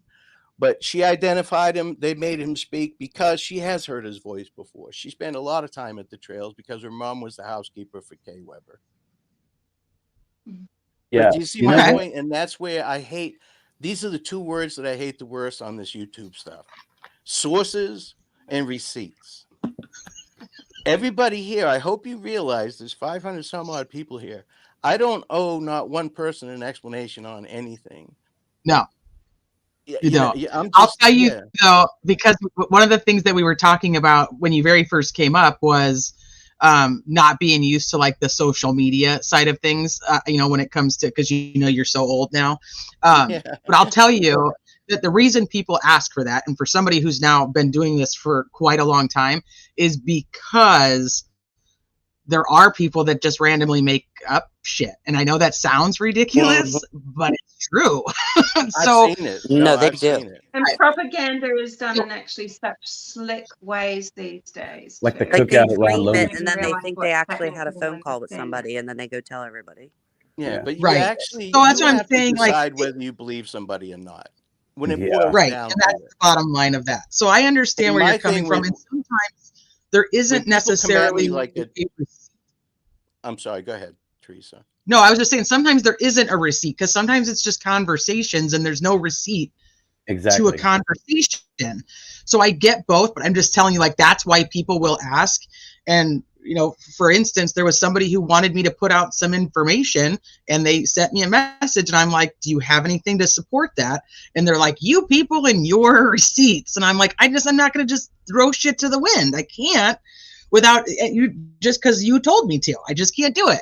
So I understand both sides of that, and people will always ask you for that as long as you're here. So that's just Well, how I it's. do what I that's just want. Everybody knows that. I mean, that's my Yeah, motto. I Ruckus. do what I want. But the thing That's is, right. people I will do come what I at me, and I don't mind. I like to incite discussion. I do. Just don't be a dick, or a bitch. Now, I've had people ask me, well, how do you know this and how do you know that? And I'll ask them, did you put in a FOIA request? Did you request this? Well, I don't know what that is. Well, then get off my damn page. Quit bitching at Okay, me. so and now telling me on, I'm I gonna owe send you a something. fucking FOIA request, Ruckus. I'm gonna be like, I'm requesting. No, I'm gonna talking type it all about out with statute they and have the everything. same opportunity to get this information as I do. No, I Right. know everybody doesn't have the opportunity, but I traveled to Evansdale. I traveled to Delphi. I go to different places and I talk to people and I meet with people. Not everything is written in stone. So you either believe me or you do not. Or you don't. If you take it personally, I can't help you. Yeah, get a life. Go yell at your neighbor. There's Well- better people you can yell at than me, because You I know- really don't care, to be honest with you. I think that Okay, so let's keep going. I want to know. So, Humanimal, same question to everybody on the panel. So we'll go with you next. What do you think that the number one piece of evidence that they have that says yes, Richard Allen is the right guy? Wait, Teresa, is the link still pinned? Yeah. I Okay. can't say one thing, Teresa. I'm sorry, because I think it is a totality okay. of things and how it piles on to create solid evidence. But I would say, what say that DNA that they have, this is blood that does belong to one of the girls, and the girl's blood is in the Weber's garage. And then the tire tracks going past the Weber's garage and on that side of the bridge matches Rick Allen's vehicle. And we've got the tire marks, as Ruckus says, because he's run over his own motorcycle cover. And so they've taken that and they're comparing the tracks. I mean, that's compelling. But so is having a burner phone, using a burner phone. We all know what we think about people using burner phones in this day and age, and what they might be using those burner phones for and why. So him having a burner phone and being there at the bridge, but I would hope that they can prove that he was physically there through phone data. I'm not sure if they have. I just think it's just a lot of additional things. One thing, can I say something about Kathy Allen? Absolutely. So I made a video quite a while ago now, just about just speculating on what their relationship might be, Rick and Kathy's. And I thought, well, how would this actually work? Because surely she had to be suspicious if this is him. And I thought, well, a codependent relationship would explain this. And I thought that, in this situation, instantly she does know it's him, but a codependent doesn't stop and think what's moral, what's ethical. because their role in that relationship is to be the enabler. They instantly just go into cover mode. And that seems to be what's happened with Kathy Allen, and how she has then gone and managed social media exposure that the couple had.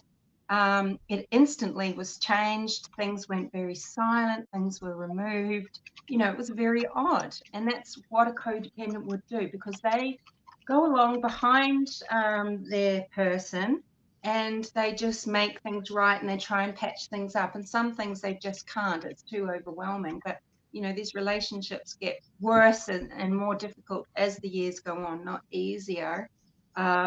So, I mean, that would make sense to me that she has eventually called police when he's been in a state, whereas he's probably been in a lot of other states at a lot of other times in their history, and she hasn't called police because that's just how it goes. And so I do feel like it's possible that she already knew. She started trying to clean up. She's held this secret too. And when he has confessed, because we do know he has said the words, "I killed those girls," in that phone call, because there is this transcript, a little bit of transcript given of it. I don't think that we know that, I do think we? that's just overwhelmed her. It's just destroyed that, you know, whatever facade she had of holding it together. And, you know, what was I doing this all for then, Rick, standing by you and nearly talking herself into not believing it?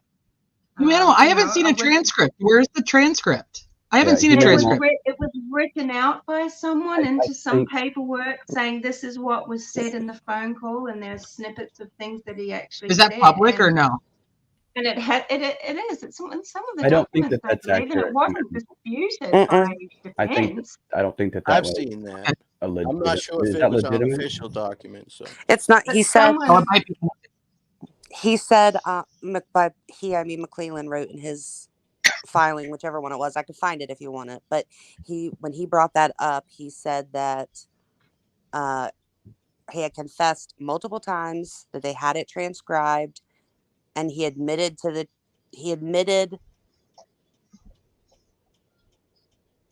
That's when he was trying to being get guilty as the charged or mental whatever. records, I think, right? Yeah. Isn't that Yeah, I'm what guilty he of the put in crime. for I that? killed the girl. Something like that. But Yeah. until it's evidence, it really doesn't. But, you know, I believe it. It's like I said, I think that's the strongest evidence that they have is what's come out of his mouth between his interview and what he said at the prison. Hey, Bob, what's up? Well, it seems like. What's up, Ruckus? Thank God you're here. What's up, T? I made a comment about your socks the other day, Bob. I didn't even know I guess it you. wasn't I your was like, socks. hey, and I was like, hey, guess can it we wasn't talk your about the socks? Oh, That was and Brad's. Teresa said, I was hey, that wrong. Bob's sock. It's Brad's. No, I had the Then dope somebody boots. corrected me and said they were McClellan socks. Yeah, No, he I had wears the cool ties. I had the good boots, man. Well, you look snappy. Either way, you look good. Appreciate you, man. Thank you very much. Thank you very much. He's like, I knew they were only whoever sat directly behind them, like should have knew that the camera was going to be focusing directly on their crotch and lower leg. I swear that was McClellan for as tight as the pants were. They looked like they were about to bust wide. It was open. apparently. Somebody else that was in the camera. It was. Only it was he wears McClellan. pants like that. I honestly didn't even see him there. I saw Carter and I saw Liggett, but I didn't notice Nick was in there. Yeah, I just knew Gull wasn't there. You know, apparently she was on a murder trial in Allen. That was the excuse. And Bob, that was a great co-live with the prosecutors podcast, dude. That was fantastic. Yeah. You know, it's fun because they're on the opposite side of it. Yeah, I thought it was great though. Yeah, no, I had a blast, man. That's that's what I do. Yeah, for you a guys living. need to do that again. I thought that was. Well, I had been begging them for months and months to do it, and they were just like, like Brett was kind of pushing it off. So he finally hit me up. I was like, I've been waiting, son. Let's go. So I had a blast doing it. I was actually at my buddy's house in Carmel. Because I'd been at the hearing and there's no way that I would have been able to make it home with traffic, So yeah, we had a good time, man. People in their group are like, oh, you interrupted Alice. I'm like, dude, she fucking interrupted me first. So I don't understand. Have people never met Italian people crazy before? world. It's crazy. Well, it's Yeah. hard with any more than even with two people, you interrupt each other. 100%. And like 4 without kind of like a moderator, everybody having an opinion, it's challenging, man. I mean, We've been doing pretty good, Bob. We've been doing this for almost 4 hours with a pretty steady rotation of people and their opinions. I wish I would have I did Court TV opposite of Kevin and Anya with Vinny. Oh, Yeah. Chris Todd wasn't on there? Yeah, he was on after I was. They had Chris on with Joe Scott Morgan. Oh, I love him. He's a lot, man. Chris Todd's a lot, dude. I love Joe Scott Morgan. I love Joe Scott Morgan, but Chris Todd's a lot. I was, because the producer had messaged me. She's like, "Yo, why do you think, girls? It's assumed that they weren't sexually assaulted. Why do you think that they were naked?" And I'm like, I don't want to answer that question. Wait, this just happened today? They're asking this now? Well, the producer was before the appearance. I'm like, I'm not trying to get into facts that I don't know shit about. I'm not about to speculate when the victims' families could be watching. I don't know. I mean, we're gonna have to ask the killer. The killer is the only one who can answer that. I don't know. Well, Todd. So fortunately, they didn't ask that question during my segment. They kind of dealt with what I deal with, which is the court side of it. That's where I try to kind of hang my hat. That's an Frankly, inappropriate question. I know Greeno and Ruckus are heavy on guilty, which I'm cool with. My thing is, I lean innocent, obviously, and that's just based on my experience of reading PCAs and trying cases for a minute. They're going to need more than they have in that, I'll tell you, in my opinion. And Bob, maybe you can answer a question for us. Sure. So someone asked earlier, and I actually meant to ask too, what Shay said about confinement. What exactly was he meaning by that? Do you know what I'm referring to? You mean from last night? Yeah. Fuck. Dude, refresh me. It's my versus kidnapping? Oh, he mentioned that, yeah. I think he backtracked it because he was talking about the statute with regard to intentional murder, and I think he backed out of it, and I think he went back to the straight kidnapping aspect of it, because it's and I know Ruckus and Sluethie have had this debate on Frank's channel about kind of the felony murder rule and the felony murder rule. In Ruckus, I hope that helped clear it up, why they brought these 2 intentional murders. So it's now they've changed the charges. Yeah, but then the stickhead changed. Well, no, they now added. we'll have the same conversation. They didn't change it. They added 2 counts. Yeah, they amended it. Right. And it hasn't even been approved yet. But now it makes a lot more sense. My question was always, why do that to yourself? If you think that he murdered the girls, lone wolf, why add that onto yourself, the kidnapping part? What does it matter if he? My honest evaluation of that, because felony murder is just easier to get to hang the murder on him, because if they can show the kidnapping, if they can, in their mind, in Nick's mind, he's got him on the bridge by his own admission, wearing clothes that they found at the crib. They got the unspent casing. They got him talking in prison. If they can get him as bridge guy, that essentially he thinks that he can make that case to the jury in the sense that he's the one who brought him down. Whether or not, the girls met their end by his hand or not doesn't matter, as long as they can hang the kidnapping on him, because the question then becomes, as long as you committed the kidnapping, they died as a result of that, you're guilty for the murder. So so now, which is still on the table, frankly, even if he can't make intentional homicide, and to me, the timing of that was whack. McClelland's coming in there, filing that shit that the day's up in the Supreme Court. I mean, there's just a lot of gamesmanship, but I'm not sweating anybody on it. I mean, it's that kind of trial, man. It's a high profile. The eyes of the world are on it. I mean, this is the kind I of don't understand any of that stuff. That's way above me. Yeah, that's lawyer shit, though. man. you do talk with them, and I just have a question for you. The Franks hearing, right? They're saying that Liggett lied to the judge to obtain that warrant, and I understand the whole Fourth Amendment thing and all that. My question is, the thing that doesn't sit well with me is that we all know that they were there prior to 3:00. The neighbor was taking pictures and videos of them. Liggett saying he served the warrant at 5:00 and they were gone by 7:09, but the judge didn't sign the warrant till after 6 p.m. That would have been the argument that I would have. In Florida, we can't do that. Until the think they judge can do a signs the verbal. warrant, we can't, unless it's consent. Now, they were there for an interview. Either one of them could have gave consent, but then they could revoke Yeah, it at any time. And Ruckus, what I had heard, I had heard, and Sluethie will probably be able to correct me if I'm wrong. I had heard that there was verbal consent either from Kathy or Rick initially. Now, to cover their ass, as you know, they're still gonna run in and get that warrant. You know what I mean? Even if they gave them consent, because, you know, think about it from the defense side of it. It's easy for them to say we didn't consent to shit, you know, and if they don't have the warrant, then it creates an issue. You know what I The mean? wording still bothers me, though. Leggett said he served the warrant at 5. Served the warrant, not did a consented search. Well, they Served the arrested him warrant. before they had the arrest warrant too. You know, I mean, it's just kind Doesn't of par for the Indiana have where you still have to sign your consent? Like it's like a waiver. I don't know if Indiana I'm has sure that or they not, did. but It's a search. Yeah, you you can should. for a verbal. consent search.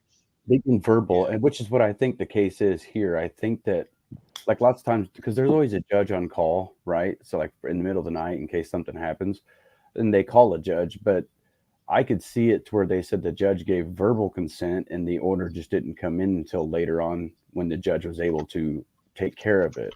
I mean, is that actually a thing? I mean, is that legal to do?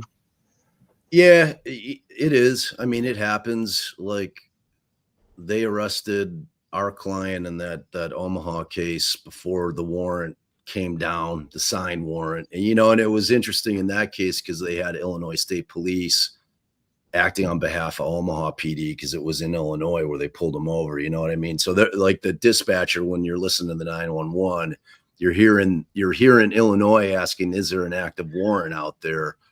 And the dispatcher saying, well, I'm looking for it. I'm looking for it. I'm looking for it. So, I mean, there's this concept in the law called like attenuation. You know, like they're going to be able to, like, none of that is getting rid of the warrant. You know what I mean? None of that stuff is getting rid of the search warrant. Ultimately, at the end of the day, you know, I mean, the move after Gull denies all those motions is for them to file motion to reconsider, which of course she will deny, you know, but, and my whole beef is not so much that she did it in the fashion that she did it, and she did it without hearings, which pisses me off in light of what had gone on in the Supreme Court, where they're just, because, like, what you all need to keep in mind is we need an appellate record. You know, if we don't want to try this thing again, if we don't want to put the families through this thing again, she's got to work on cleaning up the appellate record, man, because it's a fucking sham. And I mean, the Supreme Court was saying it. Like, if you don't believe the Supreme Court, and the Supreme Court, like the chief judge of the Supreme Court, saying that this docket is a piece of shit, you know, and I'm blaming you, Judge, because it's, you know, it's on you. Then, you know, I mean, like, she's tone deaf, and I'm talking about Gull. It's like to do what she did 2 business days after that order came down. She's not feeling it. You know what I mean? And I don't know if her move was because she was afraid that Rosie and Baldwin were going to re-up and file their motion for removal, which would stay everything. It would stay her ability to be able to rule on jack shit. You know, because in her mind, she's got to have a bunch of things going on, right? She's got to be worried about, like, we're all wondering, when are they going to file the 70-day? When are they going to file the 70-day? So I think her preemptive move was to file that order to get those things off the table, you know, anticipating that they were going to file the 70-day immediately. So I think in her mind, she's like, all right, well, I'm assuming that these guys are going to file that 70-day trial date, forcing my hand. I can't have all that stuff backed up. if I'm sitting on this trial. So you know what I'm going to do? I'm just going to go ahead and I'm going to deny it. My only issue, my biggest issue, I should say, with respect to that is that she did it in a minute order. In this case, with all the shit that's going down. Now, for all y'all that are, and all of us care most about Abby and Libby and them getting justice. All of us agree on that. That's one thing that we all agree on. And I'm just telling you, when you have an appellate record go up, if Alan gets convicted and this goes up on appeal, the only thing that the appellate court looks at is the record. That's it. There are no witnesses. It doesn't work like that. They look at the record, and if the record, it has gaping holes, it creates an issue that may cause them to kick it back down. So when you look at a minute order like she issued yesterday, which cites no law, zero law, not one case that she relied on in terms of denying 3 separate motions, the motion for a Franks, and she has that ability. She owes no one a hearing. There is no law in Indiana that it requires that any of those go to a hearing. It's well within her discretion to deny them. My point is the best practice in terms of what's going down in this case would have been to have hearings and then deny it. You know, at least you've made the record. At least now when the appellate court looks at it, now all they have is that order that was a 1-pager where she's like flame throwing 3 relatively big motions, man. The Franks thing, the ballistics motion in limine. And I mean, it's to me, in my opinion, it's bad form, man. It just is.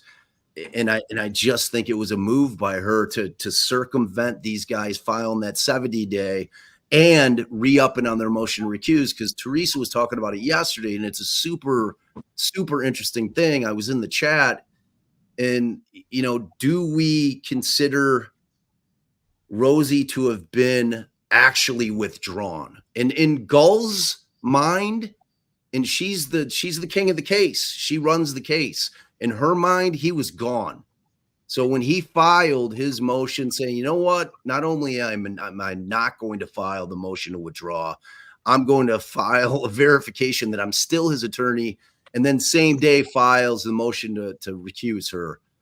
In her mind, he's not attorney of record for Rick Allen anymore, which means that thing has no effect, which means that she can still rule on these hearings or on these motions, which is what she did.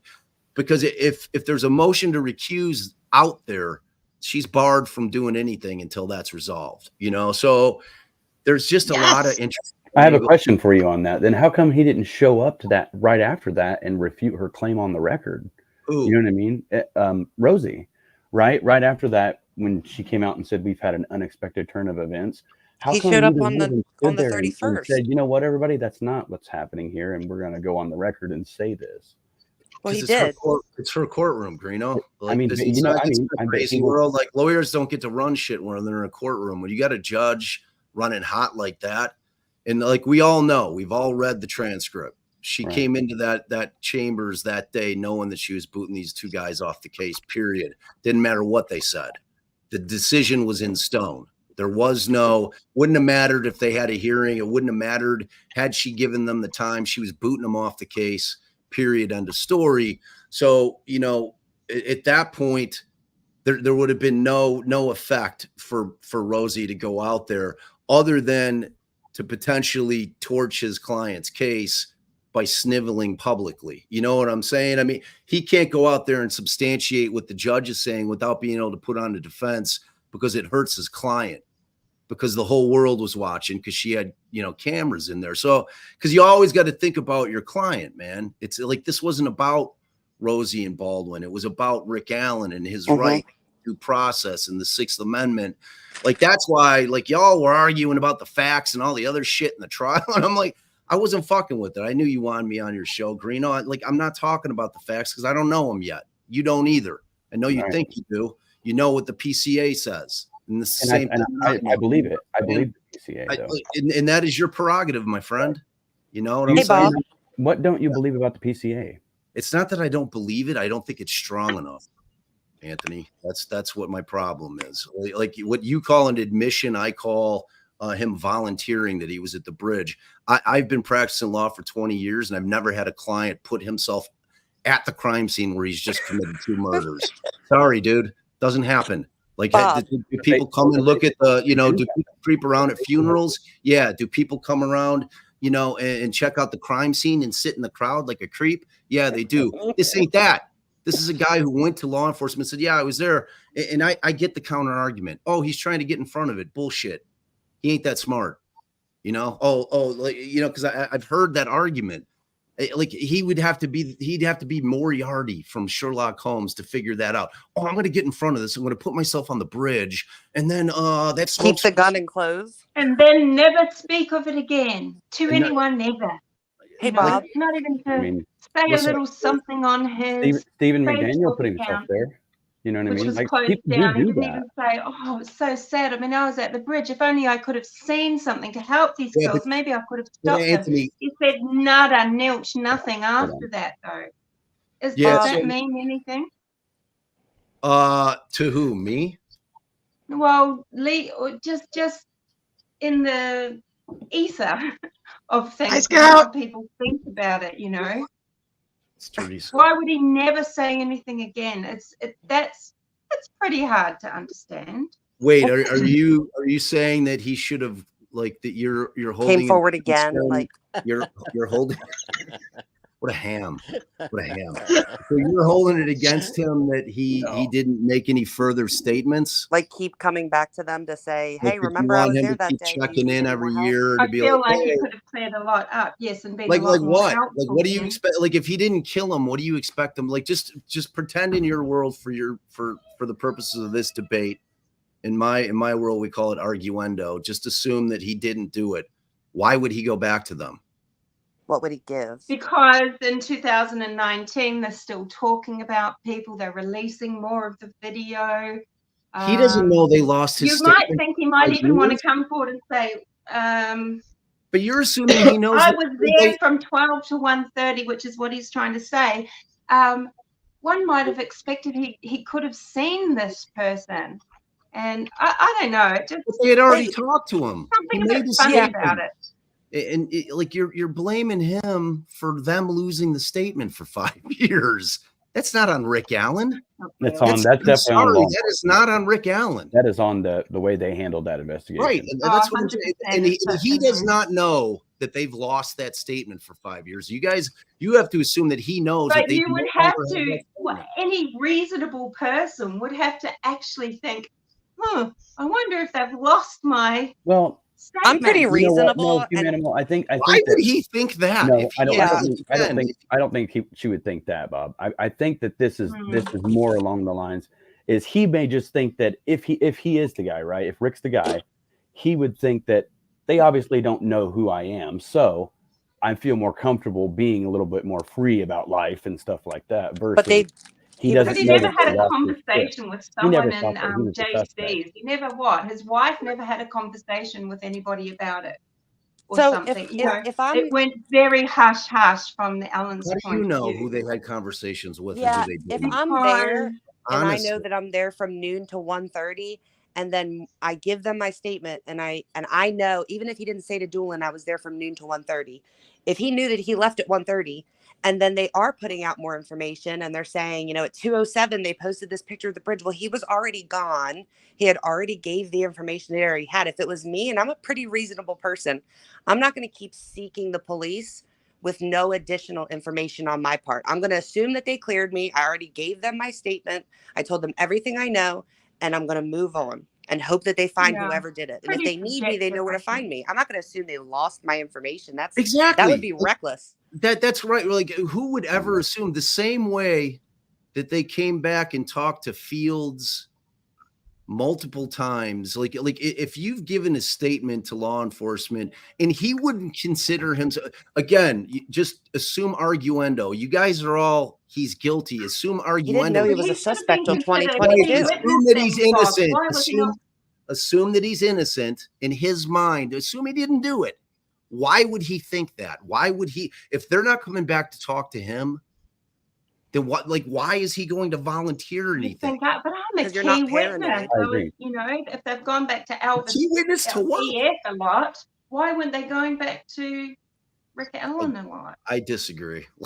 Yeah. Again, Oh, had they yeah, not it's, you lost- know, it's perspective, Why isn't did it? why did Bree Wilbur, who's a friend of one of the girls who died, sisters, why did it take her 3 years to provide screenshots of photos she took at the bridge?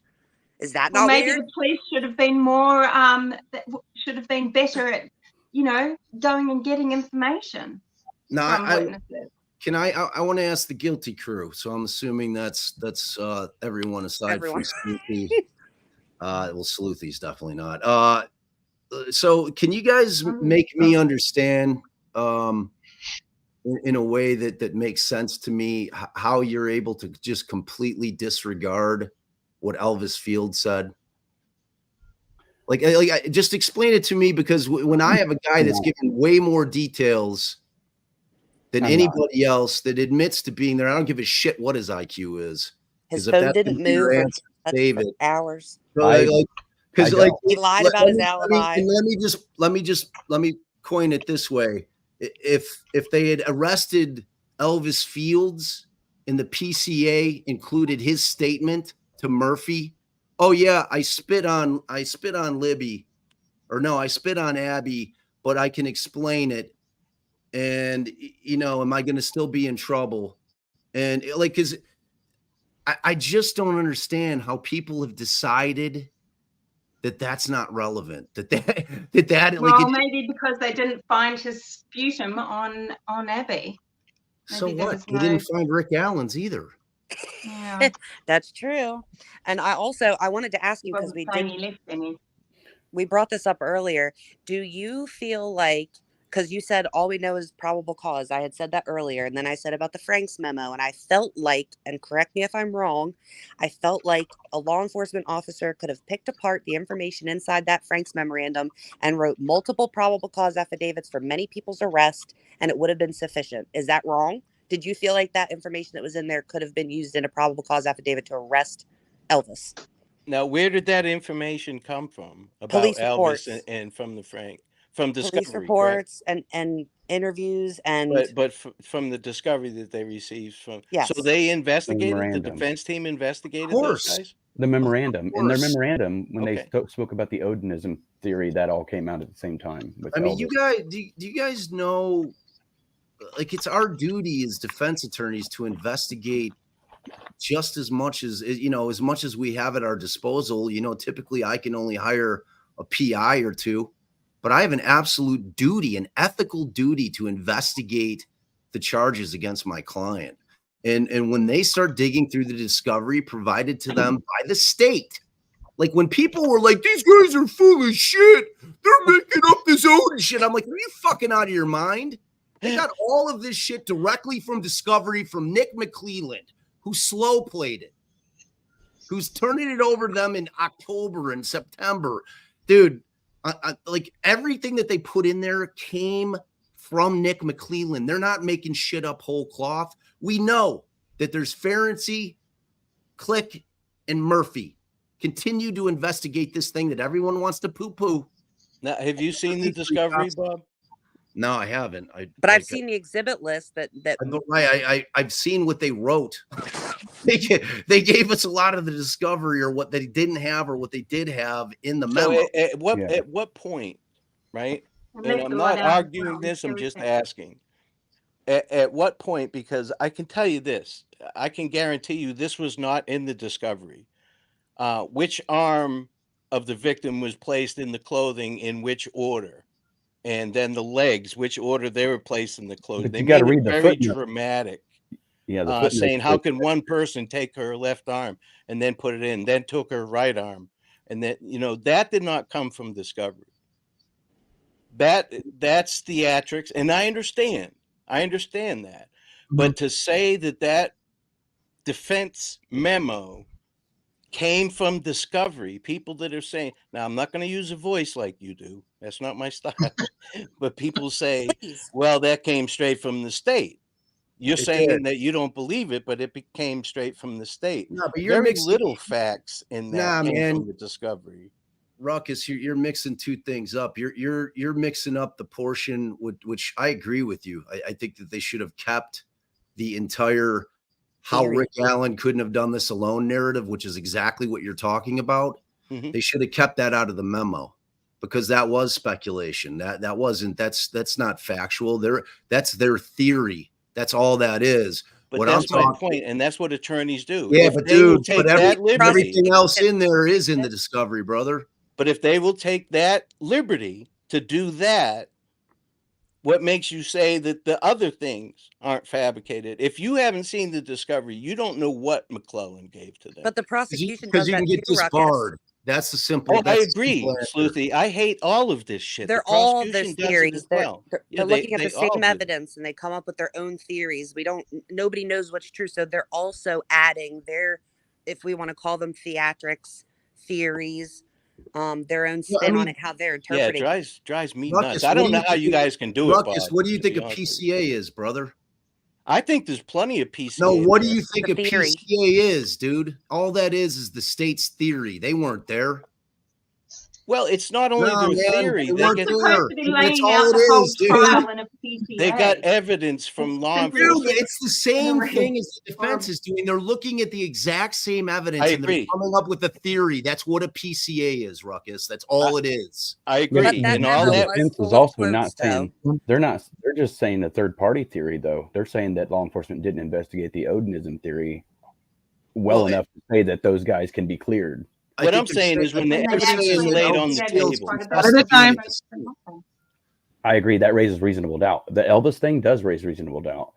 There is a lot of reasonable doubt in this I case. don't want reasonable doubt. We all want the goddamn right person. And I'm telling you right here, if they go to trial and they prove it's Rick Allen, boom, then I'm thrilled for the families and the girls got justice.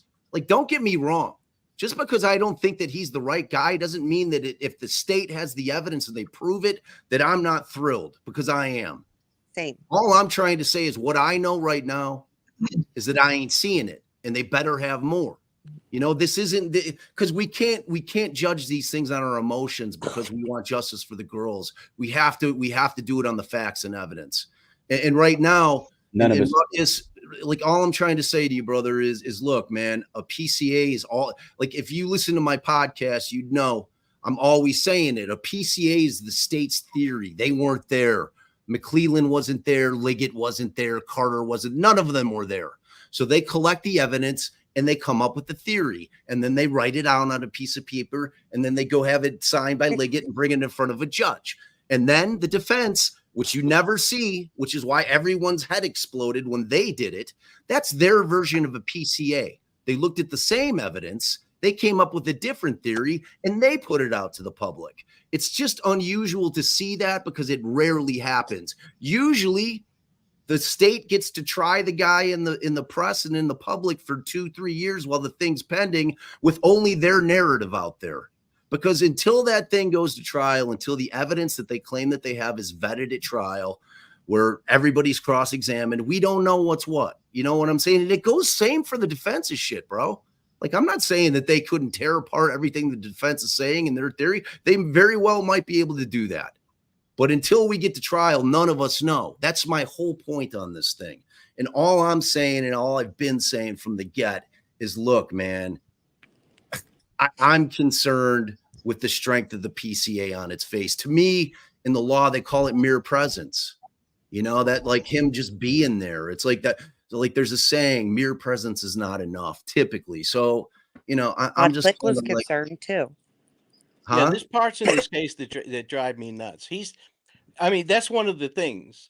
If somebody says they were at the crime scene, you want to talk to them right away. I mean, that's first day of class, murder 101. So that whole losing the tip thing, Bob, that pisses me off, right? And I agree with that. But the prosecutor didn't write the PCA. Law enforcement did. Law enforcement brings information We don't and know that. evidence to a prosecutor. A prosecutor can say, no, I'm not taking that case. There's not enough evidence. So Well, they they already had to arrested him convince the before that was- prosecutor to take the case. Now, when you write a PCA, and I've written PCAs, you just need probable cause that they probably did this. Then they get a first advisory or a first appearance. I don't know what you guys call it. In Initial Illinois. hearing.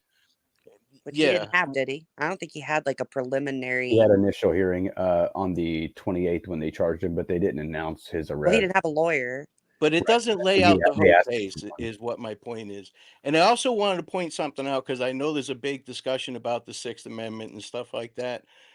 I've actually seen cases where a judge will give a defendant a different set. I've seen even up to 3 of public defenders because they just can't get along. So, you know, if and say, no, you can't, I'm not going to allow you to continue with this. I'll give you another set of attorneys. I've never seen one kicked off like this, but I have seen defendants that have public defenders get 2 sets of public defenders because they just can't get along. And you know this, Bob, that the defense attorney can say, listen, I want off this case, a public defender, and the judge can say, hell no, you're not getting off this case. In Florida, anyways. That's the way it is. I don't know the way that it is in Ruckus, let me Illinois. I want to backtrack a little. So you're former law enforcement, yeah? Mm-hmm. Okay, so like your statement that did you ever have any cases of this magnitude, like kind of No. high profile?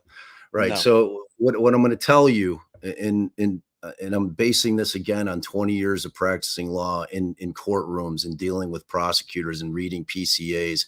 In a case like this, okay, that the PCA is drafted by the prosecutors. They understand what the burden that has to be met is. They can't leave it to chance. This isn't a burglary where because like if it's simple charges, then cops can write the probable cause affidavits if they're not arresting somebody on the scene or shortly thereafter. If it's a case they've been investigating, I It gets promise. turned over to detectives. It makes No. sense. What'll happen is Liggett and Carter will be sitting in the room with Nick when they're drafting up the probable cause affidavit. Yeah. But Nick's writing it. Like the lawyers just know the legal standards that they need to meet in order to meet probable cause. Yeah. You know what I'm saying? Like they know how to, like they don't want to rely on a cop doing pro forma shit. Like, you know how you guys are, you know, it's like every DUI thing you ever saw, it's the same shit. Bloodshot eyes, slurred speech, strong smell of alcohol. It's rote. You guys just write it's what you're trained to do.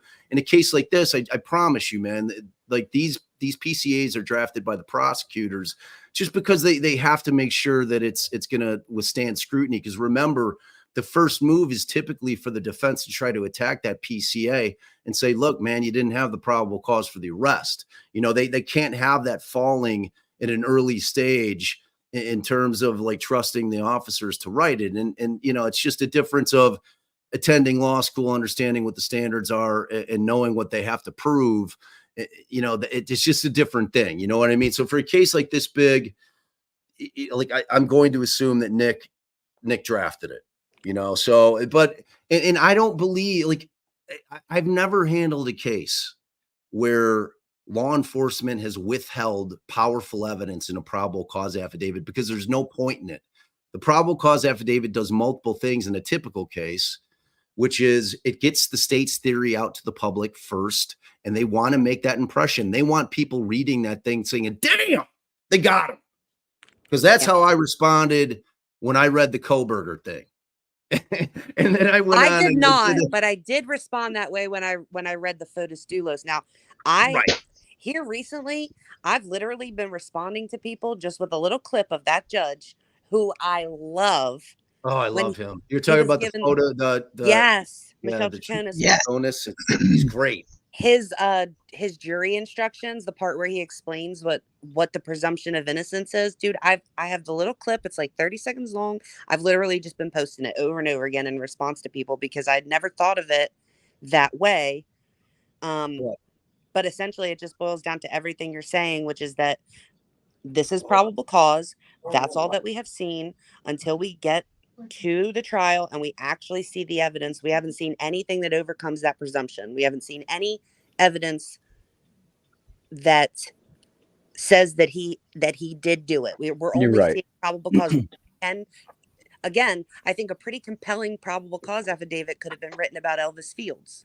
So it could have been probably could have been written about a whole bunch of people.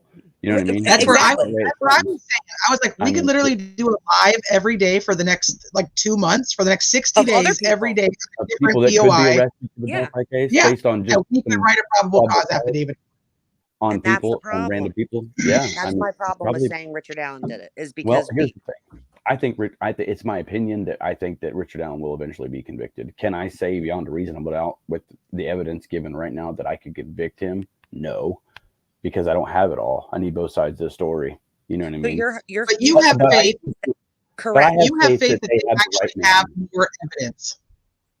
That's how I feel about Cooper. I mean, I don't think they'd walk So I into get court and do nothing. I mean, I'd hope not. If they do, then they would really have been like, "Yep, you guys really nailed the head on that one." You know, thanks. I mean, Greeno, that's what I'm concerned about, because, like, they had to be hoping that when they got into, because like most people have the misconception that when you delete shit on your phone that it's gone, which is completely incorrect. Anybody who knows anything about Cellubrite, they're going to recover 98% of shit that you thought you deleted, aside from what's going in the cloud. I'm talking on the device itself, and it doesn't matter how old they are, and like, so they had to be going into post arrest. And I always try to tell people, I'm like, law enforcement is just digging into that sucker post arrest. They're getting access to all of his property post arrest. They're digging into it. They're going to forensically dig into every electronic he owns. They're going to talk to people that they wouldn't have otherwise spoken to in terms of relationships. They're going to be trying to build their case long after he's arrested. And that's how law enforcement operates in these types of cases. I guarantee you they're still trying to dig shit up. That's how they, like, up until the day that trial starts, they're trying to get more evidence. I mean, the more evidence they have, the stronger the case. And believe me, McClelland's raising hell in there. Like, you fucking guys need to give me some more shit, man. It's like, can you imagine the amount of pressure on McClelland, like right now? Because if you're to believe I don't think there's much pressure on McClelland right now. Oh, dude, you're nuts. Isn't this I'm his first sorry. murder trial? Why would you say that? He's got the biggest case of his life, brother. He's got the eyes of the world on him. If he shits the bed on this thing, his career is like toilet flush. And he's never had a murder. He's never tried a murder case, ever. dude.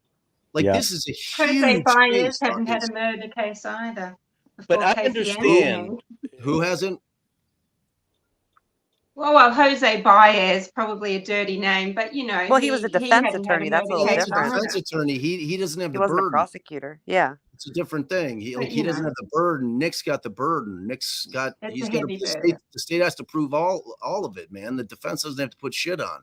You know what I mean? It's like, just trust me. Like Nick. I think it'd be weird if Any he lawyer wasn't. involved with this is freaking out. If he wasn't, No. that would be concerning. I mean, he should have a reasonable amount of like nerves, like not nerve. You know what I mean? He should be confident. But if he's totally like, oh, we got him, we got it. Like, you don't know what's going to happen. Yeah, If you think look, you know what's going to happen, why are you so confident? There should be no reason you should be absolutely positive that that's what's going to happen. You don't know what 12 random people are going to do. You don't even know who those 12 people are going to be yet. exactly. And I don't think he'll even make it to trial. I think he'll plead out. I'll bet you, like you and Sleuth Intuition. I'll keep bet you saying that light fixture that Bob Oh, has in the background that I want. Oh, I was like, wait a minute, leave my lights alone. But Bob, I fully understand. Listen, you're a defense attorney. You argue cases, and you're a defense attorney. So if you came on here tonight and said, you know what, I agree with you, that was a good PC, and they do have some good evidence, that shoots your business down the toilet. No, dude, because I've never heard you say Kohlberger's going down. I've never heard you say that somebody's guilty. I did. before I trial. watched him come unglued when what's his face Adelson was Charlie Adelson. Yeah. Oh, yeah, Charlie Adelson. Nonstop. I think they nailed Rex Hewerman. I think he's done, son. Oh, I think, the ogre description, are man. you I've kidding never me, heard dude? such Like, a good that is not eyewitness. true. Like, that's what I'm saying. Like, when I look at the strength of a PCA, like, pull up the bail application for Rex Heuermann, Ruckus, and read through I that haven't even thing. followed that case. I haven't done it. Yeah, well, I mean, he's a serial killer, and they nailed him, bro. They got me Like, at the guy looked like an ogre and he drove. oh my god! And I was like, oh my god, he does I've look like seen. an I ogre. know who he is, and I know he's a Long Island serial killer and all that. So you went on and said that. Well, I mean, they nailed him. He was done. I'm talking about a case that's up in the air like this, Bob. Koberger. That was the same thing, bro. Adelson. Same thing. Like he was like they had like lost reports in the Heuermann case exactly like they did here. Exactly. Like they had this witness, everything they had in terms of what they used in their bail application, which is their PCA because he was indicted. They had 10 years ago. The dude saying, "Oh man, I saw a dude who looked like an ogre," which is in the like truck. Sluethie tweeted it the other day. It was like the most perfect description of somebody that a witness has ever made. Because if that guy doesn't look like an ogre, I don't know who does. And it's like, and the first generation green avalanche, like they had those two things, which Rex Heuermann owned, and they sat on it for years. They got shelved. It's because they didn't think the witnesses were credible because there was sex work involved. Whatever reasons they decided to disregard it, and then they came back to it. So it's actually very similar. And there's a lot of victims in that case. So it's like I don't know. Like my point being is that's not true. If I see a PCA that's powerful, but it's always subject to trial. Like that's the thing with me. It's always subject to trial. It has to be, because we don't know until the evidence is vetted. That's all, man. Like I said, if they come strong on Rick Allen, then they got him, and then thank God. You know what I mean? Yeah, they're going to. I mean, I know that's where your heart is. Going to trial, to be honest. I know that's where your heart is. You look, man, and I know your heart's in the right place. I know what you want is justice for the girls. I know Greeno wants justice for the girls. We all do. We really do. Like I never want people to misconstrue what I'm saying in terms of that. Like the only thing I care about is justice for the girls, but that means a lot of things in terms of getting there. And if they fuck this trial up, I'm telling you, man, like putting the families through a second trial because they fucked it up the first time ain't my idea of justice. You know what I'm saying? Worse. Well, I think he already has grounds for appeal, don't you? Already. I think they cured it. I think if they would have kept Baldwin and Rosie off, it would have been what they call structural error. I think that it would have been a redo. I think that they would have done it because, and not because that she removed them, because she did it without a hearing. There's no record of it. She just did it. Said I had findings based on nothing other than some shit that, a vested police department, sheriff department, and feds, like they all want to see this thing go down. You know how law enforcement is. You collar a guy on a big case, that's you're putting all your eggs in that basket, man. You're ceasing the investigation as to anybody else. All your investigation. I mean, think about the but it's all evidence. Well, does he waive his Strickland violation? Does he waive the right to appeal based on ineffective assistance of counsel? I think so. That they were challenging him, Lehman on that at the hearing, and it was like a really powerful. I think that there's, in terms of certain issues, I think that they would have, but like it's cured because they reappointed him. You know what I'm saying? So like his Sixth Amendment issue is no longer an issue. They cured that, which was the biggest, scariest issue in terms of that structural error and that getting bounced back and this whole trial just being a practice run. So I mean, of course, he still would have a direct appeal, if he's convicted for things that go on during trial, if things are introduced that shouldn't be. And look, Indiana's got a different view of ballistics. Like that shell casing was always getting in Indiana. Like y'all don't like really follow, like there's a couple cases, Supreme Court cases called Daubert and Fry. You guys don't really follow them religiously like we do in Illinois. Like if I want to challenge scientific evidence, I'll have what's called a Daubert hearing where I'm saying, look, you guys got to prove that this is legitimate science. That it's going to be able to stand up in court and that it's valuable to a jury. y'all don't really follow that. So like they're always going to get the shell casing. And no matter what experts say, when 12 citizens are sitting in a box and they're going to be able to have a cop sit up there and say, yeah, you know what? Like when I did my, when I did all of my scientific evaluation on that, I find that it matched Rick Allen's gun. It doesn't matter. Like it's super powerful evidence for the state. It just is, whether it's good evidence or not, doesn't matter to a jury. Like, cause the defense will certainly have a guy up there saying it's all bullshit.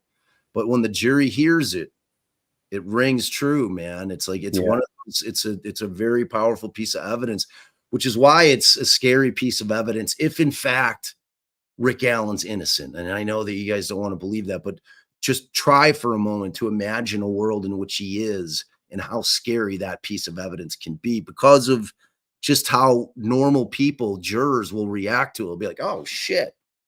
Like they got the bullet. It matched the dude's gun. What's the other explanation? Like, you know what I mean? It's like, it's one of those things that, it like, frankly, that worries me more than the confessions, believe it or not. Yeah, because there's already precedence in the state for that kind of evidence. There is. Turner versus State, 2012. Exactly. That is exactly the case. Yeah. But Teresa, you don't have to defend me in the chat. I'm used to, I know, especially when I come here, I need a safe word. I know. There's people that say I was only ever a CEO. We keep saying it, Ruckus. It's not working. They're not listening. Yeah. I like civil disagreements. I just do. I keep what people but it's the feel. same people. Don't worry about it. It's the same 5-10 people that do it everywhere. I can't control what comes out, what they Everybody type, gets so that. What do you got? You got people hounding you in the chat? Oh yeah, dude. They say I'm sure they're all saying I'm rude and yelling. Like they all You got exactly that. Even Humanimal got a couple. I'm like, dang, people are just on fire tonight. And I know because this case brings out so much passion in people and they have so much invested in it. But that's why I'm like, I want everybody to be able to have their opinion and I want everybody to be able to share it. I have a picture of a teddy bear cop. And whenever they start their shit, I put that picture up and said, show me where the bad cop touched you. Most of these people have felons. They're felons, So. And may I say, I've been flicking over to watch some of the chat at times, and just imagine if some of these people were actually people that made videos, put their face out there, and made commentary, and were saying some of the things that they're saying in chat, but they're just saying it in chat. How would people be responding if they're up on a panel and making some of the comments verbally that they're writing? People would be going, prove it, show me that. That's hilarious. That's ridiculous, But they can, could I say it, shoot their mouths off and, absolutely misinterpreting what I am saying about Kathy Allen. Oh, so just because they might not have a perfect marriage, she is saying that he's guilty. No, that is not what I'm saying, and you probably know it, but you're just propagandists and gaslighting artists. Two extreme that is not what I'm saying. And there's the middle. But they will say the very same things about Logan without stating, but the women that maybe he was trying to drive away from his property, well, they are alcoholics. They were absolutely drunk. Maybe he's trying to stop them from driving drunk. Something, yes, that maybe he does himself. We know it. But, that's not what I'm saying. But people love to twist everything and they're calling out what they see as bias when it's not, when they, in actual fact, have the most ridiculous bias themselves. I just wanted to point out to Teresa, you don't have to defend him. It doesn't bother me. Well, that's why I didn't want to talk about his personality. I was simply talking about his physical appearance, just because there's Ruckus's. Don't be talking about Ruckus's physical appearance. If I was going to do that, that'll already happen. Bob, the first thing he said to me was, "Sluethie, I haven't seen you since the last time I saw you." Yeah, really good way to explain that, Ruckus. That was a night, I'll tell you. Yeah, well, yeah, that was tonight. I was hanging around. I don't in the want an chat. echo chamber, so Bob was I think watching it's good to have all the different personalities and be able to conversate and see what the other people have to say. I appreciate that. And I know it's hard because there's so much history. I literally do it for a living. I mean, I argue with the other side who has the exact opposite opinion literally for a living. That's what lawyers do. It's like I never sweat anybody if they're like, dude, you're out of your fucking mind. You're nuts. He's guilty as shit. It's like, what do you think every prosecutor ever said to me in every courtroom? It's like that's it, man. It's like I never take offense to that. I never take offense when people are like, this guy's whack, he's full of shit. And but I have thick skin. You know what I mean? It's like being a defense attorney, you have to have thick skin because everyone hates you. Mark's got the absolutely. Law enforcement's the Bob, same way, Bob. The defendant. Do you think you? Yeah, it's right. Except for the defendant. That's Court, but if you lose, he hates you too. So Yeah, you are ineffective as shit, dude. yeah. It's a it's a tough gig. Attorneys are pretty broadly hated. I mean, I am too. I'm but trying to change the narrative because I think I've been pretty successful. That's because they're practicing. That just doesn't sit well. Doctors the same way. Doctors have a practice. Attorneys have a practice. They're practicing law. Dude, don't you know it yet? Oh, that's the hell you literally no. practicing for? That's literally why I was like, I could never. I always thought that the law was like the law, like whatever is allowed always. Whatever is not allowed always. However, a judge is going to rule is how they're going to rule every time. I could do that. I'd go to law school right now. But the fact that it's just kind of flippy floppy and like one judge here could rule one way on the same exact issue as someone over here, and case law is different here and there, and it changes. That they'll be practiced until the day they die. I don't know how you all keep up on. Bob, do you memorize case law? They have to. Yeah, I mean, Get out of here. Typically, if I'm going in on a like, I'll know in terms of what the watershed cases are on a specific issue. You know what I'm saying? Like if I'm going to get to oral argument, just like it's different. Like Lehman and Gutwein did that. They walked in there and knew exactly what they were going to bring up, and they would quote it, without. I mean, they would see their notes. Yeah, but he only looked up wheat. He didn't make it any further than that. Both of them. I'm talking about both. But he was like, "This one is it. This is it. No, don't look any further. We're going to use. Give me something else outside of wheat. You know what?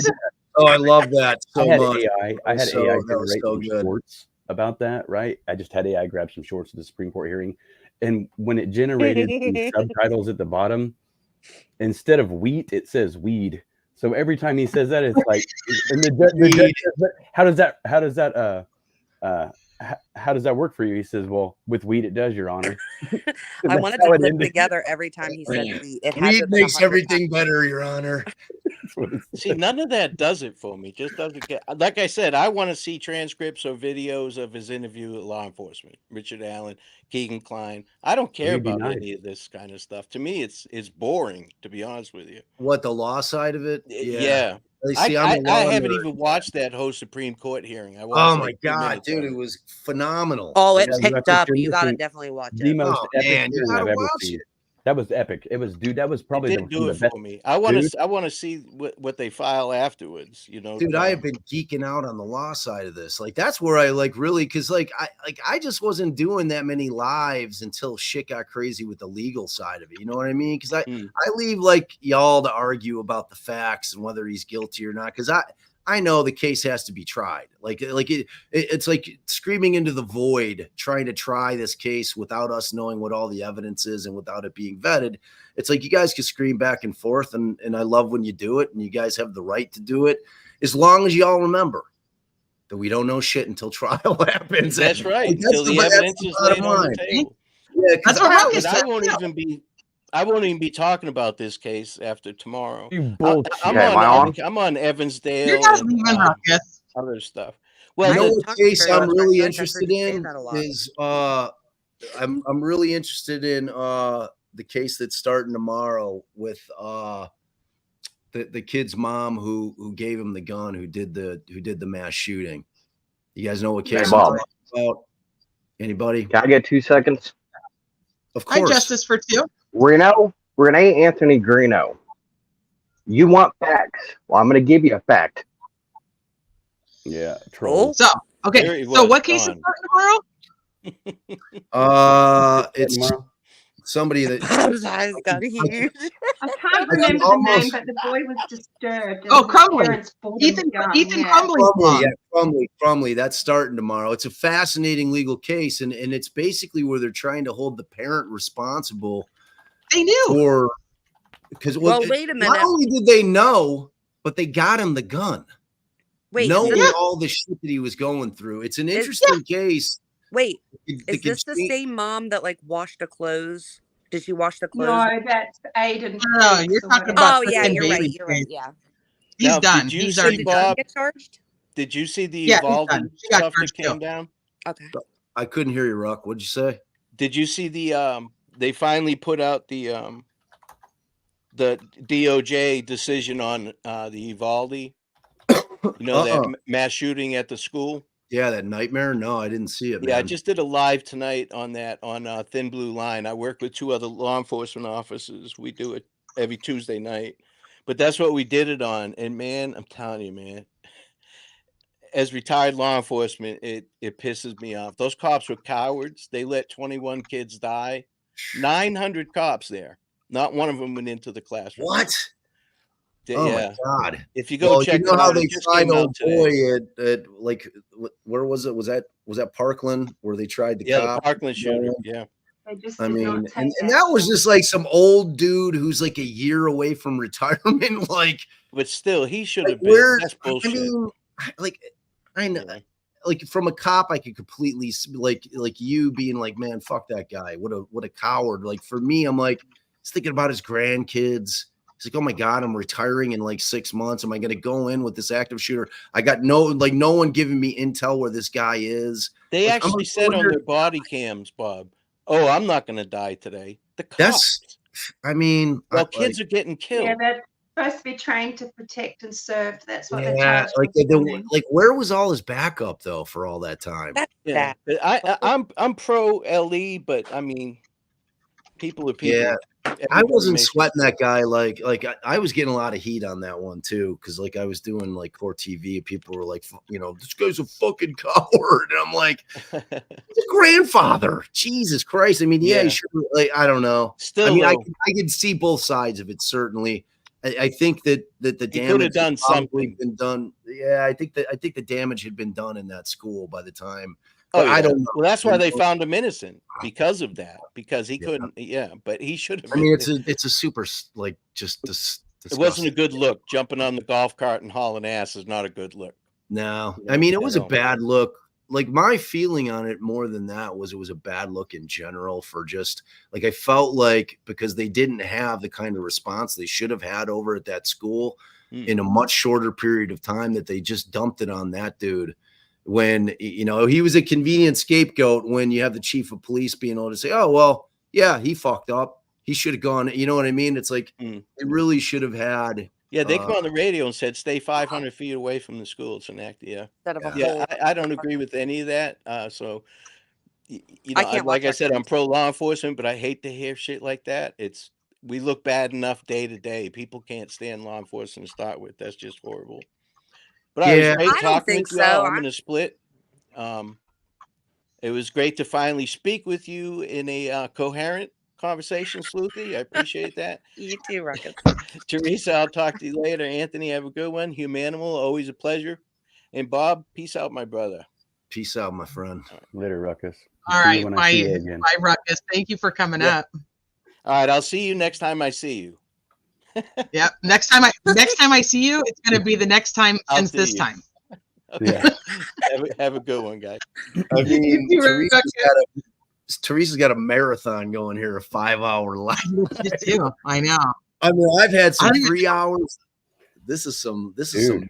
marathon shit. The day of that Supreme Court hearing, I just stayed live all day, almost 10 hours and 30 minutes. It was man. I did. that I was was a live. fascinating day. I was Oh my live gosh. most of that day, and then I was like, I'm finally gonna get a break. I went inside to eat some lunch, And then they dropped the order. and then I got Or a the message: charges. the order's coming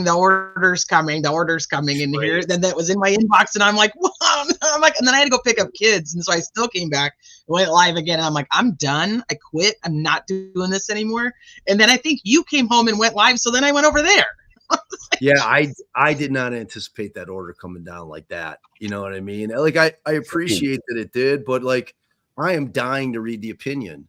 Like, because it's Same. like when you're I look thinking for everything. about like just like the way that they're gonna like just to me what Gull did was reckless in the sense that we just don't know what the language is going to be in terms of that opinion. Like if they come hard at her for, hey, you should have been having hearings with regard to, you know, their dismissal or their DQ, and like, or they could just not address that at all. They could have just, you know, like, but they're gonna have language that we have to read. Like everybody, I just thought everybody was going to stand pat, wait the couple weeks, let the opinion come down, and then all the wheels would start. Because there's a lot, dude.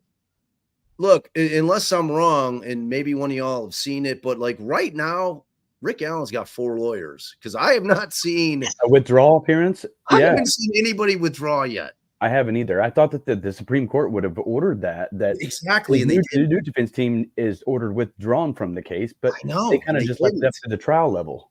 Exactly. Well, in the like the judge doesn't like doesn't have to remove him.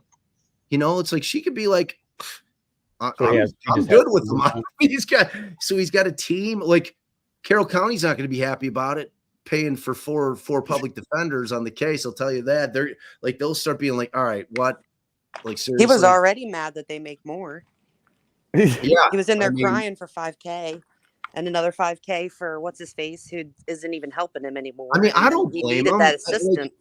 Come He on, you does can't need an begrudge assistant. a decent. He's you know, he needs resources. If there's an opportunity for Carroll County to I have some money, agree. Be paid to have measurable resources. Why shouldn't Well, the he has prosecution loads have I of agree. He resources absolutely for should. his Like, investigation. I'm This not just is sweating pay. him for wanting an assistant, Sluethie, or somebody that can you imagine trying to just prepare the number of subpoenas that have to be prepared for this case to get all of your witnesses lined up, to get them all prepped? Dude, it's an overwhelming and amount of work. continue to prosecute all the other crimes And everything else on his docket. I mean, it's like I was not sweating him at all, and I think he was being very candid. Like, y'all want me to get a conviction on this thing? I need some money because I need some help. I'm flat Do out you telling you. do you think Luttrell is the one that, like, when he come in and looked at everything, do you think he's the one that was like, why'd you charge him this way? I think, yeah. I think that they consulted with one another, and I think Luttrell probably gave him some guidance. Because, I mean, that was the one thing that Hennessy was telling me. He's like, Luttrell's well regarded. He's been doing it for a long time, you know? So, I mean, Luttrell's the experienced guy, you know what I mean? Like, in terms like, which has to make McClellan feel like much more comfortable in terms of having that second chair. Oh, instead of the mayor, for sure. You know, I mean, it's like, that's how I was like on Garcia, like having my dad on that trial with me. It's like, I knew, you know, my dad tried Gacy. So it's like I can consult with him when I'm feeling like I'm freaking out, man. You know what I mean? It's like the amount of pressure on cases like that for both sides is overwhelming, you know, because you can't get higher odds, man. It's just like, and people just don't understand how much work goes into trying a case. Like, people get upset with continuances, but these things take, you know, a couple of years to get to trial for a reason. There's just a shit ton of work that has to be done. All the motion work, preparing the thing for trial. Like, you know, they're not just calling witnesses, not having prepped them. You know, every witness that they're going to call in their case in chief, they've prepped those witnesses. They've spoken to them. You know, if it's officers, they have to review their, you know, the reports, and they're going to say, look, this is what we're going to need you to testify to. And they expect everybody to be ready. And there's always X factors, you know, and it's just a ton of work, and it's super stressful, you know? So it's like, for both sides, it just is. And like I said, the stakes can't be. He's never done it before. Like, the other two have, you know, and they obviously have a good relationship together, and then also have a good relationship with their clients. So I don't know what's going to happen, but what I do know is that from the outside looking in as just a normal person, especially after hearing Mark. So kind of when I heard Mark, everything hit me all at once. And I was like, the damage is done.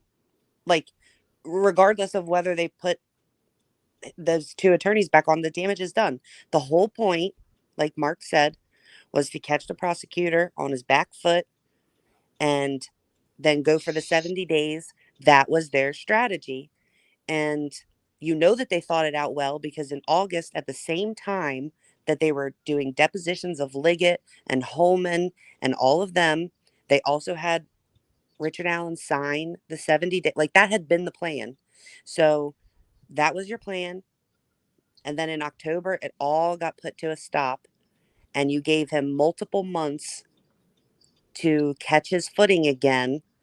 And he came back. You now put the attorneys back where they were. They're in the exact same spot that they were. It's almost like nothing had changed, except the prosecutor's no longer on his back foot.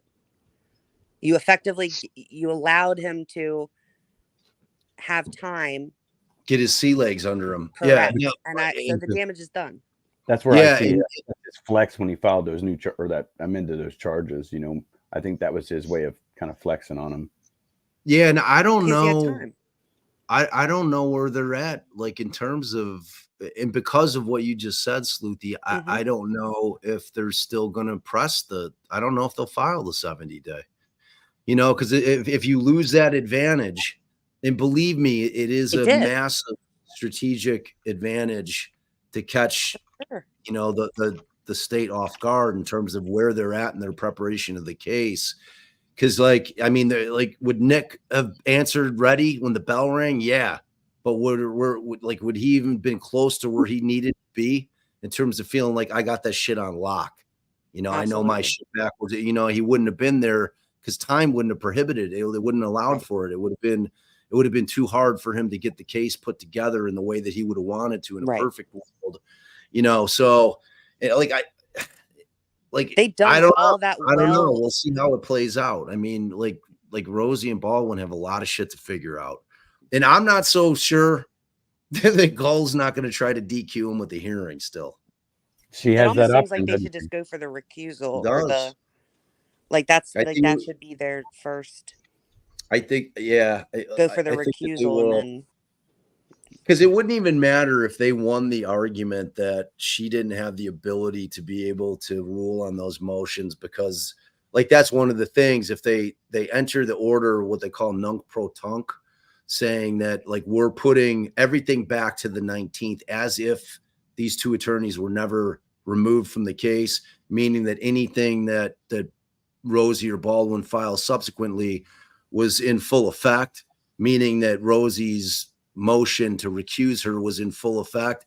It wouldn't even matter, because like as soon as she's not going to recuse herself, because from everybody that I've talked to from the law side in Indiana, like she sits on that herself. Like it doesn't go to another judge, which is insane. I know. I was sitting there asking Kara, I'm like, are you serious? I'm like, she gets to sit on her own bias hearing, and she just gets to say, I'm not biased. Don't be ridiculous. The judge. I'm not biased, you know, but like apparently that's the case, you know, because all like it wouldn't even matter, because she'll just still deny the motions, which in her heart of hearts she may feel is the proper legal response. You know, I mean, like, but for the perception of bias, why would you not just have the damn hearing? Like, you know that there's this whole thing about the perception of your bias. Why in the world are you just denied, no hearing, denied, too bad? Oh, I mean, like that doesn't feed into anybody's confidence level with you. I typically see that happen a lot, though, in criminal cases in Indiana, where a judge will just deny the motion. There's no hearing. There's no explanation. It's just summarily denied. I mean, and that's a lot. It happens. But this was such a huge. Yeah, I mean, like that was kind of my point, Greeno, with this case, just like 2 days out of, you know, that thing going down in Scoyne, man. It's like, you got to read the room. You know what I'm saying? Like if you're her, because it does matter what we think in terms of the public trusting our system. And it doesn't really matter like what side of this you're on, whether you're, you know, pro guilt, pro innocence. And like, again, all of us should just be in the preliminary stages of that, all waiting for trial, but you could feel strongly about it, you know, you just have to, but we should all be worried about how she's operating. You know what I'm saying? Because what she's doing is not in the best interest of the girls in terms of how she's running this, man. And it's like, you just you have to wonder what she's doing, because it does stink like she's biased. Yeah. Like no matter what side of it you're on, if you're looking at her like, yeah, it looks like that was kind of like a big fuck you to those two guys. Yeah, I'm emboldened. I'm on the case still. Here's your motions, buddy. Shove them up your ass. You know Well, what and I'm saying? again, It's like, what's the explanation for why you said repeat? I know there was 3 confirmed. I want to say that a 4th was found. You've said 4 times now on the record that you were going to schedule a hearing for the Franks hearing. So why all of a sudden? And like Pete Tragos and his dad reviewed that today, as well as the Karen Reed letters, and I was just tickled pink. I couldn't believe he was doing both those, because he doesn't really hardly ever talk about these 2 cases. And he was reading that order, and he was like, well, he this follows is my Twitter, so he's a Oh really yeah, nice guy. He talks about you often. He says, I don't really shout out. know him, but I know we follow each other or whatever, but Yeah. he's not talked to you, but he's great. And so he was like, what she basically did was she was willing to do it for I put the clip on my Twitter, but she's like, she's basically saying, I would have done it for those 2, but not for the 2 that Richard Allen wants and his other representation. So it's like either it was a good preliminary showing, a substantial preliminary showing, or it wasn't. And something else too is that she didn't say in that order that stuff wasn't true. No, I She know. just said that there was still probable cause. Okay, so which parts of it was still probable cause? I just can't understand why No, I it was know. necessary I mean, you're preaching to the choir. That's my whole point, that she did a minute order where if she's going to go ahead and rule on the paper alone without the benefit of having a hearing, you have to write a thorough opinion as to why you made those decisions, because that's what I keep talking about with the appellate record. Now, the appellate record, when those 3 things come up, she denied a Franks, she denied the ballistics, and she denied whatever the third was. I can't even remember what it is at this point. But all 3 of them she denied. Motion to suppress. Thank you. That had been pending for like almost a year. Forever. And at that point, the appellate court, where again, all they have to go on is the record, is not going to have any rationale from her at all, because she didn't supply it in that 1-page minute order, man. I mean, it's just unheard of for her to be doing that. And like when you're texting me this morning, Sluethie, and you're like, well, what can we do? And I'm like, well, we draw up a petition. Like that order that you're talking about, that I covered last night before Pete did, by the way, and pointed it out that, look, she did promise, or said, hey, if you guys want a hearing, just let me know. I'll set it up. It's to me, if that's not evidence of bias, I don't know what is. And when did it happen? Because if you remember, they filed a motion to suppress. They went there and she was like, you need to file a Franks motion. So they took several months, wrote up a whole ass Franks motion, and then all this crazy shit happened. She made it like halfway through the motion and was like, oh, you all got to go. I didn't even finish reading it all. And then all of a sudden they're back on, and suddenly she's had time. She's reviewed all of it, not even knowing if the other council was going to adopt it. Now you've read all of it, and you've watched all the exhibits, and you've read everything, and you've made your decision, and you're denying it. We already know you denied the motion to transfer. She asked them to write it, and then they spend all this time writing it, go through hell and high water after writing it, and then she's like, denied. Like, they probably didn't want to write that shit, but they were like, if she's going to make us write it. No, they wanted just to have a suppression hearing back in June. That's all they wanted. Yeah. Right. And she's like, I think you guys are going to need a Franks hearing, or you're going to need to file a Franks motion, so on and so forth. And then she specifically told them that they needed to file a notice of a Franks hearing, which under the statute is required. That's what she said to them. So when I went to that hearing in June, hoping and praying that it was going to be the suppression thing, and it turned out to be the safekeeping thing, which I was super disappointed, because I'm like, oh my God, we're finally going to get to hear some evidence and shit. I'm like super pumped. And then it's like that thing. And like as a housekeeping, she mentions the fact, I'm going to need for you to notice up a Franks hearing. So she knew that it was coming. You know what I mean? I just have to wonder how much it affected her when Scremin like drafts up his safekeeping motion, basically adopting the the memo. Okay, like he didn't trash it. He says, I find it has merit. And Like it's you and I treatment. were both like, ooh, merit, and both, and obviously the transfer, he like they came her two guys that she appointed from her home county came and basically supported what these guys had already said. So, like, I mean, that had to chap her in the ass. After she publicly said that the one that his defense, the ones that he likes and wanted, it had inaccuracies and falsehoods.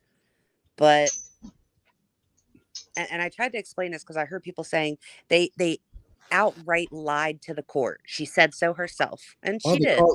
Both Nick and the judge flat out called Rosie a liar. Correct. I've never seen anything like it. It's like you just don't do that. You know But what I then mean? people thought that those other two attorneys were going to come on and be like, well, I know that they got shit on in open court as well as in their in-chambers hearing. She said it was a lie, but we're going to go ahead and give the same lie. That's what I mean. Yeah, I don't know. It's like, that's what I'm saying. That had to have pissed her off. Because and I don't understand. Like people may not understand. She couldn't have been. And that's how I know that Libretto didn't write that. Scrimmins wrote that. Oh, for sure. From everything that I've heard, Libretto is her guy. Scrimmins not so much. Scrimmins more of an independent. Libretto's in that courthouse every day. He's the public defender in Allen County. And just I've talked to people that like they're tight, like all in that. They're in the same political party too. Yeah, you know what I mean? So it's like I think she had expectations. She was putting a couple attorneys on that she was going to be able to rein in. Like, let's just get this thing tried, fellas. Like, I don't want any more of the shenanigans, no more of the tomfoolery. Let's just move forward and do this. And, and when it started to look like maybe that's not the case, she had to been like, yeah, I mean, jiu-jitsu for sure. But like every lawyer is trying to make a name on that. You know what I mean? It's like every lawyer that handles, whether it's the prosecution or the defense, is making a name on a case like this. We know Jose Baez because he tried Casey Anthony and he won. You know what I mean? It's like we know Mark Garagos because he tried Scott Peterson and he lost. We know Johnny Cochran because he tried OJ and he won. I mean, this is one of those cases. It's like what I call a kingmaker case because it can make your career. You know what I mean? Or Baldwin and Rosie. Yeah. Well, that's why Baldwin and Rosie want it so badly. They don't necessarily believe in Ellen's innocence or anything. I think they do. I think they do. But theoretically, they wouldn't have to. They would. Anyone would want to be on that case. That's a good question, Humanimal. That's win something or I lose. want to ask Bob. Bob, the circumstances with your defendants, okay, that you're representing, how often do you actually believe that they are the innocent person as an defense attorney who's supposed to, you know what I mean? Because you're supposed to represent it, but you could probably look at him and say, you know what, I know he's guilty, but I'm still going to represent him to the best of my ability, right? Well, you have to. I mean, that's the gig, man. That's the job. Like, and the first thing my dad taught me coming out of law school is I never ask my defendants whether they did it or not, like ever. If you know that they did do it, you can't say they're innocent though, right? Well, I don't know. I don't know if they're innocent or not because I wasn't there. You know what I mean, Sleuth? Well, just if they say I did it, but don't tell them. Oh, well, I couldn't call him. You can't go say they're innocent. He's totally innocent. Well, I couldn't put him on the stand. I can't suborn perjury if he admits to me. But I got attorney-client privilege, and this is that. That's the plot of the Richard Gere movie with what's his face, where he was pretending he had the stutter and he finds out. Yeah, primal fear. Thank you. It was that thing where he's got the moral dilemma where he finds out that his client is guilty and he's the murderer. And what do I do? I can't let this bastard get away with this, and he's got to try to figure out some way to get. In reality, defendants never confess to shit. Not once they're in the trial stage. Most guys, if they're going to cave, it's typically during interrogations if they haven't lawyered up. That's where guys cave. if they're in there. And, I mean, like, I don't ask them what I ask a very careful question. I say, tell me what they're saying you did. And then that's what they answer, right? That's what they say to me. I don't say, did you do it? Like, it's like, that's like a movie thing. I'm your lawyer. You have to tell me the truth. It's like, no, man. Like, I need for you to tell me what the state's saying that you did. And then when the discovery comes in, I'm going to see, and then if it looks like they've got powerful evidence, I'm sitting down with my client and I'm saying, look, you're fucked. Like they got you dead to, they got you dead to the wall, man. Like you need to, because remember, everyone has this thing, like nothing goes to trial, people. Like 95%, 96% is everything's pled out. So trials are very, very rare. That's why, like, when we were watching trials that we all get to see and I'm heartbroken because I know that we're just like, if it's Gull, she's not going to put cameras in here, and we all deserve cameras on this trial. The world deserves to see this trial because I think it's going to be a hell of a trial, and it's like, it'll be a damn shame. Like it should really be. I think that would be the way to shine the light on the case that's been tried in the dark so far. And I think we all deserve it. I think I think it needs to be tried. And why not at that point? Like you have exactly. a jury, so why and not? It's like, we've already had cameras in the courtroom before. Exactly. Caught all this. Why silence it now? That would just look way suspicious. And Greeno, I mean, Carroll County's teeny, bro. Like when the crush comes from the trial happening with the media, oh my god, people trying to get in, that's a teeny ass courthouse, and it's like they could. So that's what I was wondering. Do you think that they're going to try to take it out of Carroll County if they decide not to do cameras? Do you think they're going to leave it there? Because how is that courthouse going to be able to handle the crowd? How is that county going to be able to handle the crowd? They're going to regulate that. They're going to regulate and say only this many people can come in. Here's priority first, family members, witnesses and stuff like that. And it's right for sure. Because it's the same with like every hearing I've been to. You got to line up. Got to get there at the crack of dawn. Line up. Yeah. Like even for the hearings in Carroll, I was having to get out there at the crack of dawn. Like fucking trying to get in there, and it's like you got to get there early. It'll be the same shit with trial. It's like if they televise it, if they stream it, that relieves a whole lot of pressure because then people could and Carroll County deserves to have this trial in Carroll County. They can't put that whole county in one room. From where the families are, where their friends are, Exactly. and cameras does take care of that. Yeah, problem of. I agree. The problem is you said they can't put the whole county in one room. It's not the whole county; it's the whole internet because no one from the county shows up. It's everyone else. Yeah. Well, yeah, that too. Bob, I have a question before my phone dies because then I have to sneak in my kid's room to grab the charger because he stole it from me. But we were asking you earlier about when you weren't here, by the way, and stuff prior to it being signed. So my question is, are you allowed to? So, for instance, with Richard Allen, they arrested him. The news started reporting that he was arrested, but they didn't know what his charges were. He was taken to the county jail and booked, and then immediately sent into the Department of Corrections. No, okay? to White County first. Yeah, but then they sent him to prison. Yeah. And so it wasn't then until multiple days later that Liggett wrote his motion to have him transferred for the safekeeping order. Diener signed it and then immediately recused himself. But Richard Allen had already been in prison. He was already moved prior to that safekeeping order, even the motion going in. So my question is, are they allowed to have moved him to prison before they even put what he was charged with, before the judge even knew what was going on? Like when Diener signed to transfer him, that he had determined that he could be, he had already been moved. See, he was already hidden with no lawyers. Yeah, if I'm Diener, I'm doing it. That I'm going to bring up that weird Latin phrase again, nunc to prunc, or oh Jesus, I can't even say it. Nunc to prunc, which is like, oh my God, I can't even pronounce it. But you can sign it where it's basically everything is in effect back to the day that it happened, So But would like, you write that? Like, would you say? I mean, I would have filed it that way.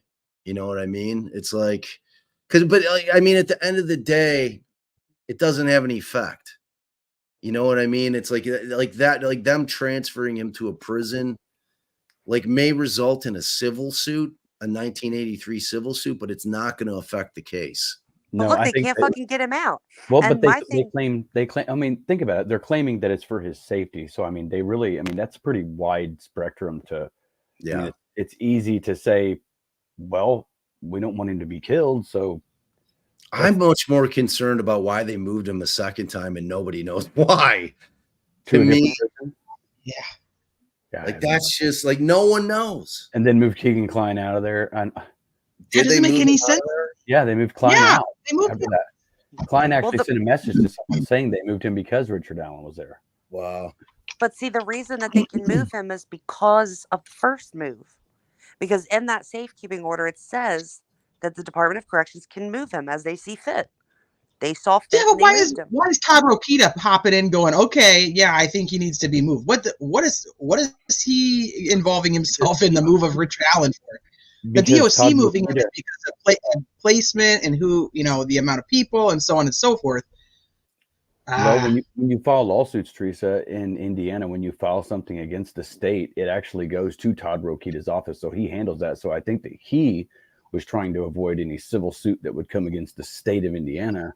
Well, they already filed that Right. That was notice, one of yeah. Like that and they was got in one of trouble the for it. things. Yeah, Gull was busting his balls for like him, because basically you have it's a 1-year statute of limitations on a suit against the government. That's a long time. That's Idaho a short was way time. less. Like typically you get like 2 years on torts. Idaho, when they filed it, it was something like I don't even think it was 6 months. Is that what their statute was? Dude, That I think it was like 3. He had to file it like immediately. Yeah, Illinois is a 1-year statute on any kind of suit against the government. So, but I mean, either way, like Rosie was, doing the proper thing for Allen if he thought that there wasn't a legitimate 1983 claim there. You know what I mean? It's like her sweating him on that shit, like it was something wrong. It's like, what the fuck are you talking about, lady? I'm like, have you spent any time in prison there, Judge Gull? Because it ain't a nice place, sister. Like that's where the real shit goes down in prison, man. And like I keep trying to tell people, I'm like, guards and inmates don't give a fuck about the presumption of innocence. If you're suspected of being a child killer, you get that. You are, yeah, dude. It's Can we just talk for a second about how concerning it is what Scremin wrote when he said that they had him in that? Oh, with the drugs. You know what? I'm going to jump out of here, everybody. But I wanted to say thank you real quick. Thank you, Teresa, for having me on. Oh, Greeno, it was so good to see you. It's been forever. So, and thank every you time for you're coming streaming, I'm streaming. So it's hard to jump on different people's chats. But it was nice to meet everybody. Sluethie, Humanimal, Bob, Teresa. See you guys later. Man. Be good. Night. Bye, Greeno. Later. I'm gonna go too here in a minute, so Teresa can go to bed. She was like sick, and then she's on. I'm sick too. I've been fighting 5.5 hours. I got a full bag of cough drops right here. I was gonna say she keeps cutting the camera out so she could chug her Dayquil. I thought I beat this cough and it just keeps like resurfacing and it's like I feel great, and then the next day I'm like, oh my gosh, I'm sick again. Like, what the hell is that? Like, why is this coming back? Same. It took 5 years for my kid to catch any kind of like real serious cold or anything like that. And then once he was happened, sick, dude. Christmas, like he was the poor thing. He was started feeling bad, but then my mom came like the day after Christmas, and by the time she got here, she's like giving him all these presents, and you could just tell like he couldn't breathe out of his nose. He was coughing. It got so bad. It would end up, and they're weird about giving kids medicine, dude. Like you can beg them, but if their fever's not like about to kill them, they're like they don't really need antibiotics. right? So. Which is like, true. well, I mean, you want them to build up their immunity, but You it's do. hard watching your kids suffer, though. It's It like really is, especially when he's never been sick. Like my kid, he's thrown up one time, and I couldn't even explain to him what it like. I'm like, you got to tell me, like, if you feel like you're about to throw up. He's like, Mommy, I don't know what you mean? Like, I couldn't explain it to him, but. Sluethie, were you and starting then- to think you had given birth to like Bruce Willis's character in Unbreakable? Like, oh, my kid never gets sick, never gets I really did. injured. Let me tell you something. My kid, first of all, he came out of me looking like a toddler. He was Walking. huge. He took up the whole warmer. He didn't have teeth. I swear, no, he didn't have no teeth. Ew, what? Okay. Oh, girl. Yeah, they have like a whole mouthful of teeth. They just come out. Absolutely like, not. Oh, not trying to be offensive to anybody in chat, but I think that would startle me a little bit. But he was like, he's just very, very, huh? It should. It should startle you if your child comes out with a full set of teeth. Yeah. Walking. Like smoking a cigarette. No. How you doing? He was like 10, almost 10 pounds. I had to have an emergency C-section because his shoulders were so broad that they couldn't get past my hips, which I thought would never be a problem for me. Like, I'm like old school. Like if we were cave people, they'd be like looking for me because I've got broad hips. So I never thought that was going to be an issue. You've got good child rearing. Wait, what did Koberger say? Some Say shit to that like girl. Heavy metal rehab did 15 hours, no epidural. That's old school. If I didn't have, I had all back labor. I swear I could have did it if it was just in my belly, but that back shit. And we live an hour from a hospital. Dude, my water broke and we didn't even get to the interstate before my contractions were just constant. It was horrible. And this but anyway. this is how quick shit takes a turn when you've been on for 5.5 hours. We're just going to talk about. Hey, listen, all I know you're is distracting me. You're distracting me. Well, he got antibiotics. He didn't eat for 2 weeks. Anyway, what I was going to say is that the fact that they had Richard Allen in the kitchen with the candlestick, but he behind that steel door, Teresa. He was behind that steel door with the little mail slot, and they're like, you got to 6 feet away, like you can't go up to the door. And I was just thinking, what fresh hell is this place? Like, I'm so concerned that they weren't able to look at him, right? Was he allowed to crawl to the door and like look through the mail slot? Like, it just seems so barbaric. No, it's so weird. The food slot. It's not. It's like literally where they slide the food trays. Like they wouldn't let the dude in the room with his lawyer. It's all so weird, you know. But that's why he shouldn't be in a prison. Like, I understand that people that have already been convicted aren't meeting with their attorneys like that. Like, they don't need to be looking at discovery and videos and having private conversations about their trial. So it's like, that's why he doesn't need to be there. There's no question. I mean, he's like, the pretrial detainees are in jail. That's where they should be. Cass County. So, like, I say it every time we talk about it. I'm like, they said we don't want them, but we can take them, and it's right there. Right. They can handle it. You know, it absolves the issue, and you know, like, Gull just won't do it. You know, I mean, do you think now that the other attorneys have filed to have a motion for him to be? They filed a motion for him to be transferred. Do you think that? And she said, depending on what the state's response is, then she would set a hearing if necessary. Now, my thought is, I don't know if Baldwin and Rosie are even going to care, because if they are going to go in and file for the 70-day, it's not going to matter because they're going to be at trial and he's going to be moved anyway. Yeah. Well, I mean, they're still going to want to be able to like that 10-hour round trip thing, including the visit. They're not 10 hours now. Why can't she just approve it without a hearing? She's had 4 lawyers now tell her that this is happening. It's no closer. I mean, what, like an hour, 45 minutes closer? Wait, isn't Baldwin near Terre Haute? That's not convenient, man. That I have access to my clients because they're always in county. You know what I mean? I could go meet with 5 clients in one day, and that's typically what I do. I'll bounce from, you know, like pod to pod to pod to pod and talk to all my clients. You know, when you're prepping for a trial, you want to be able to have access to them to where it's convenient. You know what I mean? Whether it be an hour or 2 hours, that's inconvenient. You know, you're wasting valuable time that you need to be prepping for the case. Yeah. Driving, you know what I mean? It's just, it's not good. Yeah, there you go. Travis always coming through. No meaningful access to defense counsel's constitutional violation. Travis always has my back in the chats. He's my guy. He does. He does. Okay. So what do you think is going to happen next then? What's the next thing to be filed? Are they going I to think go? it's Are they for going to the try to take Let's, it down? can we ask Humanimal? I feel like I completely hijacked the entire chat. I haven't like heard her. Like I'm sorry if I like completely cut you off. I totally apologize. Let's ask Humanimal first because she's been silent and like I feel like it's my fault. So I It's feel my bad. fault too. You don't need two. You People don't love need two listening people to like you, us. Bob. It's all right. I'm gonna jump down. I love you guys, Teresa. It's always nice Love to you, see you. Bye. Sluethie. Thank Love you. Thank you.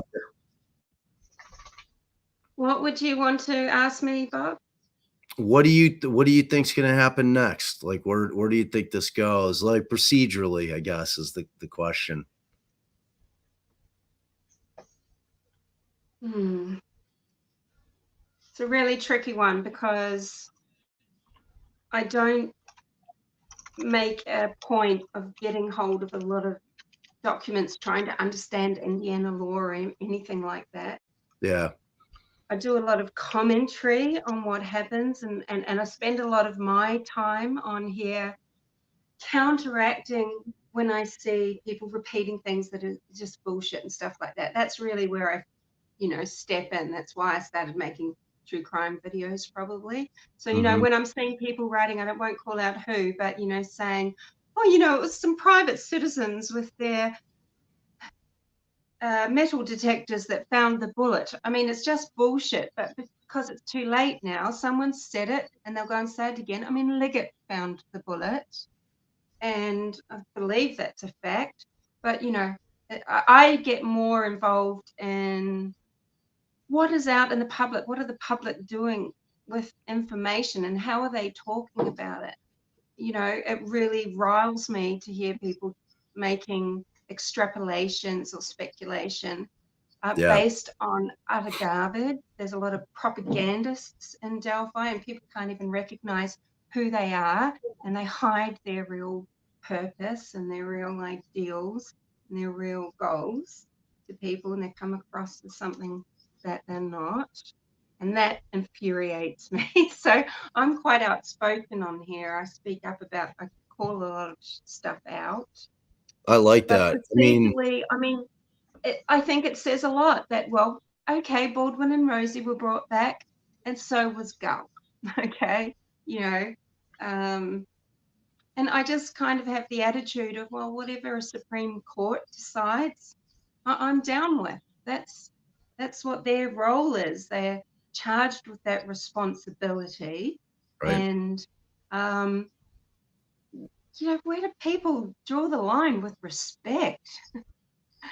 And everyone thinks they know better and, thinking that because they might know a lot or have an inside knowledge or have a little bit of contact with Baldwin and Rosie, they think that they know stuff about the case and they don't know everything. But they have some very strong bias and sometimes it gets really infuriating. Yeah. I think that's a tough thing about Delphi too, is that everybody has been so invested and there's so much, but there's so much to know about all the years of just craziness. And I don't think anybody can know everything. And so that's how I feel. That's why I have to put it down in a document so I can even track what the hell I'm talking about. The only people that know jack shit. A bit harder to them. Yeah, I mean, the only people that really know jack shit are Baldwin and Rosie and McClelland. Like, that's it. Yeah. And law enforcement. Like, the rest of us are all guessing. Like, my thing is, like, I'm coming from, I'm a 20-year defense attorney. Like, my angle isn't so much that, like, because I don't know the facts. I've talked to Baldwin and Rosie, but they're not giving me discovery. I'm not having those kind of conversations with them. It's like what I cared about was the same thing that Karen Winicky cares about, which is as a defense bar member and a loyal defense bar member, I was concerned about what was going down in this case. It's a very different thing. Like you'll rarely ever hear me talking about the facts of the case. You know what I mean? It's like, I'll talk about the strength or weakness of the PCA and I'll leave it at that because I've been trying cases long enough to know, and I'm going to have my opinion on it. And I'll be the first one to admit if they have the evidence and they get them, good. I'm happy Yeah. for it. You know what I'm saying? But if, as far as like when I see somebody's constitutional rights being violated and I see the defense bar being like, I'm always going to rally to that. It's you know, it's in my blood. I'm a defense lawyer. You know, it's like we have a national defense bar. Like when you saw attorneys rallying behind Rosie and Baldwin because of what they saw what was going on in that case, it had nothing to do with Rick Allen, like in terms of the facts of the case. It had to do with what Rick Allen was experiencing constitutionally. You know what I mean? So like for me, but people will use that, Bob. You know, they will use that, won't they? And and you don't see it probably, but believe me, there's plenty of people saying, well, Bob Motta thinks that Rick Allen is innocent and that he is being railroaded. You know, they just take it completely out of context. I want a fair trial. I hope it goes to trial so that the repeaters and the propagandists can be shot. Not that anyone will care, they just move on. But, you know, so that it can be revealed what the real truth is, or hopefully what the truth is. 100%. But, I mean, we all want I want justice. I want I want a decent police work and investigation at the start. I want people to be competent and hardworking at the start. And then I want charges to be pressed when, you know, it's just. And then I want a just and fair trial. And I want justice served. You know, I don't have a me too. dog in the race about whether I don't know if Rick Allen is guilty, and you know, I wouldn't go and say I think he's innocent or guilty. I really can't, but I can comment about known facts just to date. And I get really pissed off when people start manipulating information because they've got agendas, but people just don't realize it, and they don't look below the surface. And I feel like I'm always a bit of a whistleblower about what channels are doing these sorts of things as well, you know, and then things slowly catch up to me, catch up. Yeah, But, I was doing the exact same thing with Coffin Daffer because that, like, I like her, she is reckless in what she says and does, and everything that you were just 100%. preaching about. Like, I mean, it got to the point, and I wasn't even correcting her so much on facts, but I was correcting her on her just complete butchery of the law and how it operates, you know. And I was always polite, you know. I was never like name calling. I never devolved to that, you know. I was just like, look, Jennifer, you got this one wrong in terms of the law, and back up. You've got 70, because it was the same concept that you're talking about. She's got 70,000 followers who were, if they're not clear about what they're saying, will take what she's saying, misconstrue it even further, and then they run with it, and then it spreads like wildfire. So, you know, and like, as far as I'm concerned, I mean, what I say, I'm very clear. As you can tell, you've been on with me for a couple hours. I don't mince words, and I'm not hard to understand, you know, and what I say is what I feel, you know. And in terms of, I have no idea if Rick Allen is innocent or guilty. I happen to think, my initial instinct is that PCA leans innocent. And the other thing that I know, that I do know, is that his lawyers actually do believe he's actually innocent, like factually. So those are two things that I know. Now, but again, Brad and Andy weren't there. You know what I mean? They're basing their theory looking at the same thing that Nick and Tony and Doug Carter looked at. You know what I mean? It's like that's what I'm trying to say. Both sides have a theory based on the exact same evidence, and we just need to get it right, you know. And if it's Rick Allen, they better have more. That's all I'm saying. They better have more. Because like I would not feel comfortable if he got convicted on what they have now, that he was the proper guy. I'm just telling you that flat out. Like, I would not be sitting there like, they got him that time. You know, it's like, you look at Hughes like that, like, you know, they got the right guy there. Like, they're like, to me, there's no question. I feel that strongly about Koberger. Like, Sluethie does not. Me too. You know, a lot of people in chat, I bet, absolutely think it's a scam and he's being railroaded, and Koberger is innocent. You know. That's one I don't see that way. You know, I just, and I know there's people out there, and I don't care if they disagree with me or not. Like, I just think that's a strong PCA. You know, is there a world that exists? Like, you know, when you leave, again, when you try cases in the dark, and that's kind of the message that should be about Delphi. When you keep everything quiet from the public, all the things that you hate happening, about speculation, about bullets being found by people with, you know, radar detectors or, you know, metal detectors, it's because they're trying it in the dark. You know, cases should be tried in the sunlight. It's the purpose of public trials in this country. That's why we do it, so that we can hold the government accountable and there's transparency. Because make no bones about it, they are the government. That's who's trying Richard Allen and all defendants, you know, and we need to be able to see what the hell is going on. And when you leave it all hidden, you know what's going to happen? People are going to speculate. And that's what happens. You're seeing the same thing in Burger. You're seeing the same thing in both cases under lock and key. Like they won't show it. Like, we should be able to see all the filings. I'm not suggesting that we get to see all the discovery. That's ridiculous. But everything that's filed, and short of having just incredibly damaging information about the facts of the girls and their injuries and things of that nature, everything else should be public. Like, we should be able to see every filing that happens in this case. And same with Idaho 4. You know, and it's like, I feel like there's a lot more transparency there. I mean, there is a gag order in place, which the old judge put in place, but I mean, he has cameras in the courtroom. He's going to have cameras set up for the trial itself. I mean, they're not going to be like court TV cameras, but I think for Judge, he has offered a lot of transparency. He puts in every filing, even if he's going to seal it, he puts in exactly why it's going to be sealed. You know, I use it as a great comparison too, because I do think that Kohberger is the right guy. Obviously, he's still innocent until he's proven guilty, so on and so forth. But I am so happy, and I have been since he was assigned Ann Taylor, and I looked her up, that I feel like he has absolute competent, great defense attorney on his side. And so when it all comes down to it, when it all comes down to it, I feel good that this is how it's going. So I don't talk about it a lot. I become the person who's just trying to debunk everything that anybody else is saying because I believe this way. So I just don't talk about it because I'm already pretty sold on how I feel.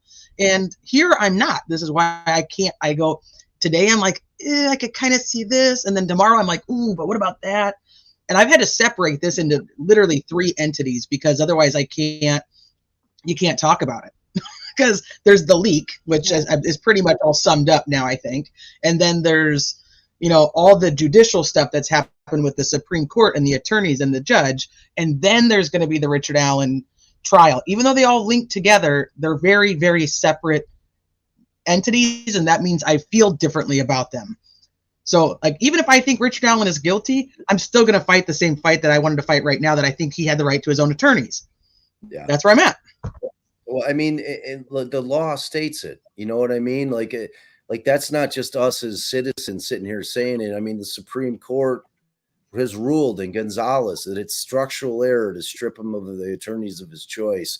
Because, I mean, in the way that you look at that is, God forbid, whether you're innocent or guilty, if you've got 2 lawyers that you developed a relationship with over a year that are fighting their asses off for you, and to have a judge strip them because she doesn't like the way that you're trying the case is absurd. We can't let judges do that because it's about the defendant. Like, the judge is the gatekeeper of the evidence, and she, you know, he or she has a certain role in a trial, and it's not to select the attorneys that are going to represent the defendant. You know what I mean? Like, that was kind of the whole thing with this. And it was going to be structural error. I mean, it would have been a redo, you know? So like what I came at this thing with is defense bar all the way. I'm supporting the defense. I was supporting Kara because I felt like it was an attack on our constitutional rights as citizens of this country, period. It was you seem to bring your intensity down, Bob, that, you know, when you first came out speaking about this, oh boy, I was like, that Bob Motta. because Oh, You were you really came across not like just neutral from the legal point of view, but you've sort of you've found an equilibrium. Are you saying I now, came think. in hot? Well, you guys had been on for 3 hours, so I had to come in Not fire. just here, not You here. did. I'm meaning roll it back Just into the however case. many long Oh, ago yeah. when these things were happening. I don't mean right now.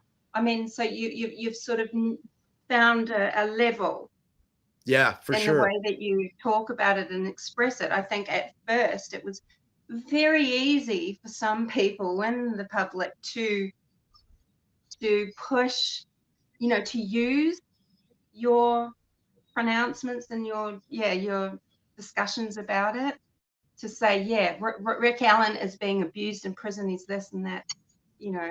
I mean, look, if this is how I think about that PCA. Now I can look. There are weaker PCAs. There are PCAs that are 120 pages, 9 pages long, which is ridiculous. Yep. I mean, surely they just need to be 3 pages with the cover letter, the signatures, and the couple of good points, right? So the PCA isn't too bad, really, in some respects.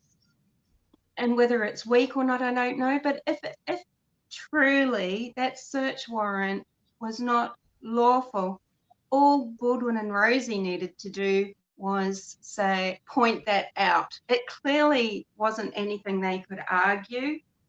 And, I think it's misconstrued. I certainly misunderstood what people might mean by verbal, the okay was given verbally. I kept thinking, well, is that Rick or Kathy that have said, yes, you can go ahead and search? But as I understand it now, the judge might have said verbally, go ahead, I'm going to sign a warrant. Is that? But, Rosie and Baldwin just go out so strong with this odinist theory when you've got a person in prison where it is commonly known that odinists often work in prison systems, that often prisoners, they have endangered him by going so strongly with this theory. They'd better really believe that BH and EF and everyone else they actually named, this had better not just be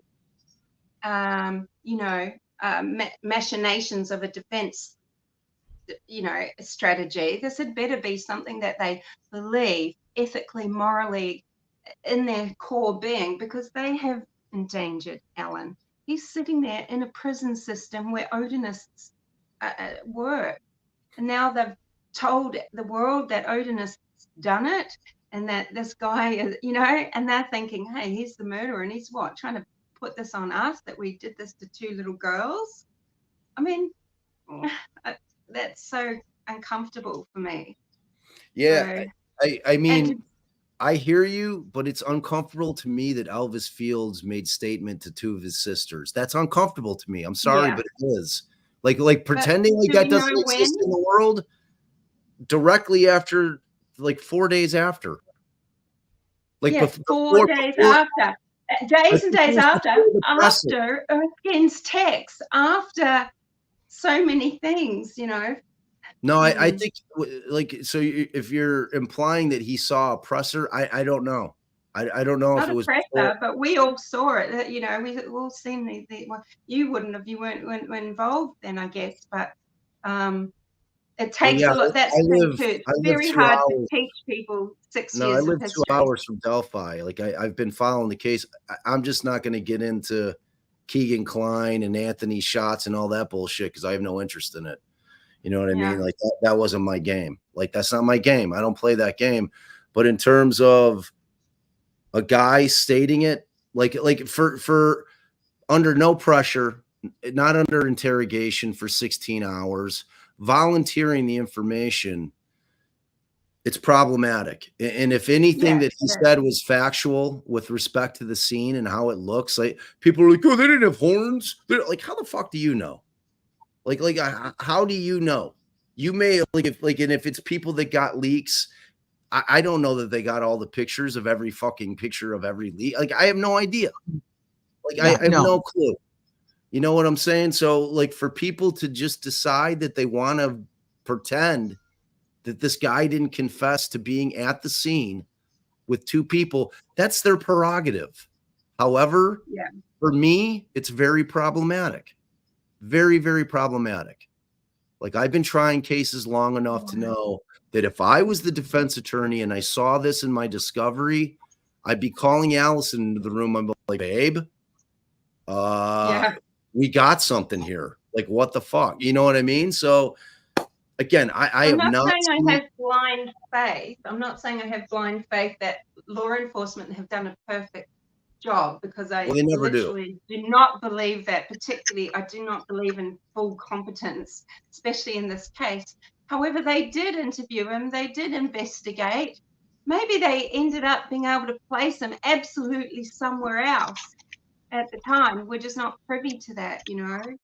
There's a reason why they didn't continue with it. It's, you know, are we to believe that they didn't want the case solved, or that, you know, because it was Odinists? Oh, we don't want to look there. Let's find a patsy. I mean, and we'll right, do it but just with the election. It's got nothing to do with the election. do we want to pretend that there weren't 3 cops that thought the 6-cop unified command was full of shit? Like, I mean, those are facts. Like, there were 3 cops that continued to investigate that angle. And, you know, and Mike Thomas lost his gig after 25 years because he questioned Doug Carter and the Indiana State Police in terms of their ability to be able to properly investigate this crime. The man lost his gig. People can hate him or love him. Like, I happen to think it's bullshit that he was fired because, you know, he was concerned about their ability to be able to process a crime like this and investigate it. So I don't know. You know what I mean? For me, it's, you know, there's a lot of problems with the case. And to heavy metal rehab, something extremely contradictory. RA can't have a false confession, but Elvis most certainly can. I don't know if that's directed at me, but there's a difference when somebody's in prison with guards that are like in heavy metal. If you've never been into a prison, if you don't think that the guards try to squeeze statements and confessions out of defendants, you're just wrong. So there's the difference for you. There, it's not a contradiction. Do I know if it happened? Absolutely not. I don't. You know, and people want to talk about footnote 15 being speculative. It is, but what wasn't was Rick Allen continually asking him, you know, Brad and Andy, if my wife is okay. You know, I mean, like, that was not speculation. Him asking if his family was okay physically. So while he didn't say yes, they threatened. Was that after his confession, though? We have no idea. I don't know. I don't know. It's very strange for somebody who's been in custody for 23 hours a day for almost a year. You know, there's going to be an effect on your mind. There just is. Sure. That's facts, you know, and until I hear the confessions, I have no idea what they are, what they sound like, what the conditions are. I don't know when they were made. I don't know if there's a guard standing right next to Alan. Like, who knows? Like, one thing that we know is he's not walking around in Gen Pop, walking to a phone and talking like the regular prisoners are. That's one thing that we know, right? They said they weren't going to move him to Cass County because Cass County doesn't have a basketball hoop. And I'm like, when is that? Why is that important again? Like, you don't even let him out to do anything anyway. The guy doesn't even get to take a shower. What are you talking about? Yeah, I don't know. It's one of those things where this doesn't have to be some giant conspiracy to have a couple of meathead guards to be like, dude, you're going to fucking tell your wife you did it, or I'm going to break your fucking neck, or we'll get them on the outside. I mean, like for people to think that doesn't or couldn't happen is bizarre and just aren't in reality of what goes on in prisons all around the country, not just in Richard Allen's case. They tortured my client, Anthony Garcia, for 3 years, never slept, pounding on the walls, kept the lights on because he was suspected of being a child killer. Same shit. You know, they drove him nuts. We challenged his competency twice. So all I'm saying is it happens, and I'm anxious to hear what the audio sounds like. Yeah, you know? I can't wait just to see and hear things with my own eyes. That's when I make judgments. I want to be very 100%. sure about the things that I take on as my belief. And until 100%. then, it's just something that's rolling around in my mind. But, you know, when I become sort of more definitive about something that I believe, it's because I've been able to really nail it down. It's not Yeah. just things But that we have can't been do that going until around my trial. periphery. Yeah. But I'm very sure of it when I decide on things. And Yeah, I and need to hear all this myself. I'm not like you should watch, and it's a recommendation for everybody. It's called The Anatomy of a Fall, which is a brilliant movie. It's French, but it's got it's subtitles, but no, it's very good. It's Oh, I just can't phenomenal. stand all the pouting. Yeah, I think I'm you'll happy like to it read because subtitles, but I just can't it's listen. half Sorry, English. kids out there. There's a lot of English in there because kind of the main, but for true crime fans out there, it's one of the best true crime movies I've ever seen. And it's really, yeah, no, it's called The Anatomy of a Fall, and it's very, very interesting. And it goes exactly to this point that you were talking about, where this child is put in a position to really kind of be the judge of whether or not his mother pushed, ending up killing his father off a third floor balcony, because the kid is like the main witness. He didn't see it happen, but he heard things that led up to it. And when she's talking about, like, you know, there's these times in your life where you don't know, you know, you may feel a certain way, where you just have to decide, this is how I'm going to feel. Yes, it happened. Because I'm always, and it's probably because of my nature as a defense attorney, I rarely land on, yes, he did it. You know what I mean? Even after a trial, there's always this like obviously if they have very powerful evidence that's irrefutable, but if there exists some doubt, but it's not enough to be reasonable doubt, like I still wonder, you know, I'm like, man, maybe, because I've just seen people go to prison for things that they haven't done. I've seen people get exonerated. There's a cop in Chicago named Ronaldo Guevara that used his confidential informants to put 51 guys, innocent men, in on murder beefs. 31 of them had been exonerated. And like my buddy Bill Dorsch is the one who's a Chicago cop, was the whistleblower, because he knew that he was using his CIs to point, just close cold cases to further his career. 51 innocent people. That is unconscionable. It's Unconscionable. It's unbelievable. So, Well, I wonder about, talking about that anatomy of a fall, thinking about cognitive dissonance that child is going to feel when his mother starts gaslighting him or her, because that's no doubt something that happened. it's interesting. So in France, And that would actually make you feel at first more like, oh, wow, my mother is actually capable of that. Because look, she's gaslighting me. She's telling me I didn't hear what I heard. so they actually And I can dealt only with it. imagine that is what Emily and Sean McCann went through ever since they were little children. Not that they would have any, remembrance of what happened to Madeline, but they've been gaslit their whole life too. So they dealt with that in the movie with the judge. As soon as it became a case, the question was, were they going to take Daniel out of the house? And what she did is she basically put a guardian ad litem in the house to make sure that exactly what you just said didn't happen. So she was not allowed to speak to him about the case at all, talking about his mother. So the GAL actually lived in the house with them during the pendency of the trial to guard against that very thing. It's a really, really well done movie. I'm pretty sure it'll be nominated for Best Picture because it's very good. If you like that kind of thing, like you'll have to get over the French thing. I know. Sorry. I don't know what it is. I think there's something happened in a past life. I've got some, Yeah, maybe it's the body odor thing. I don't know. It's like a legitimate thing. I mean, like when you always heard it about France. Hey, look, all I know is when I got on the tube or whatever they call it in France, it smelled bad. It was like there was a lot about it. I don't think they favor deodorants in France. Yeah. Maybe that's changed. But they also Look, don't have Alice no and shame. well, that's for sure. Like Alice and I went after law school. Like we had some of our law school loan money left over. Like, let's go to Europe. And like her parents watched the kids for 3 years. So we did mostly Italy. and we did Amsterdam, and then we did like 2 days in Paris. And so we went, and I wanted to go see Jim Morrison's grave. You know, I wanted to go to the Louvre. I wanted to do all kind of like the heavy hitters type stuff. And yeah, so like I took we're down on the subway, and I'm like, holy shit, they really do stink like body odor. I was telling Alice, I'm like, it's unbelievable. like it's true. Like the rumor's true. You know, oh my God. I mean, you get used to it eventually.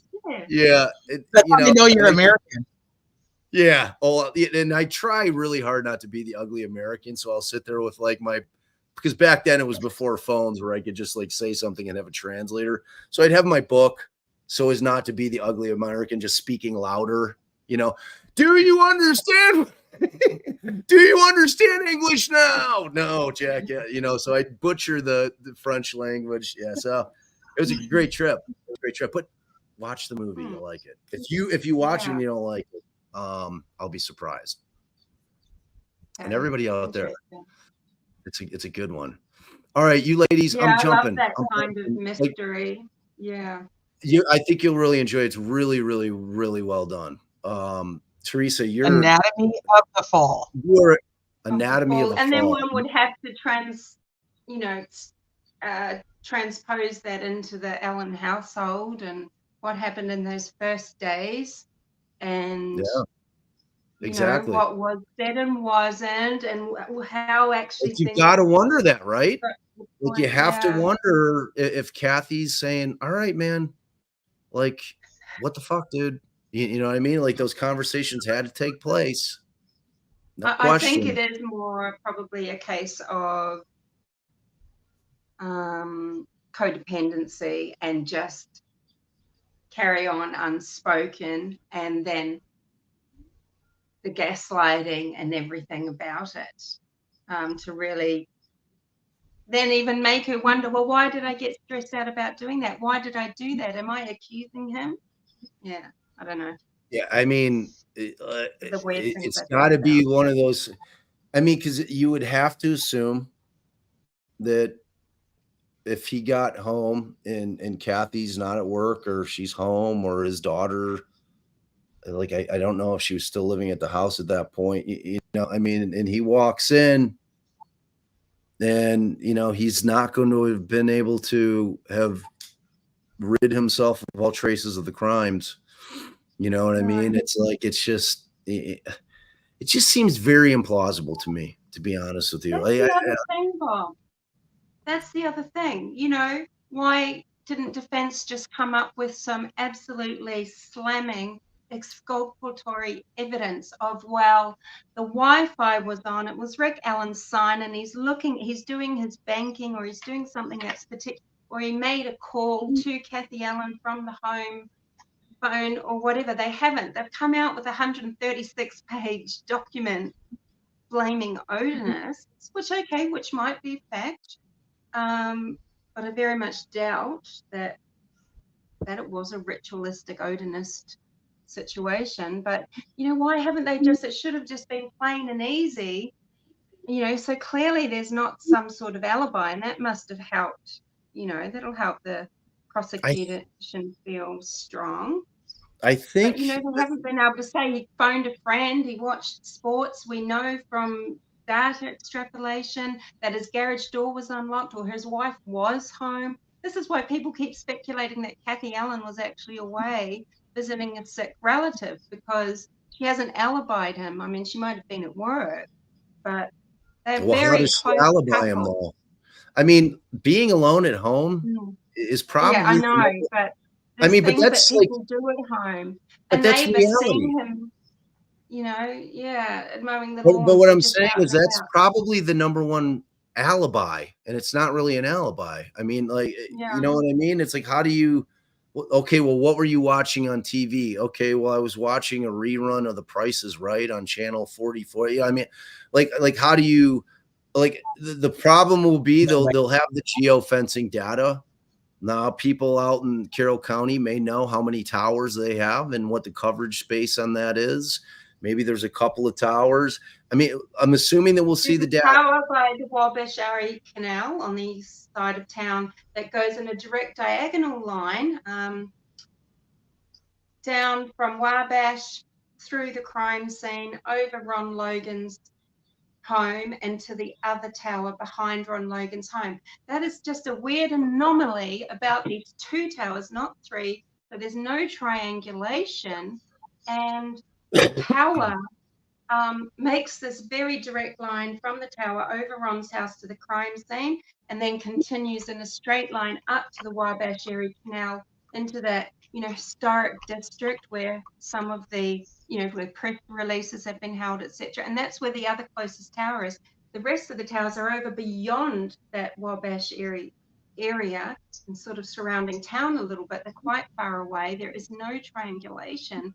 But surely that straight line, there's something to do with that. Someone must be able to forensically prove that. Well, that might be how the towers would work. They will show Ron Logan in the area along that line somewhere. It's just how it's going to work. I don't know, but I wasn't laughing at you, Humanimal. Teresa put up a What's hilarious that? comment. I wasn't laughing what you were saying. She put up a comment. Oh that no, said, I didn't. I didn't think you were. like somebody said, I have a 6-hour alibi for tonight, which I thought was funny. I do. I do right here. I at least have. I've definitely got one. You guys are good.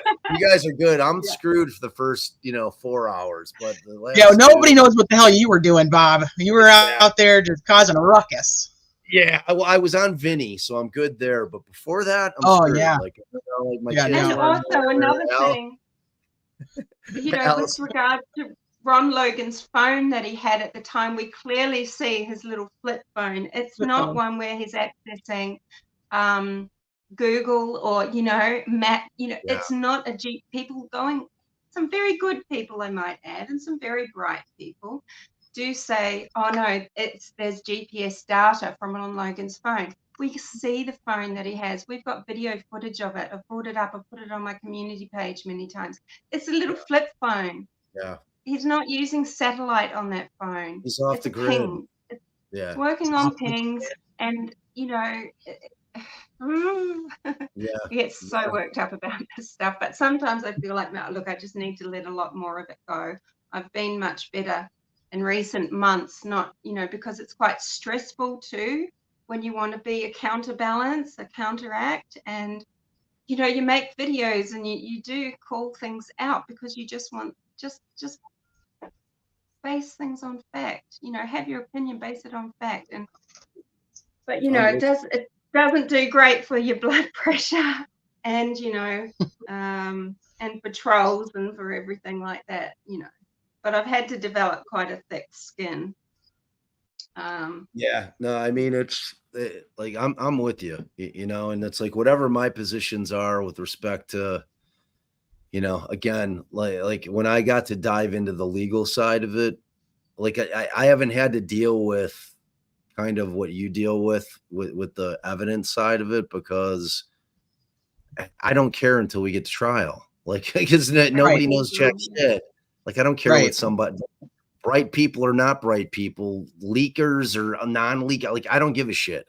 Like, when we get to trial, that's when I'll see, well, like the things that I get heated about are when people start messing with our Constitution and our civil liberties and our rights.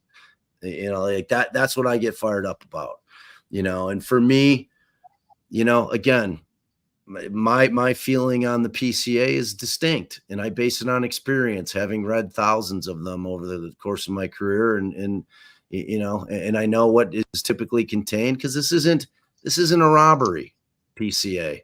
You're going to expect it to be a little bit more thorough than a 2 or 3 pager. You're going to want to see some detail, especially when it's a strictly circumstantial case. I mean, in a big case, so you want to see like. And again, do you think it was just misguided inexperience, or how they've tried to be all sort of sneaky and this is this is just our that this is the way we're running the operation is to withhold? And do you think it was just maybe they had more at the time and they made a mistake in not putting it in the PCA just through an experience or through trying to be clever. And, you know, is that a possibility? I mean, I guess anything's possible, but I can just tell you that the two guys that have gone through everything that they have firmly believe that they have the wrong guy. You know what I mean? Like, and like it's like, I am never delusional in terms of my clients. When I get the discovery, I am very frank with my clients. If I see powerful evidence from the state, I sit down, I have a conversation with my client, maybe their spouse, and I say, look, this is what the evidence is. And I don't give a shit how silver-tongued I am. That this isn't a magic show. Like, they're going to get in, they're going to be able to put this evidence in, and you're going down. So, you know, what I'm suggesting to you, you know, what I'm suggesting to you is that you let me entertain, you know, a plea offer if I can get one from the state and see what we got. You know what I mean? It's like, I don't like, that's just not what's happening here. Like, I know people keep thinking he's going to plead out. He is not going to plead out. I know Ruckus is saying he's going to plead out. Greeno thinks he's going to plead out. No, Greeno said no. Oh yeah, Greeno Sleuth said no. Intuition saying he thinks he's going to plead out. Yeah. Dude's not pleading out.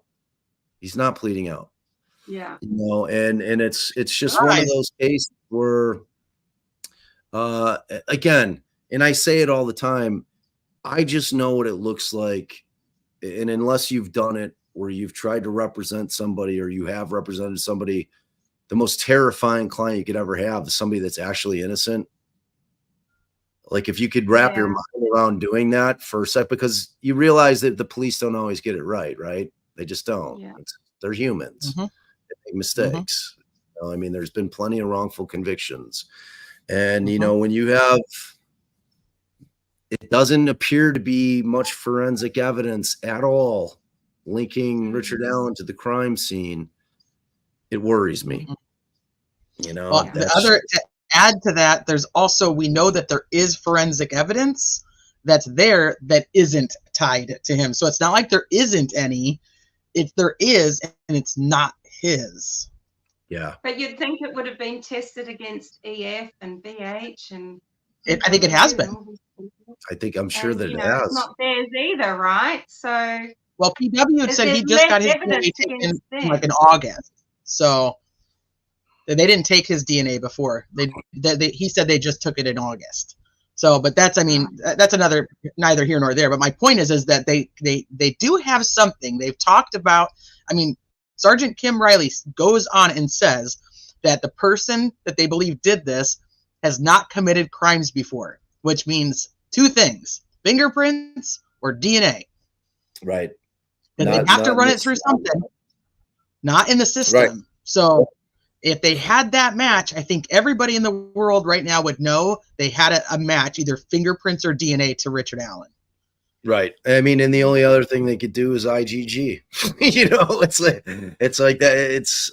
That's the tool. You know what I mean? It's like, because like people don't understand, CODIS is not a huge database, which is what law enforcement uses. I mean, it's just not like either you're a convicted felon, in which case you have to give up your DNA, and it varies state by state. You know, like Illinois, we are post conviction, you have to turn it over. There's states where you have to turn it over at the time of arrest, you know, and that gets put in the system.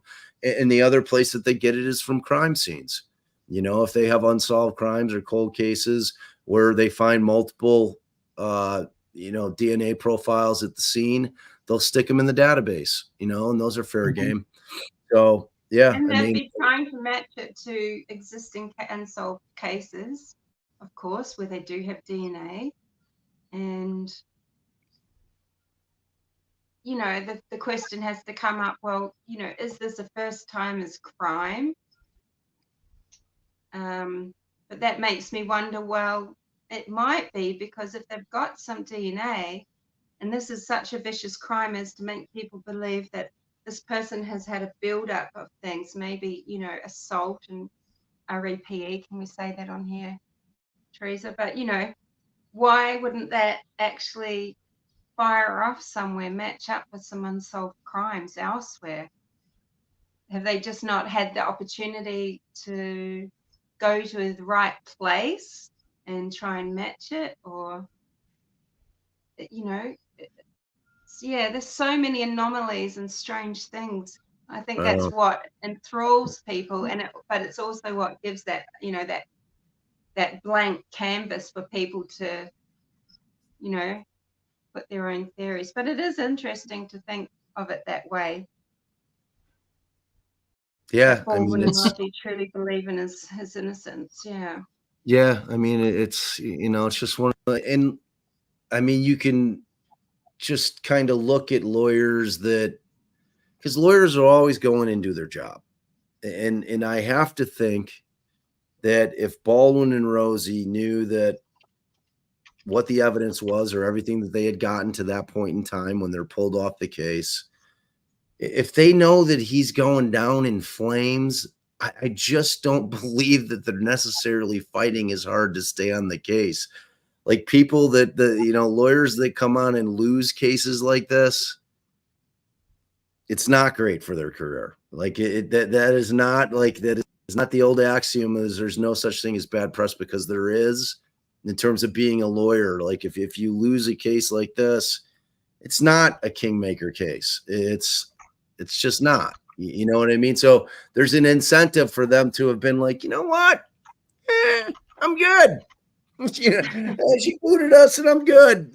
Let's Scremin and Libredo handle it. It's like let them go down in flames. You know what I mean? And it's like just kind of the things that take place in terms of, when you look at it objectively from an outsider's perspective, should give you pause in terms of kind of like how you evaluate how the defense attorneys and I have a different perspective, obviously, you know what I mean? Because I've been doing it for a long time. So, well, enough about me. You guys are fabulous.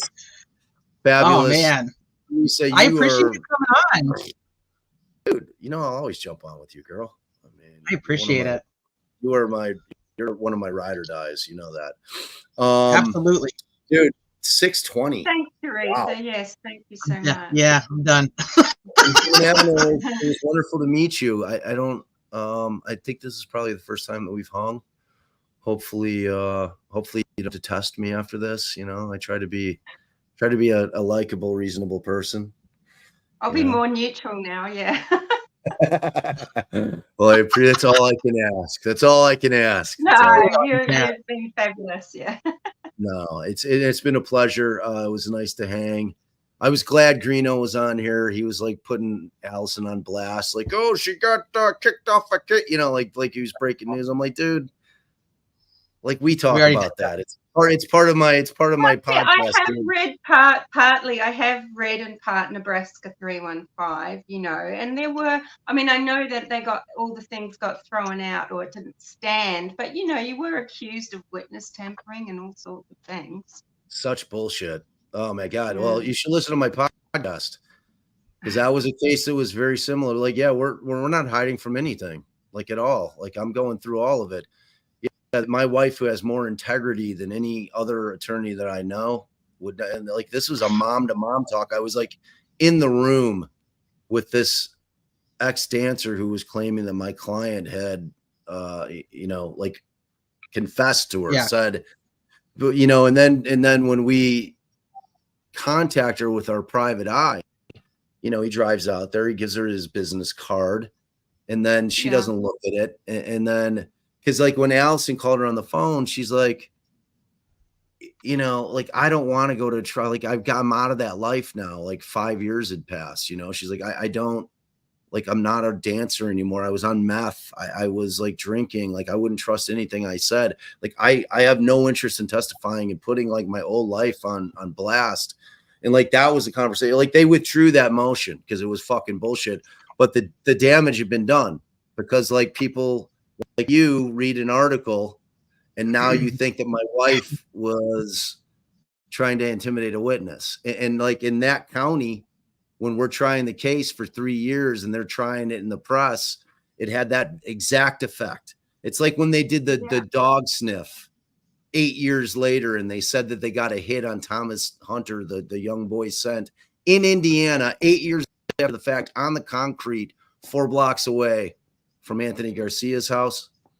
And then it turns out that they had a 100-year law that you can't get dog sniffs into evidence in Nebraska ever. So, but the story got out. Oh, they got a hit of Tom. You know what I mean? It's like it was a dirty pool. Like it was very similar to a lot of the things that I see going on in this case. So, yeah, and that I lay out there's 2 sides to every story there, humanity or humanity. And we're not. That's what I'm saying, though, right? You know, people know things don't have to come to fruition. That it just needs to be said. It just needs to put out there. It gathers its own groundswell. Hashtag Baffo, or what, you know. It does. It doesn't need to come to fruition. It doesn't. It just needs to be put into the ether, and then you know, human nature does the rest. The damage is done, and some, you know. So I've seen this so many times in lots of cases in Australia and New Zealand and America, whatever, and so, you know, that's why I have that side of me that remains a skeptic, because, you know, I've just seen how it works, that it is just, you know, things are created not for themselves, but for the effect that they'll have.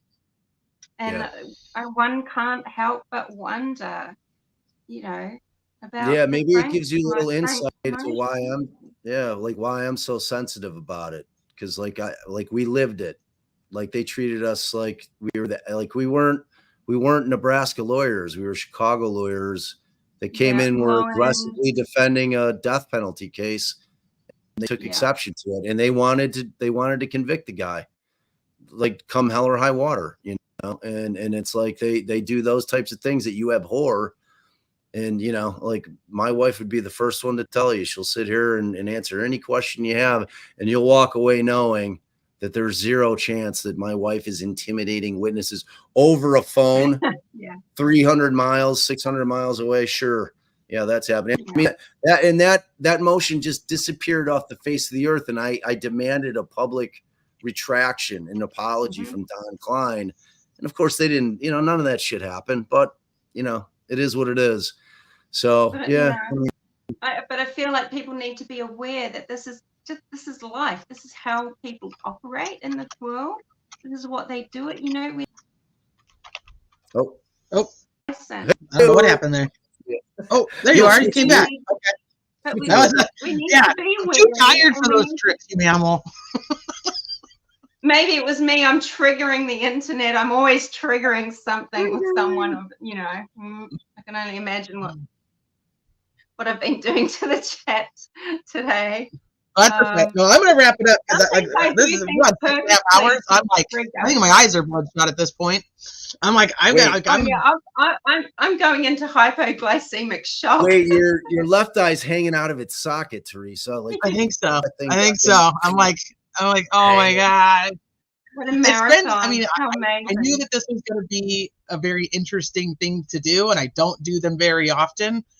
But I mean, we've had amazing people come up. We've had a lot of creators pop up, a lot of just subscribers pop up. It's just, I mean, it's been a long one. So I'm like, okay. Yeah. I'm finally at a what would change my tune is the evidence. It doesn't matter. Like I wouldn't wish that on anybody. What a weird comment, dude. I don't even like see I said, if Todd said, I'm presuming you would change your tune if it was your daughter and she had a video on her phone and a guy came forward admitting he was there in the same clothes. No, I wouldn't. All I would care about is if they had the evidence to prove that he was the guy. Mm-hmm. Right? I don't want the wrong guy put away because then I'm going to question you. Wow, you know, they just want the right person. I mean, don't we all? Don't we all? Yeah. I don't want the wrong person in jail. If Rick Allen is the wrong person, you know, he's suffered his life. He never recovers from this. Nobody does. And I don't know No one does. No one is ever recovering from this case. Yeah. All right. No. You guys are amazing. I'm like so impressed that you did 6.5 hours. You guys in the chat are amazing, especially you, Todd. And thank you for hanging with us. I mean, I don't know. Todd came in hot. Todd, like, I don't even see him, so he's not that hot. He's not even showing up for me. I mean, he came in like, you know, if it was my kid thing, like, no, man, it changes nothing. It's like I still want Say to the know most gotta try to obscene, useless things. Yeah. I mean, They're not really, they don't have true empathy. They're not able to put themselves into the real position, and just shows. Yeah. It's very it's tough. frustrating. But all of you that sat here for 6 hours, you guys are the real heroes. You know, and like you had some pretty nice supers drop in there. Deets on the streets with the $50 holla. Woo, you go, girl. I don't even know if Dietz is still here, but I love Dietz. I mean, Deets coming with the heats. All right, I don't know. you guys. New Wood dropped me a $10 holla. $10 holla. Pam's got the nice $2 holla too. Dean, I saw Dean in there giving love. King of Kings quality. New member, Heather Brown, $4. I love that you're thanking these guys for giving me super chats. Here, you want me to pull them up for you? Here you go. This is I do it throughout the show, but you're good. Do it. Give them all a holla. We got a lot of common folk, you know. I mean, Sleuth Investigate, $20 holla, unbelievable. And you go, dude, Schmiedo with 17. Come on, remember 17 months. She like annied up for a year and change. I know. You know what I mean? She's like, I'm not going for a year. I'm going for a year and 5 months, bro. Because that's how much I love you. It's like a that's competition. Amazing. 15 months. Yeah, dude, you have people coming through. Grace, $20 holla. Hunting Evil, True Crime Investigates, $2 holla. Yeah, I don't know. I don't know what that whole thing was about, but that's like the one that came up, and I'm like, I can't do this right now. I've had too much already today. I can't do it. Who did you have to bounce? It started coming after Greeno. I think that person guy? Because they were really pissed off at Greeno, and I'm like, there was so much chaos. I mean, we had, you know, Sleuth Intuition had come up earlier, and Hughes came up, and then Ruckus came up, and it was just kind of like a back-to-back, and like all these people don't necessarily get along. So I was like, I can't do it anymore. I'm done. I would have loved to have been on with Sleuth. Like that dude like blogged me on Twitter. I'm like, I don't know why, bro. It's he like, did? I could have the most. Yeah, like right away. Like, and he was all like, oh, you know, so weird, man. It's like, and I watch his content. I mean, I think he's a reasoned person. Yeah, me too. I you know, I mean, we may disagree on this, but like block me, it's kind of whack. So I don't know, whatever. All right. I'll give him a holla. Yeah, Motta, you don't even need to. He's a big boy. He knows where I'm at. All right. Peace. Bye, Bob. Thank you. Right. Humanimal.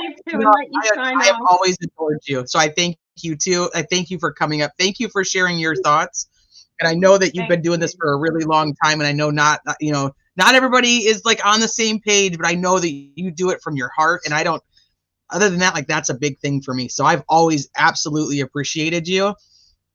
You know, right, wrong, whatever people want to say. I know that like this is a very important to you, and it has been. So I appreciate you no matter what. So thank you for spending so much time with me today. Thank you. You're very, very welcome. All right, my lovely people in chat, those of you that have been here the entire time, I don't even know how the hell you did it. And my mods, you guys, I mean, I don't know. I got to buy you guys all a gift card, or I don't even know what I owe you at this point. Like, do I just have to do I owe you like my next born child or something? I don't even know, because you guys are absolutely amazing. I don't even know I don't even know everything that happened in the chat. And so I know that there's people like coming and going and things that were being said, and I'm hoping that nobody's like super pissed off that they're not coming back. It was a lot, but I warned you guys at the beginning of this. If you were here from the beginning, I was like, I don't know if this is going to go well, but I enjoyed it. There was people who had absolutely different opinions than I do, you know, but it helps us to learn and just, you know, try to understand where people are coming from, especially when we get to know them as people. and then we can see kind of like what their perspective is. So I really appreciate it. I know that that's not everybody's thing, but for me, it's how I learn. It's how I process. I appreciate getting the knowledge that these people have. There is not one person who knows everything. And if we come together, we can actually like focus on what we know to be fact. But there's so much history and so much hatred. I don't know if it'll ever go away, but I hope that we made a little bit of progress tonight. So, but you guys, my wrenches, you guys, my members, my subscribers, all of you that super chatted, all of you that joined, shit, I couldn't do this without you guys, man. I am so humbled that you even care to be here with me. So go enjoy I don't even think there is a rest of the night anymore. I'm going to go like put my pajamas on. One of the times I like had dinner while like everybody was talking, I was just eating. My husband made dinner. I was just eating. I know, I'm like, this is crazy. So, but I do not know if I'll be back tomorrow because now I'm just like, man, I need a nap. But we'll see what happens. We'll see what tomorrow brings, and go enjoy the rest of your night. And I will see you guys tomorrow, either on the YouTube streets or on the YouTube itself. Bye, everybody. Have a good one.